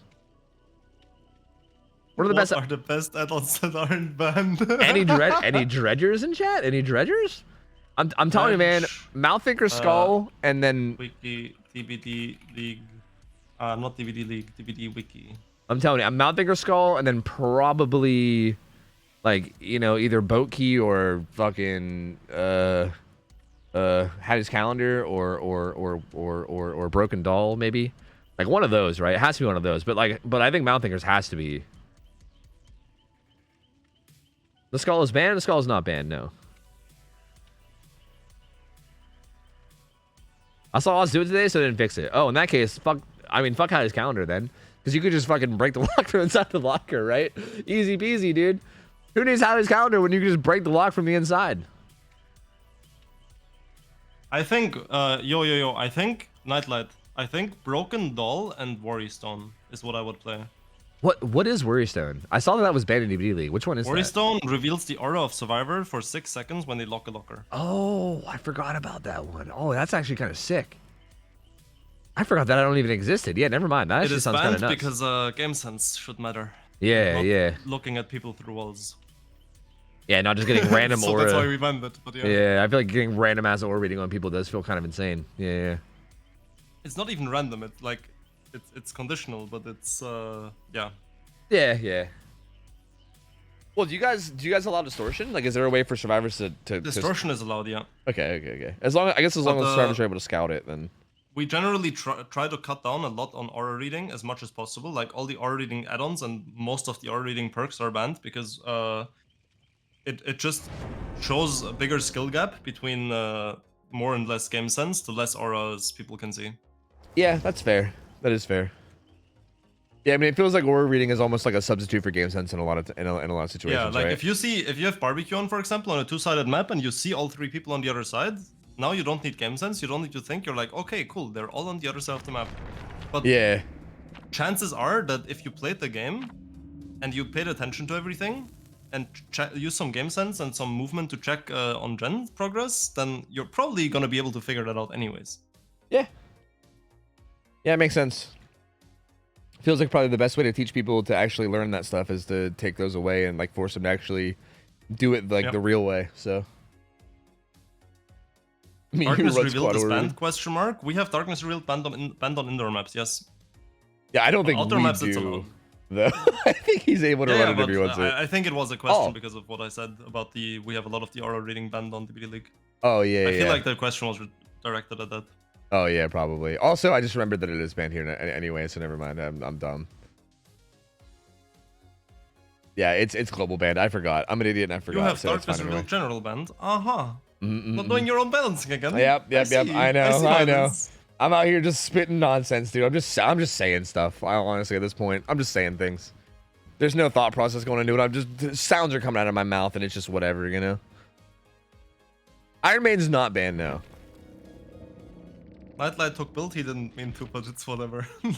Oh, okay. Well, it seems doesn't seem too bad, right? It's good enough. He's got Mouth Thinker Skull and Broken Doll, so 20 seconds more of Nightfall, and the Mouth Thinker Skull makes the injured survivors charge it more. Lobby Butcher is going to make that a little bit better too, because it's going to make him a little bit harder to heal. They got Circle of Healing, baby, with Overzealous. For the people, overcome. Oh, what's happening here? Sprint Burst. Oh, the Deli survivor got found first. All right. So it's going to be Dino getting chased of these tiles. Now we see the power of Dredge Midwich. Yeah, like the zoning here. This is just a hit. Yep, this is just a hit no matter what. Unless like the dredge fucks up. The only way that's not a hit is if the dredge fucks up majorly. Yep. And that's how most of these pallets. Every single pellet. Yeah. Yep. No, every single pellet. Is it every single one? Except for the god pellet. Except for 2 of the 3 god pellets is this. Yeah. I guess that makes sense. Oh yeah, Blood Favor being disgusting here too. Blood Favor. Yeah. Saving him time. General band. So like, but like here though, like what? Okay, so like this pallet pre-thrown, or even post-thrown, would you not be able to leave the tile? But I guess even then, he breaks the lock inside. Yeah, true. That's a good point. That's a good point. You probably don't even make the transition to the next tile if he just cancels it early enough. He teleports away, finds Kate, and gonna be chasing her down this side. Gonna run into this. Is this a classroom? No. But yeah, this pallet's another basically death sentence. Yep. You just place your power on one side. Nightlight. He wants to get the hit, or he wants to get the organic. Oh, he's Nightlight. Oh man, I thought he just wanted to get the hit organically, you know, without using his power. I think it was a pride thing, but it didn't quite work out for him. The other one comes in too. They also heal up Dynamelon. He's gonna sprint burst away. Okay. And they break Blood Favor. Oh, he's the fucking looking up, we dude. had some pretty big mistakes from Nightlight back to back. He's gonna lunge down on this ace, who's gonna make that pallet, at least for now. Live kicks in. He's not gonna be able to transition with it. He's gonna get hit. He's got to get the fuck out of here with that speed boost. Oh lord. And yeah, all these pallets feel like death sentences, right? Yeah, like what do you do with any of these? They are, yeah. Nightfall coming soon. These teleports are gonna charge it a little bit faster. He can, okay. He's gonna opt to leave that one. Nightfall is now active. This final teleport will be a little bit quicker if he uses it. He doesn't. He finds Dwight. Add a god pallet. This is outplayable, but not reliably. Yeah, that one feels like it's very odd because of the LOS blocker. So yeah, that one feels like it's a bit weird. Yeah, but it's playable. A lot of dredges try to play the pellet in the tournament. Yeah, that's interesting. Finds Adam. He's got a lot of gen progress. See, there's a lot of gen progress on different gens around the map though, for the survivors. Yeah, it should be a hit no matter what. That pallet is dog shit. Kurt's gonna head downstairs. There's a locker right there though. Does have god pallet though, so there you go. One of the safe pallets on the map. Like one of the only safe pallets on the whole map. Gonzo. Back to the Dwight. Sprint burst delays it by a lot though. He actually gets to this pallet. Yep. Gets this done as well. Yep. I feel like Nightlight's in trouble this game. Yeah, they have a lot of progress right now. Like a lot of progress. One gen pops. Dwight is still found, but he's doing a really good job of buying time. Does just halt that window though. Doesn't fake it. He's gonna get hit and run back inside. Kurt is here to take a hit for him, it looks like, but I don't really know if that's gonna be possible with teleporting. We'll see. I mean, I guess he could just double back and do it again. Yeah, so I guess so. So yeah, I mean, are a bit too aware. Yeah, they're doing a really good job. Nightlight's kind of struggling to get anything going, and again, this down on Dynamelon should take a pretty long time too, thanks to Kurt body blocking. He's gonna eat that hit. Dyna's gonna get even more distance. Shouldn't really have anywhere too strong to go, but there's gen number 2 and 3 popping. Nightlight trying to get ahead of it. Does get the down on Dino into this pallet though. There's no way someone's here, right? No, there's no way. No way. He's gonna get that hook. These guys are resetting. Kate is gonna start working on this bottom gen down here with Deja Vu, so it's gonna be going a little bit faster. Still no toolbox used. That's still some gen speed in their back pocket. Oh yeah, true. Holding on to the gen, or sorry, holding on to the toolbox. We also allow build to last. I'm surprised we don't see that more with like toolboxes. I guess maybe because we got rid of like the green stuff. Because I think maybe with the green stuff, it's way more valuable than with the yellow. She does get away with that vault though, not getting hit. Did he mean to teleport there, or did he mean to teleport just outside? Okay, yeah, he did. Come to check on this gen. Nightfall starting very soon. Just gonna take maybe like a hit or a couple more teleports for Nightfall to start. I mean, he gets the hit from the unhook there. Yeah, he finds a hit on the unhook. Now with Mount Thinker Skull, the Nightfall should be starting any second. And there you go. Gonna give him some stealth. Gonna give him some faster teleports. This chase needs to be really short. Yeah. He can zone here. Dino doesn't have a window here or anything. Yeah, he's in trouble. Dino is gonna be going down. There you go. Down he goes. Oh. What a hit. That's exactly what he needs. I wonder if that was one of those like looks bad on ping hits, because I mean they are playing on ping. I think all these survivors are NA. This gen's getting progressed a lot though. Funnily enough, I feel like on Dredge Midwich, ping is less of a difference than on other killers and other maps. Yeah. Because of how 100-0 the hits are, right? Yeah. Like it doesn't matter if you're on 10 ping or if you're on 200 ping, you're still getting hit in this situation. Yeah, right? Yeah, true. Unless the killer fucks up. Yeah, I feel like it maybe like if the killer fucks up really badly, then maybe he would still get a hit sometimes on really bad ping. But yeah, I feel like it's not gonna come into play a whole lot. Teleports back and finds the ace. Has a bunch of people injured. Is zoning him. He has to leave the tile, but he's not gonna make it anywhere. No matter what the ping is, this is still a hit. Yeah, 100%. Ooh. Gonna zone out that entire room. Oh, does make it to the pallet though, but he shouldn't. Okay, the cooldown on the power is quite long, but he does get the hit there anyway. So down he goes. Kind of want to check on progress right now. These guys are healing up on this gen.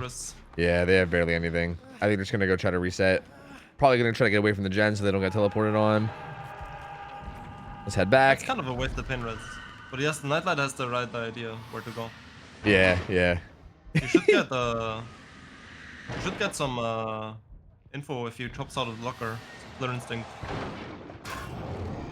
Well, I don't think he gets Killer Instinct unless it's Nightfall, right? I thought. True. Yeah. But he does. Well, he does find him. I think he knows that they were just resetting too. So I'm sure he has an idea that Kurt's around here somewhere too. Gets that hit onto her through balance landing, I believe is what that was. Yep, that's why I nodded. Yeah, that's what I thought. Cutting the Adam Roth on the rotation. Yeah, and the survivors are in trouble now. now. Yeah, the survivors are in a ton of trouble now. That's also going to get Nightfall to be very close to starting too, which is definitely not what they want in this scenario. That's going to give them fast teleports, a lot of tracking. Yep, there's Nightfall. Oh, right back to the gen to find Kurt. Yo, come on, teleport in so you get the cool animation. Oh, he just left.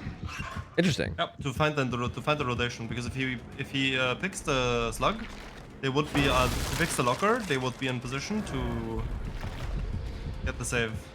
Yeah, to be honest with you, the save here is a guaranteed win.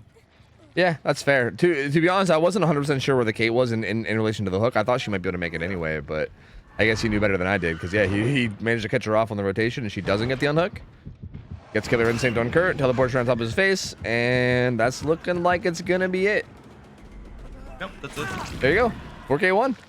Solid result. I mean, again, especially considering that he was kind of looking like he was in trouble in the like kind of early mid game. The survivors were like were in a pretty decent spot. He kind of made some silly plays, but does end up getting it. Oh, no. Okay, all right. Bringing another survivor to the mix. Okay, hey, I mean, whatever you want to do, that's fine. Gets the hook on the swing blade. I don't think there's no deliverance in play because that was on Dynamelon, so they don't really have anything to work with here. The new edition of humping. Yeah, with a backpack. Yeah. Oh, I see. Yeah. With a backpack. Yeah. Humping with a backpack. That makes sense. Here comes the hook on swing blade, and that's gonna be it. Well played by Nightlight. I mean, this is a solid match. And yeah, I think this does goes to show like how strong Midwich is on this map. It feels kind of insane. Like how strong Midwich is on this map, damn. Or sorry, how strong Midwich is on Dredge. Yeah. Whatever. You got me. I'm kind of curious. What's the expected result of this with like two really high level like teams? And very strict balancing. You need to keep in mind this is usually played. This is usually played with no exhaustion perks, no healing perks, no indoor map perks. Like all the same things that we looked at Dredge, that we looked for Wraith last time. It's the same thing for Dredge. Yeah. And it's possible to 4K. It's a hard set to play, but if survivors don't make mistakes, it's like around 5 to 7 stages. Damn, interesting. With that strict balancing. Okay. Well, very solid game. I imagine we're probably back on schedule, right? We should be probably ready to pick up the third set now, I believe. It's like past 10 o'clock. I think 10 o'clock is when it was scheduled, so hopefully everybody's ready to go. But we'll see. I'll wait for Dino to confirm it. I don't think we need any more show matches or anything, at least I would assume. I'm going to be right back. I'm getting some snacks. Okay, sounds good. And opening my window for like 2 minutes so I can get some oxygen. Yeah, sounds good, man. God, this guy is making me nauseous. Yeah, we're all good. No more show matches needed. Okay, cool. Sounds good to me. 666. So, back on schedule now. We're heading to the final set of the day, which is going to be Power Struggle Rangers plus Dino Melon. It's kind of like a last-minute fill team. So, unfortunately, we kind of had some scheduling issues here. It was supposed to be Rats of RPD. They had to drop out. They got replaced by Schism. And Schism, unfortunately, had to drop out last minute today, too. So, it's been like multiple scheduling conflicts in this matchup, and we had to get like multiple people to fill in. But we did finally get someone to fill in. It's Power Struggle Rangers plus Dino, which is essentially the team that we just saw, right? Except maybe Kurt probably won't be there, too. Unless Kurt's in there, too. I don't know. Either way, it's going to be kind of a thrown-together team of Power Struggle Rangers with some fill-ins from other teams from Scrim Knights. And they're going to be going up against Unsure My Survivor and minus Kurt plus Rain. Okay, so yeah, it will be Power Struggle Rangers plus you, essentially. Got you. So yeah, this should be a good one. So Unsure My Survivor, we only saw them once so far. We saw them last week. Yeah, it was last week. We saw them last week, and they had the unfortunate. Okay, they have like a gazillion hours in the game.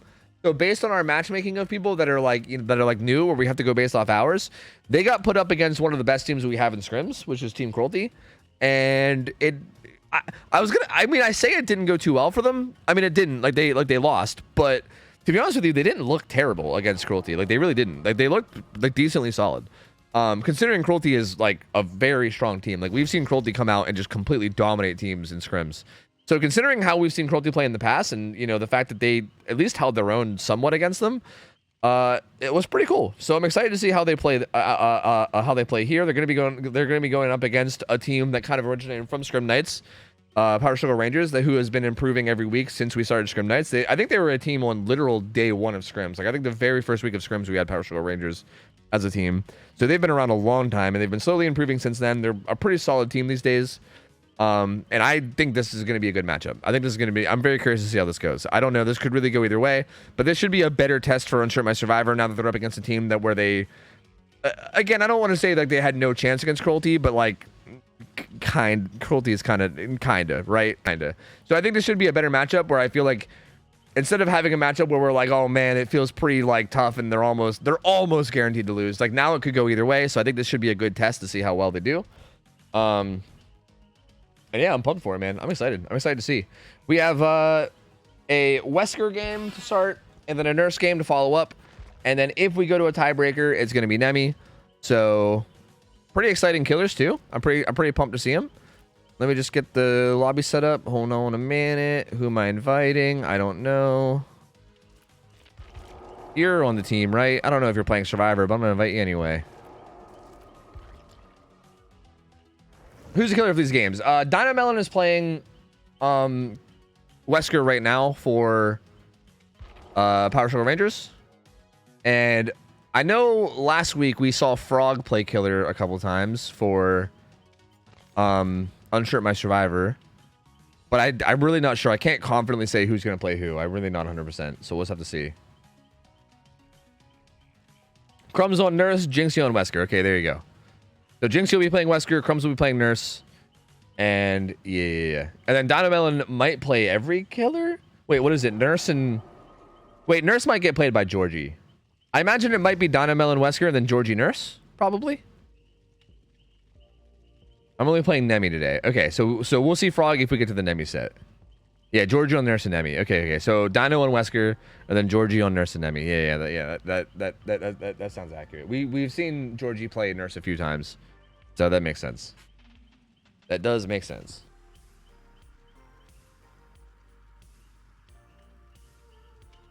But all right, Wesker played on Suffo Pit. Let me change the map layout. You guys can go ahead and feel free to gamble it up. We've seen some pretty mixed results. We've seen a lot of games where he just completely dominates, and we've seen a lot of games where he struggles. I feel like it could go either way. Again, we've been talking about this a lot. Laser's given a lot of insight on this, but I feel like Suffo Pit is one of those maps where mispositioning from the survivors can be taken advantage of very, very heavily and like easily. And I think it's going to boil down a lot to the survivors and their ability to like position well and not make any like major macro throws. But if they can manage to do that, then I think this could end up being a pretty good result for them. But I think it could easily slip out of control and end up in a strong killer result too if things go poorly. So I think it'll be a lot on them and making sure that they don't make any like super large mistakes position wise and macro wise. So we'll have to see. Yo, welcome back. I see we have the lobby set up. Yeah. That's nice. Yeah, we're almost ready to go. We're Gucci, man. So I said this just like just a minute ago, but I'll say it again for you. This team of survivors, Unshirt My Survivor, Unshirt My Survivors. We saw these guys once last week, and they played against probably like our best performing overall team that we have in scrims, Cruelty. So they kind of got like a really, and that was the first time we ever saw them, right? Was that setup? So they kind of were going into a match that was looking a bit like a bit unfair, like uncertain, right? Where they kind of were sure they're going to lose. But they kind of held their own decently well. Like they really did. They held their own pretty well. So I'm really curious to see how they do here, because this is a lot better of a matchup in terms of like realistic results. They held their own pretty well against like probably the best team we have. Maybe the best team. I mean, maybe overheated. Who knows? But regardless, like one of the best teams. And now they're going up against Power Sugar Rangers, which is a team that like has been around since day one of Scrim Nights.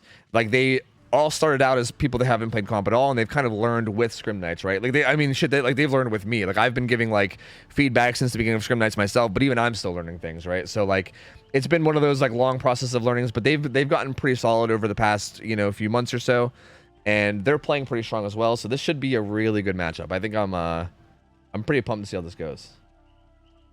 Yeah, and apparently the killer has 69,000 hours, I guess. Apparently. The Power Chad Rangers. No, I don't mind, Dino. I don't mind. I mean, this all was just a filler thing, so I really don't mind. It's totally cool. I mean, I don't see how that could be an issue. But go nuts.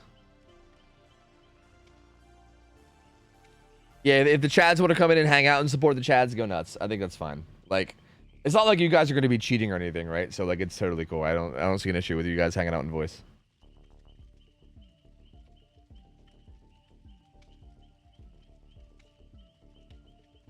The Power Chad Rangers missing the opportunity to go for 69,420 hours. It's kind of sad to see. Yeah, true. Very unfortunate, honestly.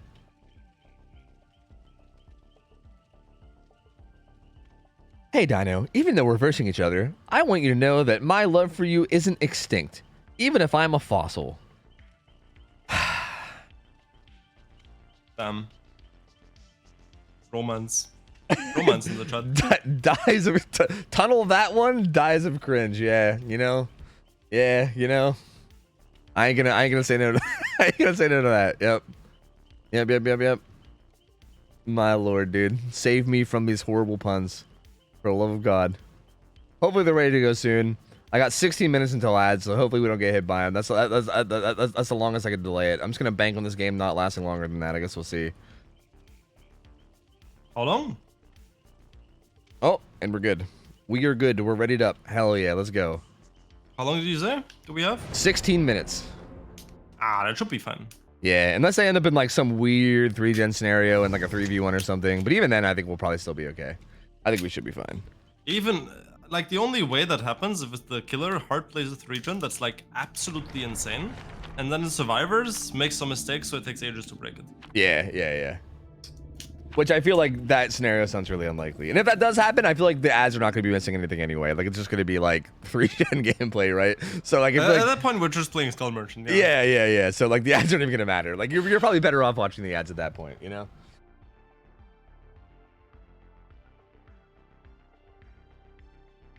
Fun fact, if someone left EVD open since the day of release, they still wouldn't have 69,000 hours. Yeah, that's an insane amount of hours. I don't think that's achievable at all. That's fucking wild. How many hours would they have, Mock? I mean, you're like the math person, right? How many hours would they have? Like you probably have the exact number, right? I'm kind of curious. All right, here we go. Dino, 1 Wesker. Let me just cycle through the survivor builds real quick. DS Dead Hard Resilience on Claudette. Mega's got Unbreakable Deliverance. Also Breakdown, which is interesting. Hyperfocus Stakeout on Loris. That's interesting with the big Terror Raiders Wesker. And then a little bit of a mixed bag. Deja Vu, Smash Hit, Botany Knowledge on Frog. Dino, Rock Encrypted Intervention, Pain Res, Pop Goes the Weasel, and Noed. So basically 2 of the strongest regression perks in the game, plus Noed and Corrupt. Very good find early here. Not really sure what caused this. It might have been some crows or something. I'm not sure. But finds Jinxie very early. Is Jinxie the lead? No, I believe Jinxie is the Dead Hard DS. Okay. So this is at least then that's good for the survivors. Yeah. It was Meg that was the deli. So this is probably the best person to get. I mean, I obviously don't want anyone to get found in this way, but if it's gonna be somebody, it's probably the most ideal. This pallet's not very strong. Surprised she didn't use the window there. Gonna get broken again. Same add-ons we've been seeing on pretty much every Wesker, which is Unicorn Medallion plus Lab Photo. So more equalized dashes plus breaking pallets with your dash. And that's going to be a decently fast first down. Pretty quick first down. Pain Res coming in. That sounded like a double scream to me, right? Maybe not. I think those guys are doubled up. Yeah, I believe they're doubled up. They're in big problems. Yeah, I'm pretty sure these two are doubled up. And I think the killer just showed up here. Issues right now. We pop this, we go back to hook, and it's a win for the Wesker basically. He got Blast Mine. Let me just go look. The Blast Mine I think is gonna do a lot for him. Because, yeah, they were doubled up. I think Frog might have been there, too. Yeah, the Blast Mine is big, but if Dino just goes back and doesn't lose the tunnel out, at this point, the game's kind of hard for Survivor. Yeah. Because the Deli player also didn't do anything for the whole game so far. Yeah. And that was, like, pretty much a big chunk of all their progress that just got sent backwards right there. So, yeah. I do think he's struggling to... Well, nope. Never mind. He found him. Pretty sure this is them. Yep. That's the Claudette. Again, she will have Dead Hard DS, so she'll have a little bit to work with here, but you know it's only so much. That's a pretty good pallet here. Decision to on top. Okay, gonna mind game it a bit. Hit. Ooh, goes for it, but not quite. If he swung early, it would have been a hit. Yeah, you think so? This is a big mistake. Yeah. 100%. Makes it to this inner pallet. Oh, okay. So again, this pallet, like you said before, is kind of a 50-50 post throw. You just need to force the drop, yeah. There's the drop. Gets stunned though. Oh, this is massive. Yeah, this chase is going really well for Claudette. Yeah, that was huge. He has to actually just leave the chase. Those were so many like minor mechanical, or not like minor mechanical, but like they look small, but they're really, really big mistakes. Yeah, Getting stunned by the pallet, letting the Claudette out of the 4-lane situation. Oh, might get the. Oh, I thought you might get the hit after the vault with how close she was, but doesn't quite get it. Almost sideways though, so it was fine. Yeah. They do pop the second gen though, bottom side. Oh, gen number 3 pops 2. Uh-oh, Dino's in trouble. Yeah, this went from him being in a very commanding position. Him being all because of that chase. Yeah, that chase not going well and him not being able to get that follow-up down on the Claudette is huge. Because now he's in a very not great spot. Ooh, is he gonna get that though? Frog's gonna get hit by that double dash. So this will be hook number 2, but down to 2 gens now. Crumb is here, has Deliverance up. Do we still have 3 gens topside or no? I was waiting. Like I'm waiting for the hook to happen because I don't want to bug him out. But I think we might. Yeah, I know that. Okay, there's 1, 2. Is there one on that hook? Should be 11. Yeah, I think so. So yeah, I think there is. Yep. Yeah. Yep. Okay, so there's still a chance to milk this for some stages. Yeah. Especially because he knows everyone else is on the other side of the map or mid-map. Yep. Well, now all the pellets top mid are removed as well. Yep. So those jungle gyms become a lot less safe. He's got a lot more to work with when these chases actually do happen. Sees somebody on the water tower. There's another survivor here, so information on 2 survivors at least. Has not seen the 3rd one yet. Pushing Cloud top. He gets that hit without allowing the unhook for free as well. Yeah. Because he saw the other one positioned on water tower. Yeah, so which is a decent bit of distance. Yeah, so you can make it back before they get there, which there they are. Ooh, okay. I think he was trying to slam her into the I think he was trying to slam her into the other survivor. Yep. And I guess it was just a little early. I guess I don't know. At the time it looked kind of okay to me, early, but yeah, I guess it was early. Ooh, has 2 dashes here. Okay. Nice. Okay. Robbed. Well, good old Wesker bugs. Well, this is that tile where you said if you play the small side, you can kind of make it an interesting. Yeah, if you want to play it with power, you need to play small side. Yeah, but that would have also given her the inside of the map, so I feel like maybe zoning there would have been the better play. Because I feel like if you give her the big side, then she also might just leave tile. Yeah, exactly. That's the issue. Yeah. It's gonna get her here though, I think. I don't think she makes that. Yep. Doesn't quite make that pallet. It should be a pick. He's worried about this gen, but I don't think he needed to be worried about it. I think he easily gets that hook and makes it back with pop before that gen gets done. I think even with prove thyself and stuff in play, like I still don't think they get that done. But he's gonna come back and chase him off of it. He might give it a quick kick just for like the 2.5. Crumb gets hit with full infection, and yeah, I think you have enough pressure right now that I think you can just go grab that pickup, and then get pop value on it.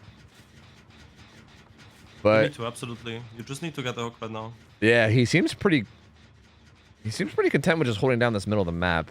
We haven't seen every survivor though, right? Yeah. Yeah, like if anything, they're just getting more progress on like that far gen, right? Like that far gen that's on the 3 gen is just kind of getting its progress done for free now. And they're also getting some more progress towards themselves resetting. So he's gonna take the hook now. Prums resets his infection across the map, which Dino now knows. That's info in 1. There's a gen pop 2, but for all you know, that could be the same person. Does see Meg here. He knows where 2 out of the 3 survivors are. I think he also knows that the other 2 are bot side because of the reset. Yeah, yeah. Especially with this heal coming in now, I think he'll probably have a pretty good idea of it, right? Yeah, now he knows that everyone's bottom. So I would move up further. I would move up further to make it harder for them to move up, because now he gives them water tower for free. They can just run water tower, and at that point he needs to like fall back a bit. And then as soon as they cross towards main, they start being able to just work on the gen. Yeah, yeah. You just saw every single survivor as well. He has perfect information now. Yeah, Frog is getting close to death too, so someone's gonna have to go for this soon. Meg has sprint burst. She's making her way down. She's gonna avoid that. He might be able to. Oh nope. Nope. I was gonna say I might be able to body block it, but not quite. Last second. And now imagine hook grabs worst. Yep. The survivors were just lost the game, but now it's a 1 game for survivor still. Yep. Oh yeah, the hook grab change was so massive. That pain res is gonna hit the gen bottom side, so it's actually not gonna hit this nearby gen. It's better this way because you can pop this gen, but we can't pop bottom side gen. Yeah, yeah. So it actually does work out pretty okay for Dino here. Rebecca is gonna be able to get away though, so she's not gonna be dying. At least not right now.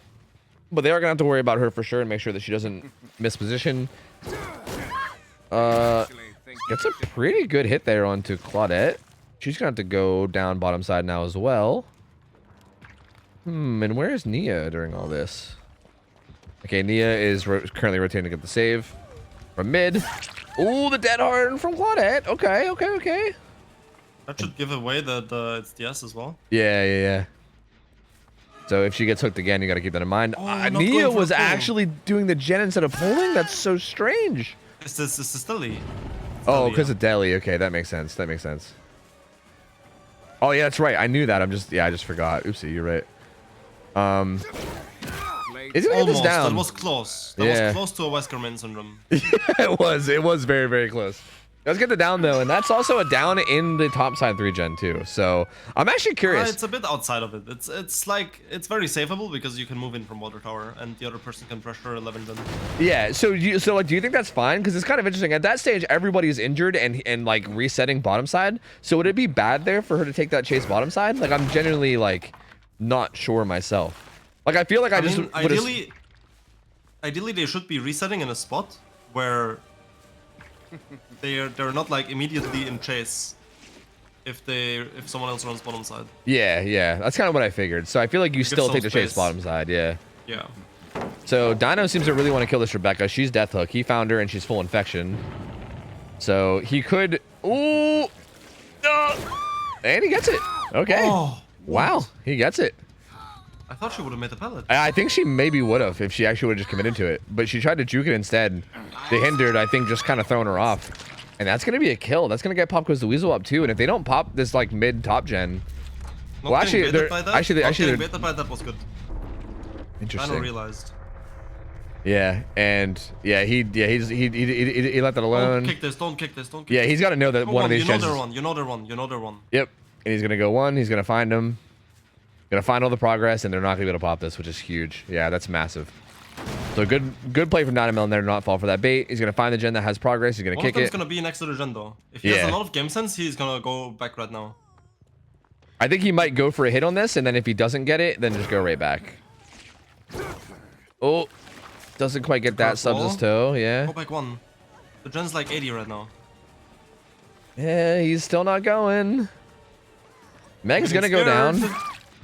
I'm still getting scared. The gen pops. That's the other The gen. gen pops in time. No, actually, it's only Oh, like never mind. 60. The gen doesn't pop that Yeah. fast. Yeah, it's actually fine. They're gonna pop the gen on bottom side. He's gonna go back and check it now. So he's still gonna be in a decent spot. He's gonna see the progress. He's gonna see the scratch marks. That's a free hit as well. Yeah, he's gonna see Claudette. Okay, this seals the. Oh. This seals the game. Yeah, I thought it was Claudette here, not Nia. That was actually my mistake. So yeah, down goes Nia. That's gonna be unbreakable from Meg picking up. But this is gonna be another Pop Goes the Weasel. So this gen's gonna regress even more. And another hook. That seals the game unless the Wesker makes mistakes now. Yeah, he should be able to close this out and get a 4K1 from here. Ideally, I think. He's got to be resetting bottom side. The moment they heal, it's over. Yeah, because he could just hold this middle. Yeah, he'll know. Actually, he just sees them. No, I thought that shadow was them. Well, no, that was. Is that them? I'm pretty sure it's them right there. Yes. Yeah. Yes, it is. They were a bit hard to see, but they were there. And yeah, he finds them both. Oh, messes that rush up pretty bad. But yeah, obviously knows he goes up to the survivor that's heading towards the unhook. Knows where the survivor is and can kind of just keep an eye on that. Damn.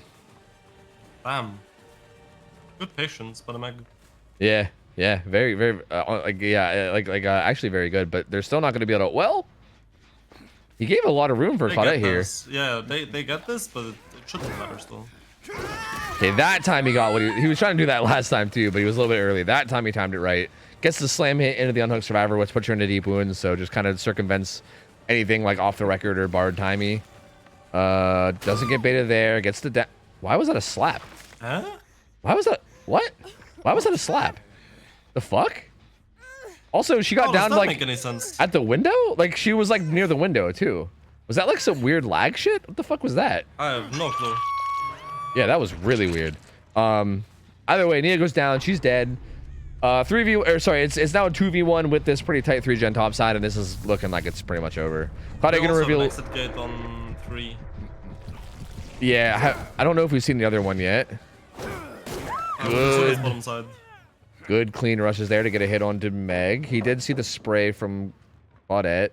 I feel like he's not gonna. I feel like he's not gonna commit too hard to this. I would imagine. He doesn't really need to. He's gonna head back. Yep, Claudette is currently doing the gen at 1, and she's gonna get chased off. He's gonna kick this middle top gen. Well, is he gonna see? Yep, he sees the scratch marks. I think she's already gonzo though. He's like, yeah, she's like other side of water tower. So he's gonna come down to kick this, but she's pretty much already gone. Huh. You say mistimed the dead hard, and that's why it was a slap, but they were already in deep wounds. So like, would it slap? And also, maybe that was it. Well, actually, maybe they don't even. It was because of the H animation making it a slap, but there was no endurance effect because it was already in deep wound. Well, actually, they didn't even have dead hard. It's actually on Claudette, so that couldn't be it. Okay, yeah, then that's not it. Yeah, I don't. Yeah, who knows? Yeah, that is an interesting theory though. I was thinking that too, but then I remembered who had dead hard. So yeah, I don't know. That's very odd. I'm not sure what happened. That was very, very strange. Hey, that unfortunate situation might be happening where we actually are gonna get hit by ads because they're gonna play in 50 seconds. But I mean, I still feel like it's pretty much decided. Like this game is gonna be a 4K one. Like I feel like unless something weird happens with like the exit gates or hatch. Endgame scam. Yeah, something could. But he sees where they both are right now. I feel like there's no way he doesn't close this out as a 4K one unless something really, really weird happens. But again, we've seen pretty weird shit happen. Okay. Meg This looks like my juking. whisker. Same. Claudette makes her way back into top mid, but she's gonna run deeper into mid. And he's gonna make his way back. See some scratch marks. I think he has a general idea of where she's running. Yeah, and now she's running in the 3 gen, so this makes it even more. Yeah, this makes it even more over 100%. Has this window, that's really it. Which is like nothing. Has this pretty dog shit palette too. Uses neither one of them. Maybe that's the play though, right? Die topside and hope for hatch. You run into the 3 gen to bait the killer into committing to you. And then you juke the killer for a whole gen, and the other person just does a gen. Like, does like 1 o'clock gen, basically? Easy peasy. Like, whatever gen, like, it doesn't matter at this point. Yeah, I guess so. But no, down goes Claudette. And yeah, he's on the trail of Meg, so this one's 100% over. So yeah, look, ads are going to play. If you guys aren't a sub, you might get hit by them. Just know that the game is going to end as a 4K1, all right? That didn't do damage, but yeah, it's gonna end as 4K1. And yeah, pretty decent, pretty solid performance from Dino here. Like, very, very solid, especially considering how it was looking for him in like the mid game. Like when he took that chase with Claudette and like kind of struggled to catch her, had some pretty bad like micro slip ups on these maze tiles, and she got away. He had to like leave the chase entirely. It was looking kind of grim for sure, and I was like, uh-oh, like you might be in trouble. This might end up being a really bad result. But he managed to pull it together. The survivors, I'm curious to like hear your thoughts on exactly how it happened, but I feel like he played it pretty solidly. He had like pretty good game sense. I think the survivors did slip up a little bit here and there, but he did manage to go down to the other side of the map. He found the Rebecca, like they had reset, but the Rebecca was still fully infected, and he got to down and killed her, and the game was a 3v1 at that point with this 3 gen still in play. And I feel like that was kind of where it all just turned around, and he was in a good spot to win. So very interesting game. Very, very interesting game. Yeah. Actually, people ask me on stream about what I think is the game like survivor side, is the game killer sided, and I came up with this very visual explanation, which I think describes or helps describe this game really nicely as well. So the way I view the game balance wise, like killer sided, survivor sided, I connected with who's like in favor right now, and I judged it by how much agency. I brought it up last time for balancing, how much agency both sides have. And the way you can visualize this is just think about a normal loading bar, okay? Like a normal loading bar. If the bar is empty, it means the survivors are in full control of the game, and there's nothing the killer can do to win the game at this point. And if the bar is completely filled up, that's when the game is completely killer-sided, and the killer is in control of the game, and it's like a 4K1, 4K2, whatever the result is, and there's nothing the survivors can do to get out of this unless the killer makes a mistake. And wherever the bar is in between that is like a representation of how much in favor the game is currently for the survivors or the killers, because this kind of visualizes the difference of the game is at a base is survivor-sided. Yeah, So like just by loading into the map, this loading bar is like, I don't know, like 30% filled up or 20% filled up, depending on killer and map, of course. Like on Nurse, it's more filled up than on Wraith. And then as the survivors make mistakes throughout the game, which we talked about is a lot easier to make mistakes on Survivor, especially in like solo queue, for example, where the game is very killer-sided, right? Making mistakes for survivors are on rotations, who's going for save, what gens are being done, where people are, resets, all these things, they're much, much harder to coordinate in solo queue. So survivors make a lot more smaller mistakes, and the bar fills up, right? So as the bar fills up, the game becomes more killer-sided, and that's why the game feels so killer-sided when you play solo queue. It feels impossible to escape killers if they're like decent at the game, right? But then if you play in a coordinated way, the survivor-sided style of the game is still there. So the bar is like constantly not really filled up. And this game had like a perfect example for this, because at the start of the game, we had a quick hit, down in the 4 gen basically. The survivors made some mistakes at the start, which gave the killer a lot of pressure, doubling up on the gen, the Delhi player not having done anything. All these things helped push the loading bar to like 60-70%. The killer was pretty in control, not really a 4K1, but it was going to be a good result. And then the killer made some key chase mistakes in the mid game, in the like getting stunned by the pallet, letting the survivor out of the like 50-50 in the 4 lane. All these like little things that added up and ended up bringing the loading bar to like 10-20% down. The survivors were in full control of that game. There's very little the killer can do there. And then the survivors started making some mistakes again. So, for example, the resets and being out of position while there was a hook topside, even allowing that hook topside again while there was still a 3-gen, not just running bottom side, which happened multiple times. These mistakes added up over the course of the game to give the killer control back again, right? And then in the end, we were there in the 2v1 with both people injured. At that point, the loading bar is completely full, right? It's 100%. There's nothing the survivors can do to escape the 4k1 anymore.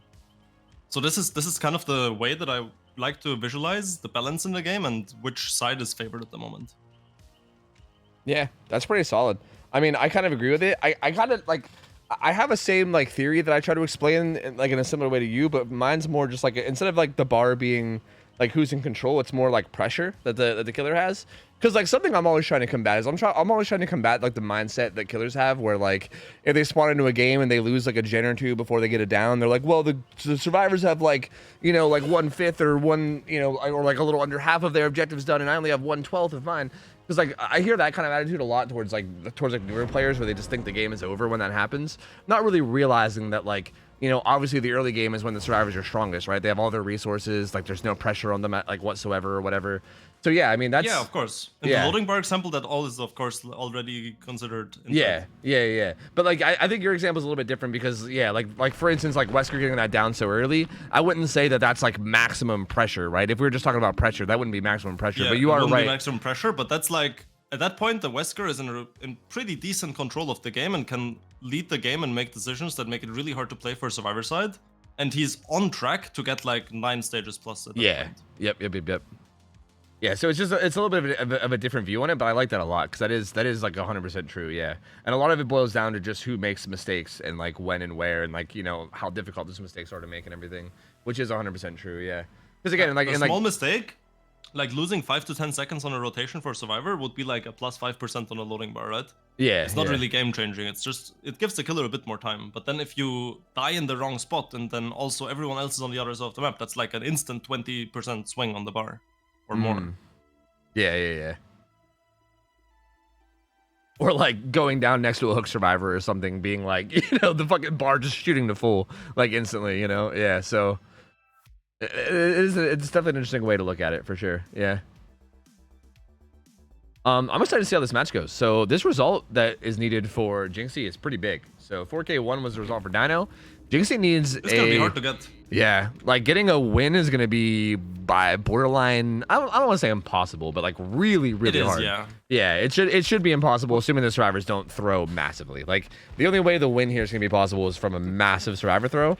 Assuming they don't throw horribly, then it should be at best probably a tie. But we'll see if they can get that. That's also what I think is the mindset you need to go for from killer side right now. You're not trying to play for winning this game. You're trying to get a 4k1 with whatever you can do. And if you can get that, that's what you're playing for. If you can get more, that's cool. But you're not trying to get that. Yep, 100%. The build is kind of interesting. So this is more what you were saying. They have Unicorn Medallion with gloves and then Brutal Strength.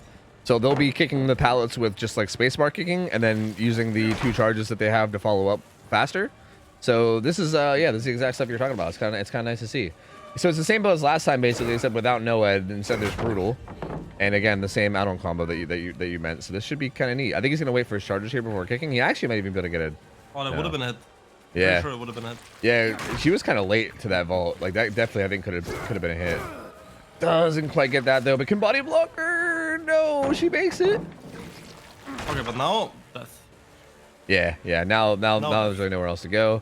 Just gonna go to the corner, bottom side. Gonna circle this rock a bit. Should probably just bolt to the corner now. Down she goes. Performance indeed. And we'll see what they can get for this. They're split on different gens. Tyro with Unbreakable Deliverance though is here. I don't know how long he's been here, but I feel like it might be. He was in basement at the start of the game, so he's been here for the entire game. Yeah, so I think that's been like basically -1 survivor on gens this whole time, which is pretty unfortunate. They do have a good bit of progress on main though. Shit. Wait, where's Wesker? It's good for positioning though. Yeah, yeah. Yeah, because they can just The fast Nancy on also hook doing now. a good job, pre-leaving the gen here, not giving the Wesker any information. Yep.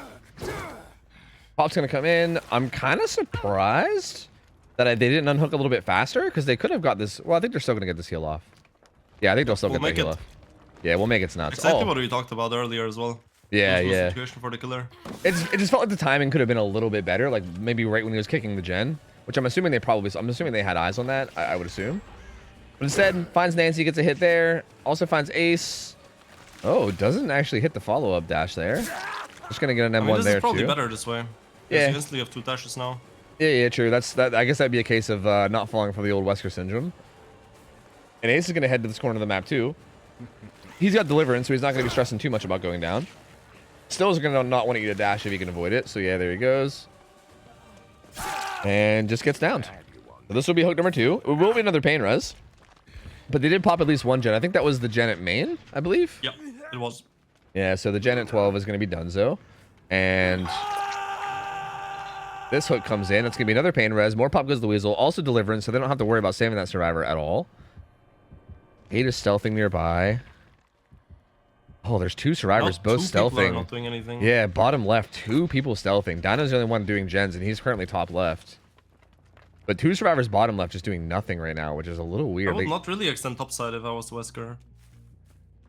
Yeah, he is going, though. He keeps turning around to keep an eye on it, but he is going. That's the gen over there that Dino's working on. But he's gonna... I thought he was gonna head over there, but I guess not. But yeah, I feel like there's less gen progress than there could have been, though, unfortunately. Like, I feel like there's been a lot of time spent doing a whole lot of nothing. Uses the locker to avoid the dash. But will get M1s. M1 and S key instantly, that's the play here. Because now she's stuck. Yep. She doesn't really have much to work with now. Yep, can cut her off, gets it down, there you go. Pretty quick down. And this is the survivor that was already hooked, right? This should be hook stage number 2 for Kate, I believe. I don't know, like, do you think it's like worth it here? Like, because Swing Blade's already been hooked. Like, Swing Blade should probably be doing a safer gen, right? Like, ideally. Like, I feel like maybe having them on the gen that's like most likely going to be like being rotated around to by the killer, like right near the hook like that. Like, I don't know, that feels a little risky to me. Tyro does Deliverance. He finds Dino and pops his gen. It looks like he's going to commit to this chase a bit. Don't think he gets that M1. Okay, never mind. He gets a hit through the pallet. Going back now. Please, please, please, please, please. Can't quite get that follow-up. Dino has this window he can use. So there you go. Yeah, he's not going back to Kate. I mean, at this point it was too late anyways. The moment the unhook came in and you're still topside and you just used your 2 charges to try to get Dwight. Yeah. At that point it's hard. Yeah. It feels like it's pretty too late there, yeah. Rain gets the unhook and then also uses for the people on him too, so Swing Blade's back to full health.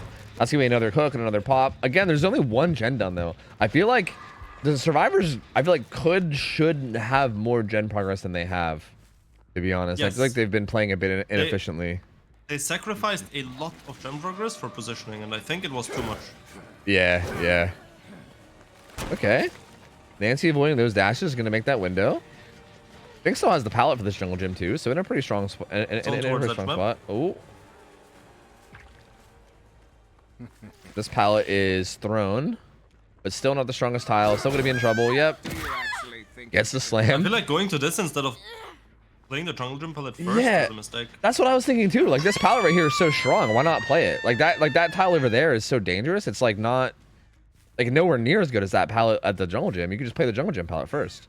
A little strange there. Like, I don't know. I feel like not utilizing the stronger resources first. Instead, just goes down. And now, again, 2 hooks, both middle map. That unhook comes in pretty quickly. Dino's going to be going struggle, I believe. Yeah, no one's in position to save Dino, so he's going struggle for free. So yeah, bit of misplay there. Like, I feel like now we know everyone's bottom side as well. Yeah. Like, I feel like they were, man, again, so weird because I feel like they were doing very solidly early. And like you said, they gave up a lot of gen progress for the sake of good positioning, and now I feel like it's like suddenly the opposite, where like their positioning is like out of whack. Ace gets hit and interrupted. He's gonna 1-for-1, but like he doesn't have Deliverance anymore. He does have Unbreakable, so he might be able to get picked up if he gets slugged. And yeah, Dino's death hook. So this is going to be a very dangerous chase too. And it's looking really good for Jinxie here. Oh, I think I think if he, like, I was going to say, if he gets this down, like, right now, it's maybe, like, possibly even, yeah, like, win condition. Yeah, like, he might even be able to meet, he might be able to meet his win condition. Oh, but now it's suddenly looking not so good. He leaves the chase with Dino. Ray does Tyro Unbreakables, gets a sprint burst off. And also doesn't hit that dash either. Oh, man, that hurts. Oh, that hurts. Makes this pallet. This pallet's pretty bad. That felt like another one of those spots right there where, like, he probably could have just went into fatigue, right? See how the brutal value came in there? Without brutal, she would have the ace would have made it around the gen, and she would not have gotten the hit. Yeah, that feels like very good value there. That was actually brutal strength. Yeah, that felt very, very good. Brutal is such a, dude, it's such a good perk that I feel like gets overlooked by a lot of people. I love brutal. It is, yeah. Man. I love that perk. It's so good. So Tyro's gonna get put on a second hook. Everyone's gonna be death hooked now except for Rain, who is smiley facing game. They pop this gen that's like kind of bottom mid. And yeah, there's like a pretty bad 3-gen topside. It's a pretty awful one. Not really much. This gen here looks like it's gonna get hit with Pop Quiz the Weasel. And yeah, man, it's a tough spot to be for Jinxie. I feel like he was in a spot that he could have easily won this, but now it's looking like he can go either way. I don't know. Like, I feel like best result will probably be a tie, assuming the survivors don't throw heavily. But they could even still win it. Like, yeah, you know, all they got to do is just finish all 5 gens to win this. Everybody's gonna get hit. Survivors can win that for sure. Yeah. Especially with the save coming in now and the Wesker extending bottom side. Yep. This is definitely winnable for survivors now. Oh, the dead hard early, but avoids the dash. Okay, and Rain, I feel, okay, now that you pointed it out that one time, I feel like I'm noticing so many spots where he could just use one dash and then just let himself go into fatigue and then get the hit. Like, I feel like so many of these second dashes could have just been not done and then you could just get a hit because, like, they're in dead zones, you know? And I feel like it's not something I've never really paid attention to, but now I feel like I'm seeing it so much because that was another spot right there. Like, that was a dead zone, right? Like, she had, like, the closest thing she had was Shaq. And she wasn't making Shaq for sure. This is a very, very hard game sense situation right now because this stealth is troll. This is one of the worst things they could have done, but I don't know if the survivors realize. Yeah? I don't know if, yeah. So what does game sense tell you? You left the Kate bottom side, right? Yeah. To go for the Nancy, and then the reset and unhook happened top side. So you're like, okay, so they're stacking the top side gen right now. And if anyone's going for safe, who do I expect to go for safe? It's not the injured Kate, right? But I would expect someone to go for safe from where they unhooked and healed, because that's where the healthy people are. Yeah. So I would walk up towards 2 to get my pop kick, maybe looking towards bottom side to find Kate there if she didn't cross. And then I would 100% check the trees, rocks, and the tile on 3, because this is where the person that was trying to stealth past me from where the unhook was on 2. This is where they would be. Yeah, and so that's where the Kate was. Injured, stealthing there. Could have been, yeah. A massive throw, because if she gets found and the killer actually has the game sense to check there, then she gets found. She's injured. It's an instant hit, an instant down, because she's injured in the middle of nothing. Yep, that's actually. Then you can slug and go to the Chen, pop, and cut them off, and then you can actually 4k2. That was a massive throw. For no reason at all. Yeah, that could have been huge. That's so interesting because you have to have that insight of like knowing where the killer is going to look too. But yeah, you're 100% right. That could have gone so terribly. They kind of lucked out that he didn't check behind those rocks, and they do pop gen number 4, so that secures the tie, no matter what, at least. And there you go. There's the win. That's gonna be the win. So yeah. Correct play for the Kate there, if anyone's wondering, would have been to stay injured bottom side. Yeah, like bottom left, right? Because, yeah, you stay injured bottom side, you still have the jungle gym mid, maybe play that, then into the pile on 9, because then if the killer goes to you, they pop the gen on 1, on 2 on the hill, because they're doubling, right? So you secure Tycon. And if the killer goes for you, if you don't instantly die, one of them can still rotate for the unhook. And if the killer just goes top, you're instantly 2-man bottom and can double the next gen as well. And at that point, it's a guaranteed tie and possible win, depending on how the game goes. Yeah, that's. This was like hard gambling. If the kid gets found, that actually 4K2 potentially. Yeah, that would have been so bad. Like that could have absolutely like thrown the game and like literally got the win for Jinxie. So yeah, very interesting. One of those things that like again, I feel like a team at this caliber that I feel like is still learning. I think that's something that's so hard to like keep an eye out on. But again, that's such good insight for the sake of improving to think about like where is the killer going to look for rotations? Like where is the killer expecting you to go, right? Like where are they expecting the save to come from? And yeah, you're right. I mean, you would be 100% expecting it to come from the survivors that just healed at that hook. So yeah, they stealthed in the worst spot possible for sure. And luckily didn't get punished. And now, oh no, poor Jinxie, dude. Can't even get his dashes on the Nancy, and she's just gonna walk out. And Kate's waiting for Hatch. So yeah, that's gonna be what, 9 hook stages, I believe. 9 hook stages, 1K. And well played by Power Struggle Rangers. They take the Wesker set. There you go. Wesker set going in favor of Power Struggle Rangers. They're gonna be up 1-0 going into the next killer. So good try from Unshirt My Survivor. Again, pretty close game, like very, very close. So I think this is going to be a good matchup. I was wondering how this was going to be between these two teams, and I wasn't sure. But this first set makes me feel like it's going to be a good set because this felt like a pretty close game. This could have easily swung either way. So solid game. I think the second killer is going to be Nurse, right? I believe. So that should be Nurse, yeah. Yeah, that's gonna be exciting. That's gonna be cool. So I think they said that Crumb was going to be the Nurse player for this team. So I think we're going to have to make a new lobby.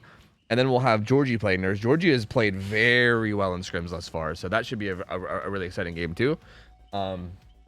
Yeah, real good games coming up. I am going to quickly, well, let me wait till I get the lobby first. Well, let me grab the lobby first. But I'm gonna quickly run to the bathroom once I get the lobby going. Coffee is just beating the shit out of my bladder right now, and it's not going well. But feel free to pay out and give them a new prediction if you guys want. I'm excited to see these Nurse games. I don't think I've seen the Nurse player from, like, I don't think I've seen Crumbs play Nurse yet, but I have high hopes. I know that we've seen Georgie play Nurse quite a bit, and Georgie has been looking really impressive on, like, pretty much every killer we've seen him on. And I'm curious to see you, like, kind of pick apart his gameplay, because I feel like it's going to be neat to see. I think he's done really, really good thus far, and he has had, like, very, very strong results on pretty much every killer he plays. So we'll see. Crumb actually played Nurse back in King of the Hill. They were, they were very good. Yeah, you know, I thought I remembered Crumb's name. I thought, yeah, from way back, but I couldn't remember exactly how the games went. So, hey, yeah, that's really exciting then. That's really, really exciting. Sick. Let me change up the map layout. Bam.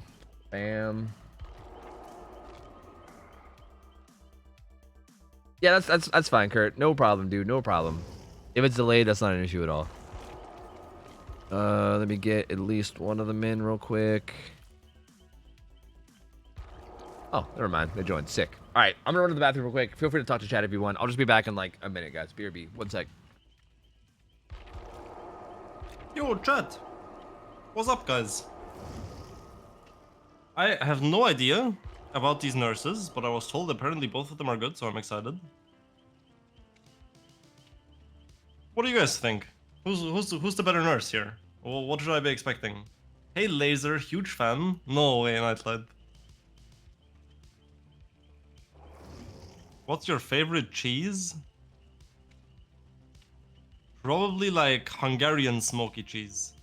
It's like sold in like rolls. If anyone knows that shit, it's goated. Why did Laser call us chat instead of team? Does he hate us? No. I just said chat because Tofu said chat. If possible during next game, could we get a couple quick loading bar analysis depending on how you think the game is going? I think that might take a bit too much time. It depends how the casting goes. I don't want to interrupt it too much to like go into that because it takes a lot of time to assess games like that.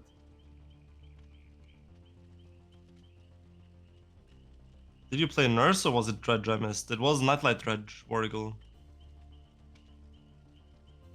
Laser, do you have any social you wouldn't mind if we added you on? It's you can add my Twitter. It's laser_EU.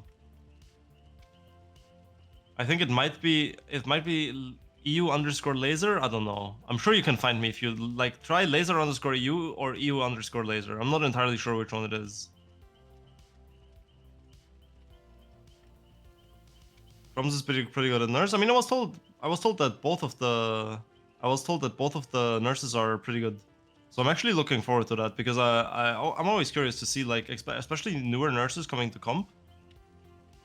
I'm curious to see how they play because a lot of them are like mechanically good at the game, like at nurse from pubs, but they don't really know how to play or blink in comp. So seeing that transition and how far they are into it is pretty interesting always. I'm curious to see what you have to say about that too, because we've seen like really good games out of both of these guys. Again, Crumbs played so long ago in like the old like King of the Hill style scrims, so I can't really remember. But Georgie has been pretty dominant, especially like I feel like Georgie plays a really good macro. Like he feels like he has really good like game sense from what I've seen. I mean, I'm really curious to see. Yeah. So I'm really curious to see too, because I feel like you always manage to like pick out like little things that like I don't really realize that are like mistakes that like you know that you don't even really realize are mistakes. So I'm curious to see what you'll be able to pick out from it. But they should be both very solid games, I think, like from both nurses, I believe. Ranking of the best form of BM in pubs. Humping. Yeah, humping is clearly at the top. Humping, number one is humping. No. Actually, I got addicted to something. Guys, the best form of BM in pubs is you tell the last survivor that you give them hatch so they stop wiggling. Then you carry them to hatch, you drop them on top of hatch, and then you spam spacebar to close hatch. And then you hump them. That is the number one BM. That's so fucked up, dude. And then you mori them. And then you also bring a sniper's mori too. That's so fucked up. Yeah, you know what? That's gotta be at the top. That's gotta be at the top of BMing. Yeah, that sounds horrible. My lord. Can you ask him the forbidden snacking question? No, and if you guys try, I'm gonna ban you. Don't bring that shit in here. Don't bring that garbage in here, please. Keep that out of here, okay? He's a guest in this house, okay? You guys behave yourself. You fucking behave yourself, chat. None of that shit. All right? Snacking? Don't worry about it, okay? Don't worry about it. It's nothing. Don't worry about it. If anyone asks it, mods, ban them immediately. Immediately ban them, okay? It's nothing. Don't worry about it. It's nothing. Well, I'm curious now. Well, I guess we'll have to block that out with nurse gameplay. I guess we'll have to hope that the nurse could just overcome your curiosity. Yeah, because we're trying to save you. Trust me. This is for your own good. All right. Okay. Oh yeah, your favorite ice cream. I'm down for that though. Favorite ice cream flavor. My favorite ice cream flavor? It's called biscotto. What? Biscotto? Yeah. It's like I gotta Google it. It's like butter cookie, but a bit different.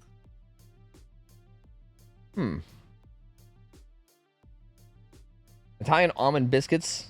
Wait, is that correct?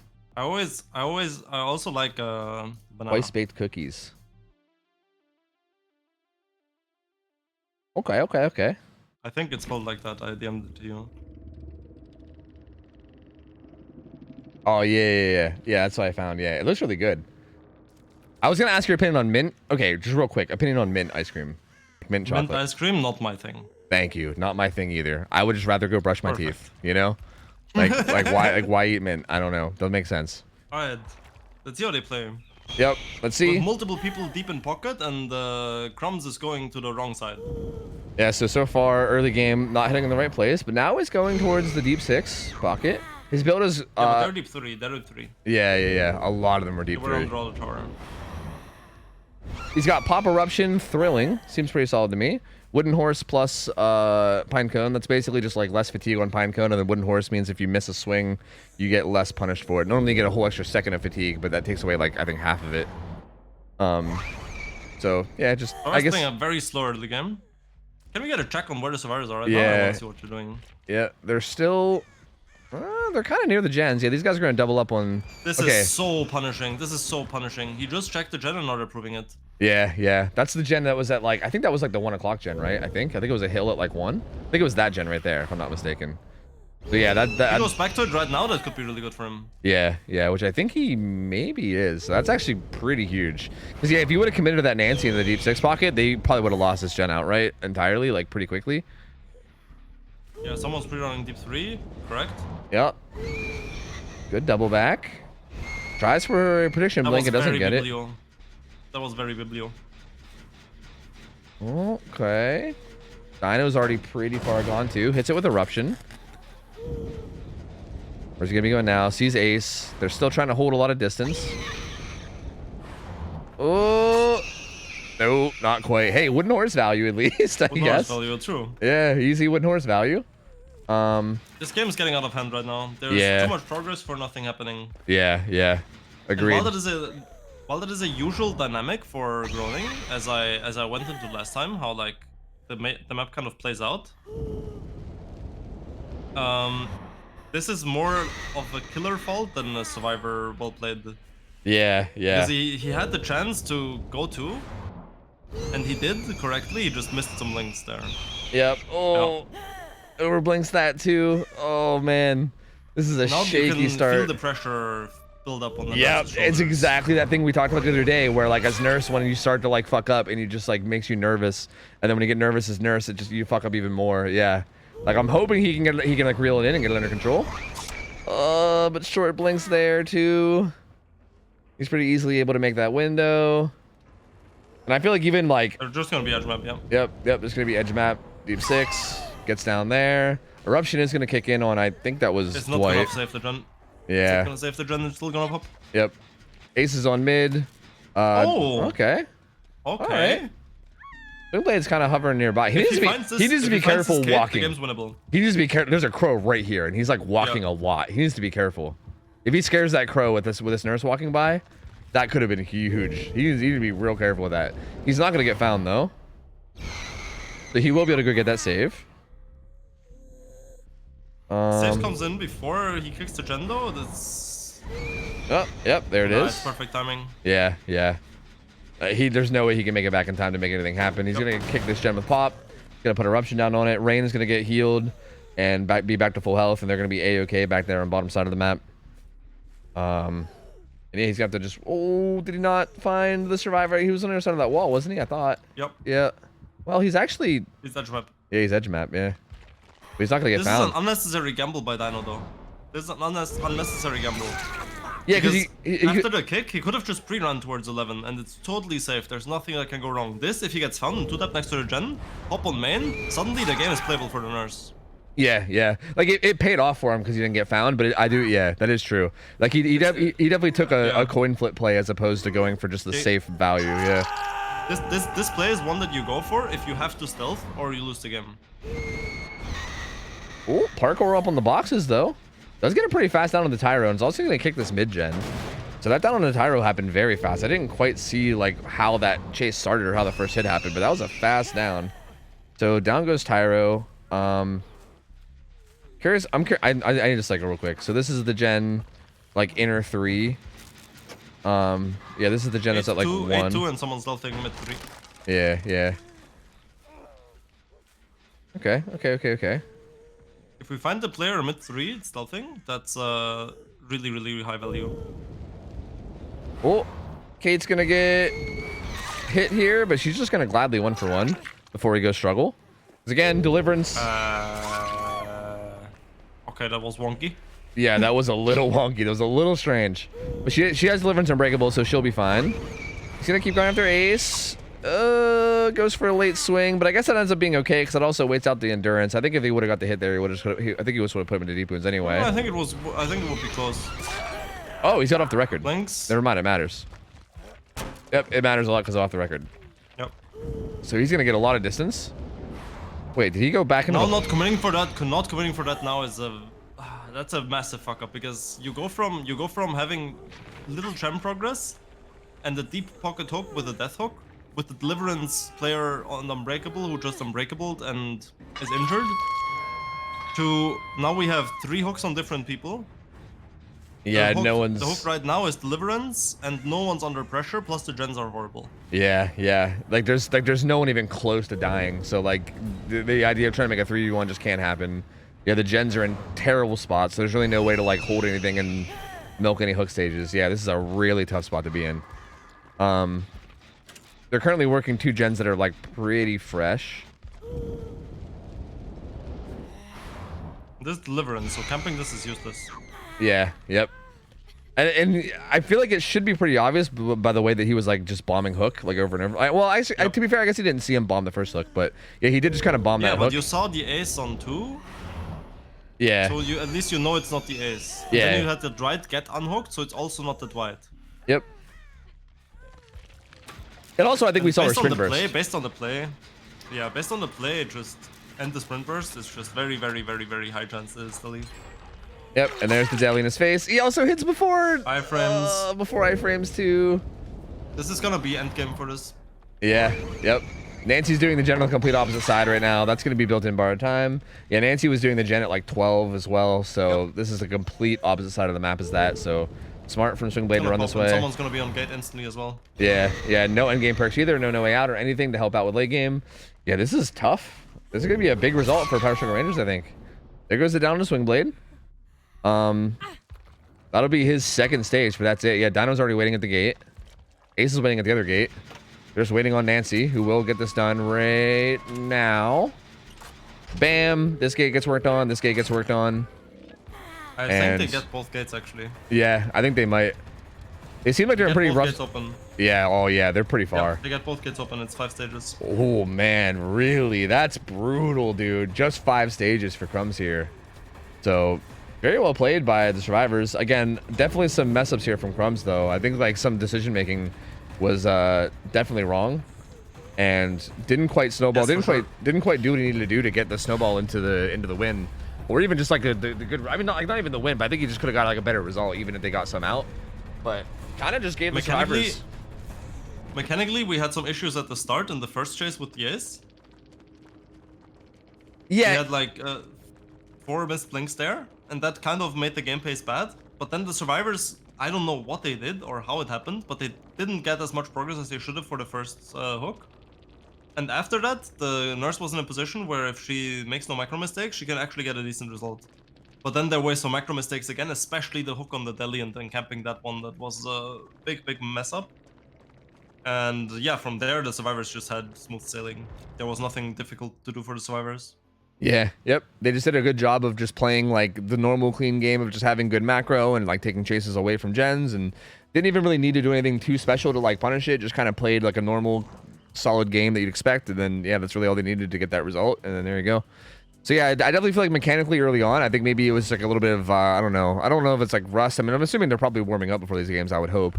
Just starting troubles. It's for me, from experience, I don't know if it's the same for other people, but simply for me, when I get nervous in games, especially in nurse games, when I play like important finals games, and I don't really get too nervous anymore, but you still feel the pressure, right? And the moment you get that first down, and you're like, okay, this game is playable, this is when it starts getting better. And you start getting more confidence and you start feeling more comfortable.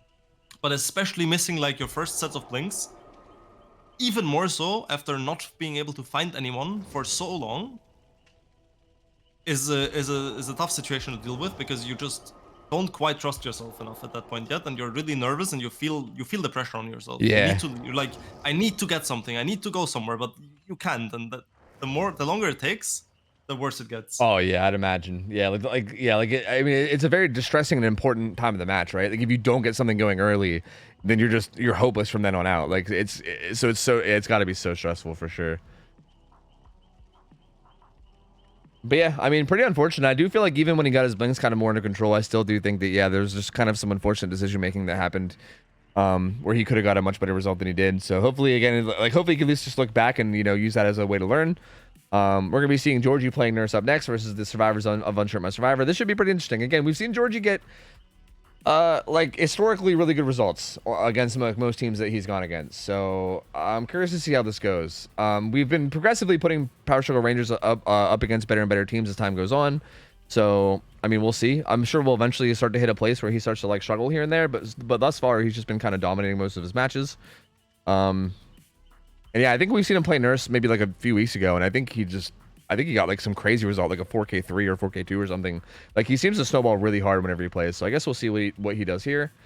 And yeah, I mean, he doesn't really need that good of a result. So like, I don't know. This is going to be very heavily on the survivors to make sure they play this very, very well. And they're going to have to hope that Georgie makes some mistakes and then also take advantage of them too. So they're going to, yeah, like again, they got to like hope for, they got to basically hope for mistakes, take advantage of those mistakes while also playing very clean. So kind of a lot to ask for, but that's kind of what they need at this point based on how that match went. So let's hope that they can figure it out.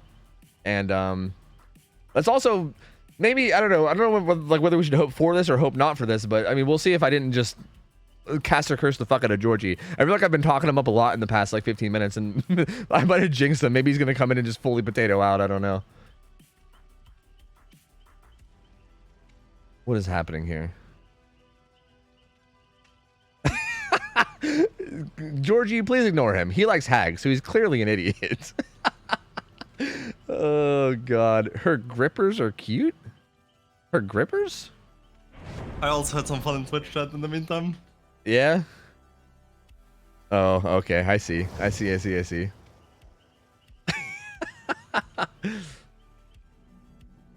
Jesus fucking Christ, dude. I'm kind of living for the fucking laser nightlight bromance that I'm seeing. I'm kind of living for it. I love it. I love it. I mean, we've been friends for quite a while, so it's all chill. Yeah, no, it's cool to see, man. I like seeing the community be like friendly with each other and everything. So it's nice. I know there's a lot of not like good blood among some people, so it's nice to see the people that are friendly. You know, I don't know. Grippers are a term for feet. Wait, really? Grippers are feet? I thought that would be hands. Really? Oh, my thoughts were somewhere entirely different. Oh no! Oh no! Anyway, the nurse game. Oh god, let's not evaluate that. Nurse game. Yes, yeah, yes, let's not evaluate that. No, yeah, let's just not go there at all. Hey, circle healing plus overzealous here. DS dead hard. Oh, I'm gonna quickly cycle through so we can see all the perks because we immediately got to find. Georgie found Claudette basically instantly. Not sure if that was because of sprinting or what, but there's a pretty fast down. So pretty fast down on Claudette, and this is top side or left side? No, this is this is top. 12. Yeah, it's 12. So pretty fast down on the very top side. No pain res. Wait, we don't allow pain res, right? What the fuck am I talking about? This is gonna be a hook. Has pop goes the weasel. Actually, same build, just different add-on in dark cincture, which makes her move a little bit faster, like in between blinks. It's basically like loose crank, but for nurse. Gets a pop there with eruption, so eruption will be down on that gen. Kind of curious to see progress right now. Rebecca just ran away from that. Meg is getting the unhook pretty quickly. With unhook is way too fast. Yeah, that was. Unhook is way too fast. If Georgie just tunnels now, that's a loss. Yep, yeah, this is a loss. That's rough for sure. Over. I do think that Claudette had DS, right? I think she was. It does not matter. She could have OTR, DS, and DH and hit all of them, and the game would still be over. Yeah, I think you're probably right. This is definitely happening really fast. She does have dead hard, but I don't think it's gonna buy her too much time. Ooh, doesn't even get the dead hard off though. Georgie gets a pretty far hit. So there you go. Pretty fast redown on the Claudette. This will be hook number 2 coming in, and yeah, this is how a lot of the games I feel like we've seen with Georgie go. I mean, I feel like a lot of times it is due to things like these fast unhooks happening, but I don't know, man. I feel like it's not even like Georgie did anything. Yeah, but but this Blinks first chase, and then Suarez were like, "Yo, we want to throw it again." And Georgie just went like, "Oh, okay, I'll take that, I guess." Yeah. But like he at least has the sound mind to like take advantage of the mistake and definitely play around it too, though. So I'll try to give him at least some credit there. But yeah, I mean, you're not wrong. Yeah, it wasn't. Of course. It wasn't anything. Correct thing, but... Yeah. That's deep 3 getting done. This gen here is gonna get. Oh. He still gets pop. All right. All good. Still gonna get hit by pop. Jinxie did have kinship, though, which did get activated, but they're gonna pull anyway.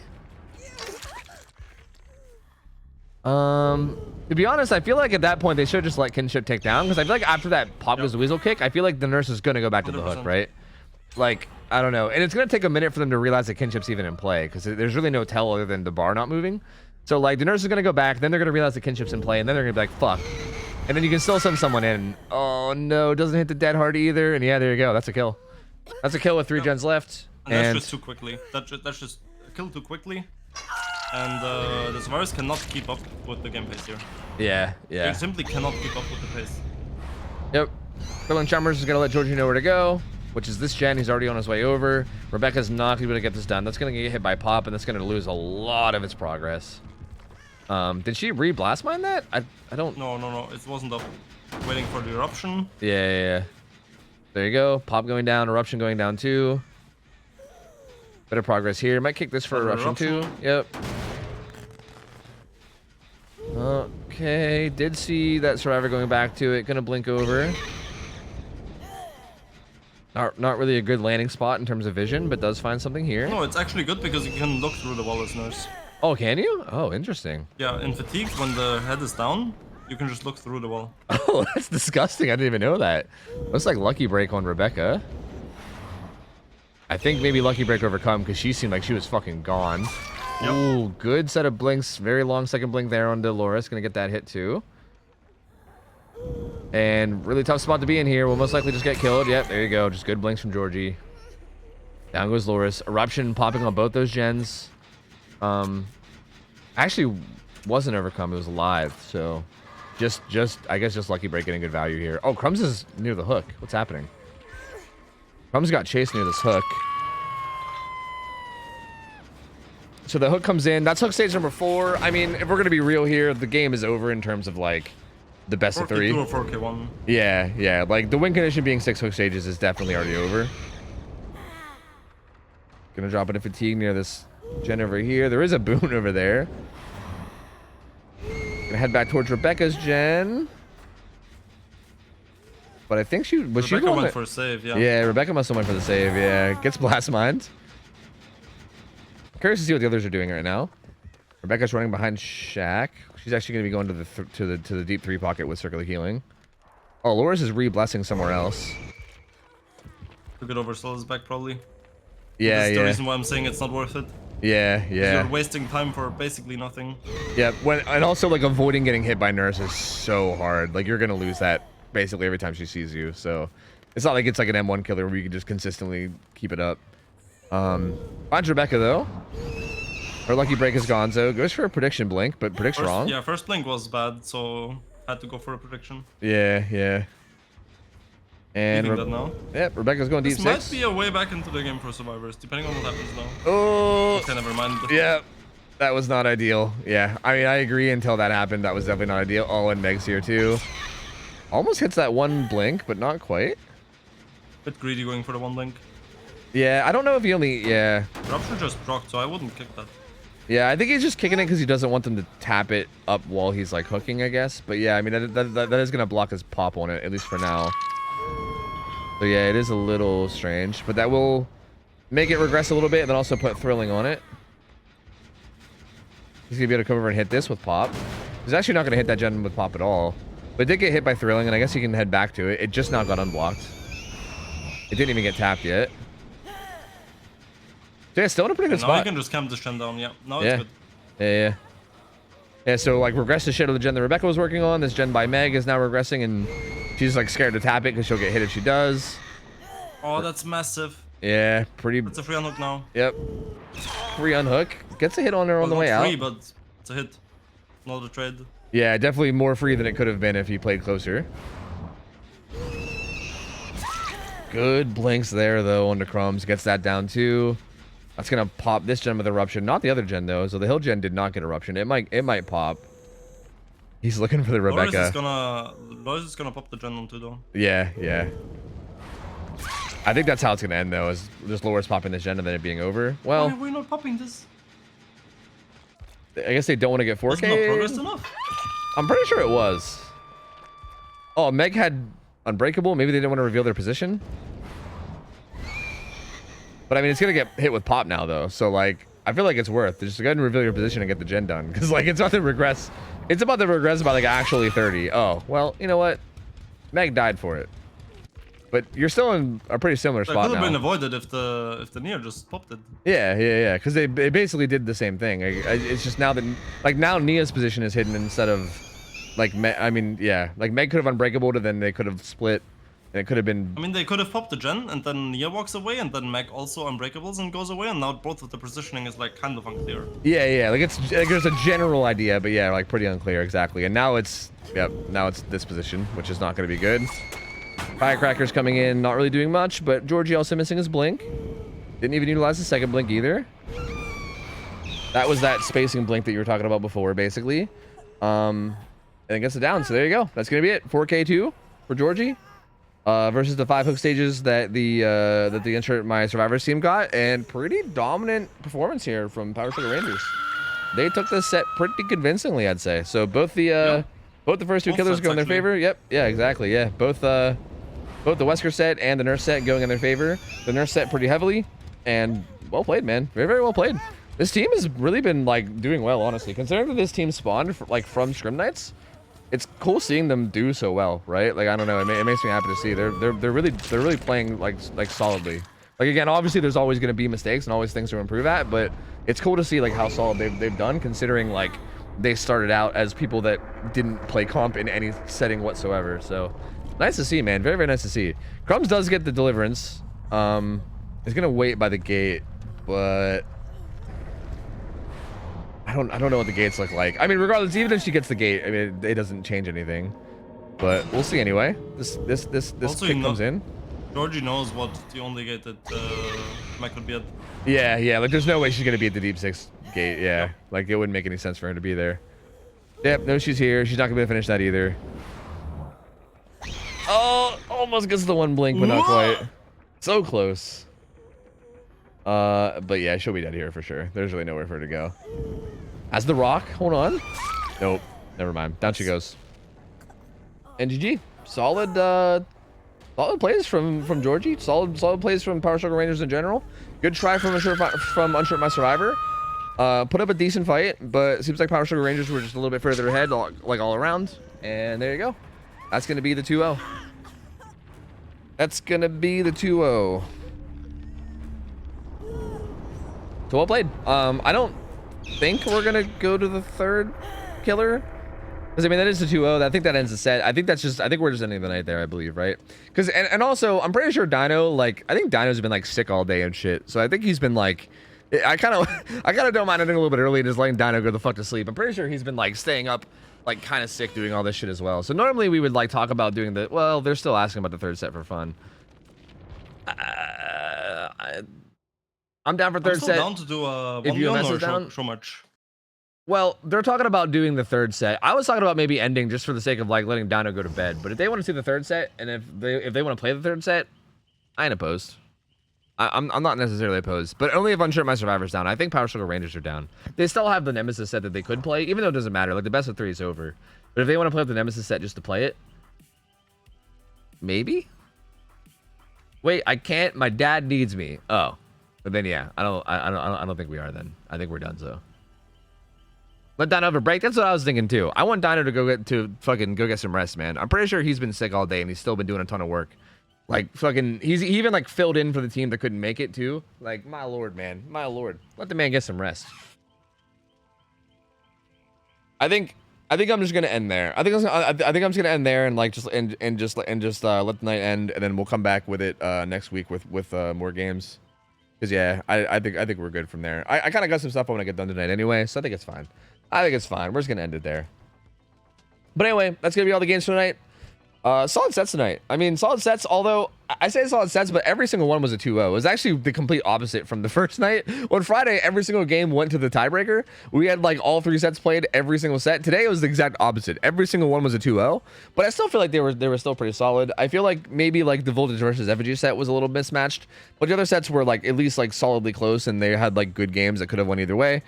But regardless, pretty good sets. Laser, thank you for joining me as always. Again, I appreciate it, man. Fun. Let me give you cool to be here. Thanks for having me. Yeah, let me give you a quick shout out again. Your insight on everything has been fucking huge. I feel like I've learned a lot. Like I've learned a ton just from hanging out and call with you and having you comment on stuff. I know chat probably appreciates your insight a lot too. And it was also just kind of fun to hang out and, you know, talk shit randomly. You know, like I don't know, it was just fun chilling. So I appreciate you coming on, man. It was a good time. If you guys don't follow Laser already, go follow him. He's been streaming a lot more lately. Again, outstandingly crazy good killer player. I mean, good survivor player too. Just overall good DVD player. Has fucking vast knowledge that is beyond me. And super chill dude, as you can tell. So go hang out with him. Go follow him. Go hang out with him. I'm sure you won't regret it. I'm gonna hop out of Discord now. So thanks for chilling, dude. Yes, and sir. I'm sure I'll probably be in touch. I'll probably try to stop by your stream sometimes. If I get some time. But yeah, have a good rest of your night or morning or whatever it is for you. And I'll talk to you later, man. All right. See you, chat. Bye bye. See ya.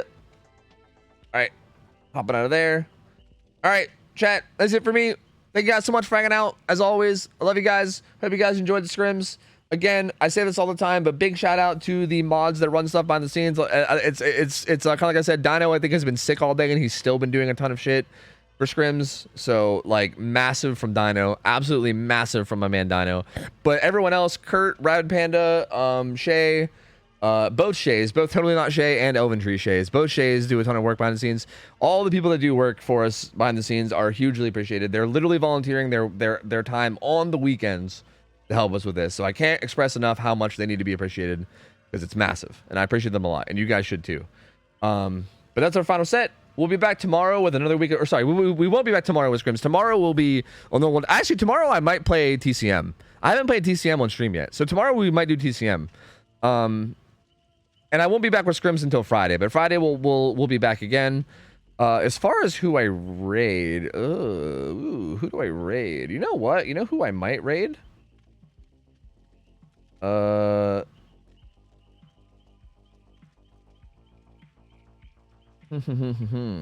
Prototype 1 and 2. Choose which one you like better for new scoring. Oh. Wait, show bow score. Oh, okay, before we leave, I have someone I want to raid, so don't go anywhere. I have a streamer that I really want to raid. I should keep the map overlay up, actually. Yeah, yo, let me guys know which overlay you like better. This is one of them. Wait, what's the other one? Do I have the other one captured yet? I don't think I do. Shit. Let me go grab it.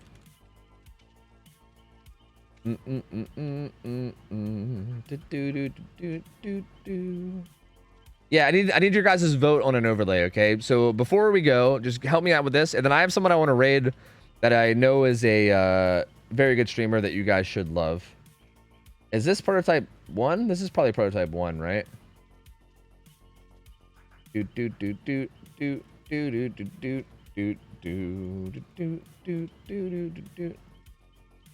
Okay, one sec. Oh, why is this so hard? Browser, yes. No, stop it. No, stop it. Okay. Are these the same?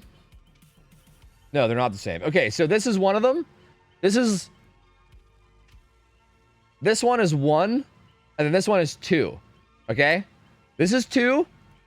This is 1. All right? This is 1. This is 2. Which one do you guys like? This is 2. This is 1.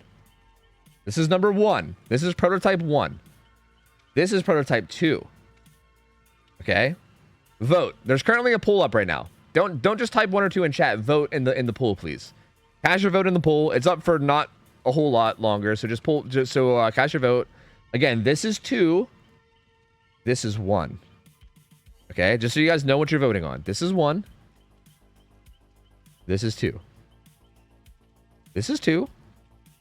And then this is 1. Got it? Got it? Looks like 2 is winning by a lot. 2 is winning by quite a bit. 2 is definitely less like invasive. Like it feels like it takes up less of the screen. So it kind of just looks clean. I think I might prefer 2 myself. This is cool looking too, don't get me wrong. I like this, but I feel like I'm always down for things that are more simplistic and take up less room. This feels like it takes up less room. Like I love the like taking up less space aspect of it. So yeah, I think my vote is on 2. So I feel like my vote should be worth like 50. And the fact that it's already 50 votes ahead means I think prototype 2 takes it. So yeah, prototype 2 is definitely going to take it, I think. 2 is very, very nice. Not very invasive, kind of chill. I definitely, yeah, that is definitely my vote for sure. Guys, I'm going to raid somebody that I haven't really had the chance to raid in like fucking 5 years.